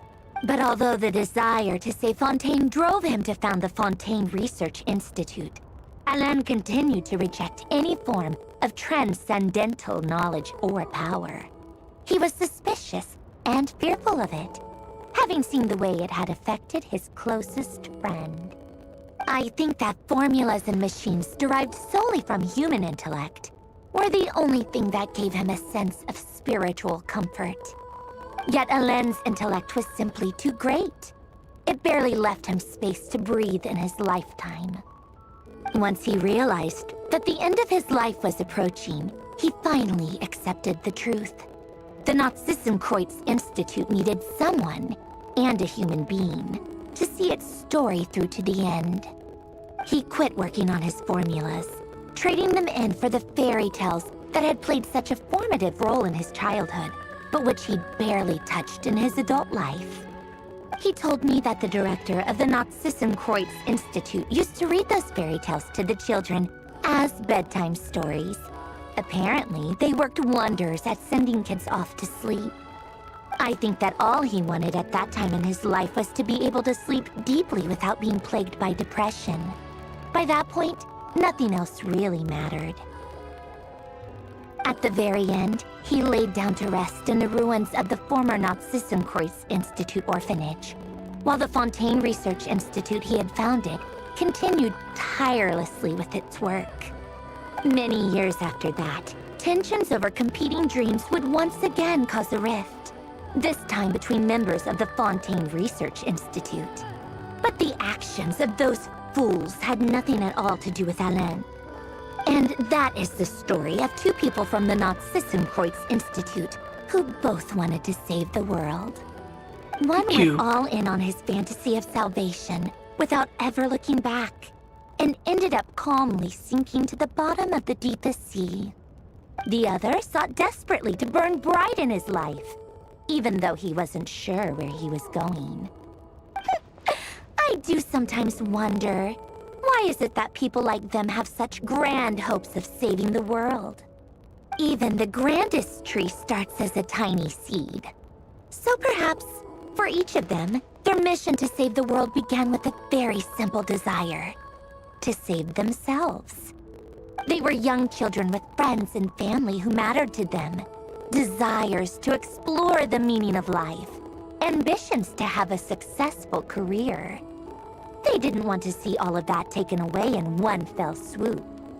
Or maybe they just wanted to find something to anchor themselves within the chaos, to stop them getting quietly swept away by the storms of life. But instead, the search for their own salvation took them down the rocky road laid out by fate. Do you think the desire to save oneself is enough of a justification to try and save the world? This is enough. The way you said that sounded just like Alain. I asked him the same question back when he was in his prime, putting all of his energy into his work. He gave the exact same answer as you did. No elaboration, just a quick short answer before getting right back to his work. He was always that way. All right, tea time's over. I owe Arlecchino a favor for telling me these stories. I'll have to bring a whole sack of gifts the next time I visit the House of the Hearth. Really now? I'm gonna go tinker with Polonia now. You guys can do whatever you want, as long as it doesn't involve interrupting me. Oh, thank you, Marinette. Polonia, exit hibernation mode. Begin diagnostics.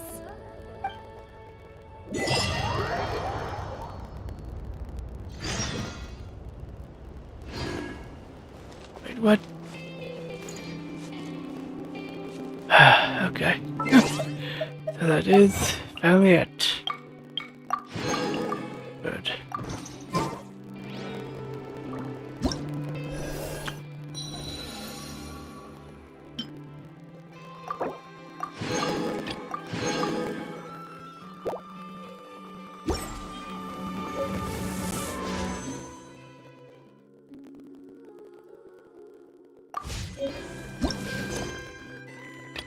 Oh, wow. That's a lot of quests. I've got 20 days to do them. Well, 19 now. So, tomorrow will be New Zealous and Zero chapter, or what have you.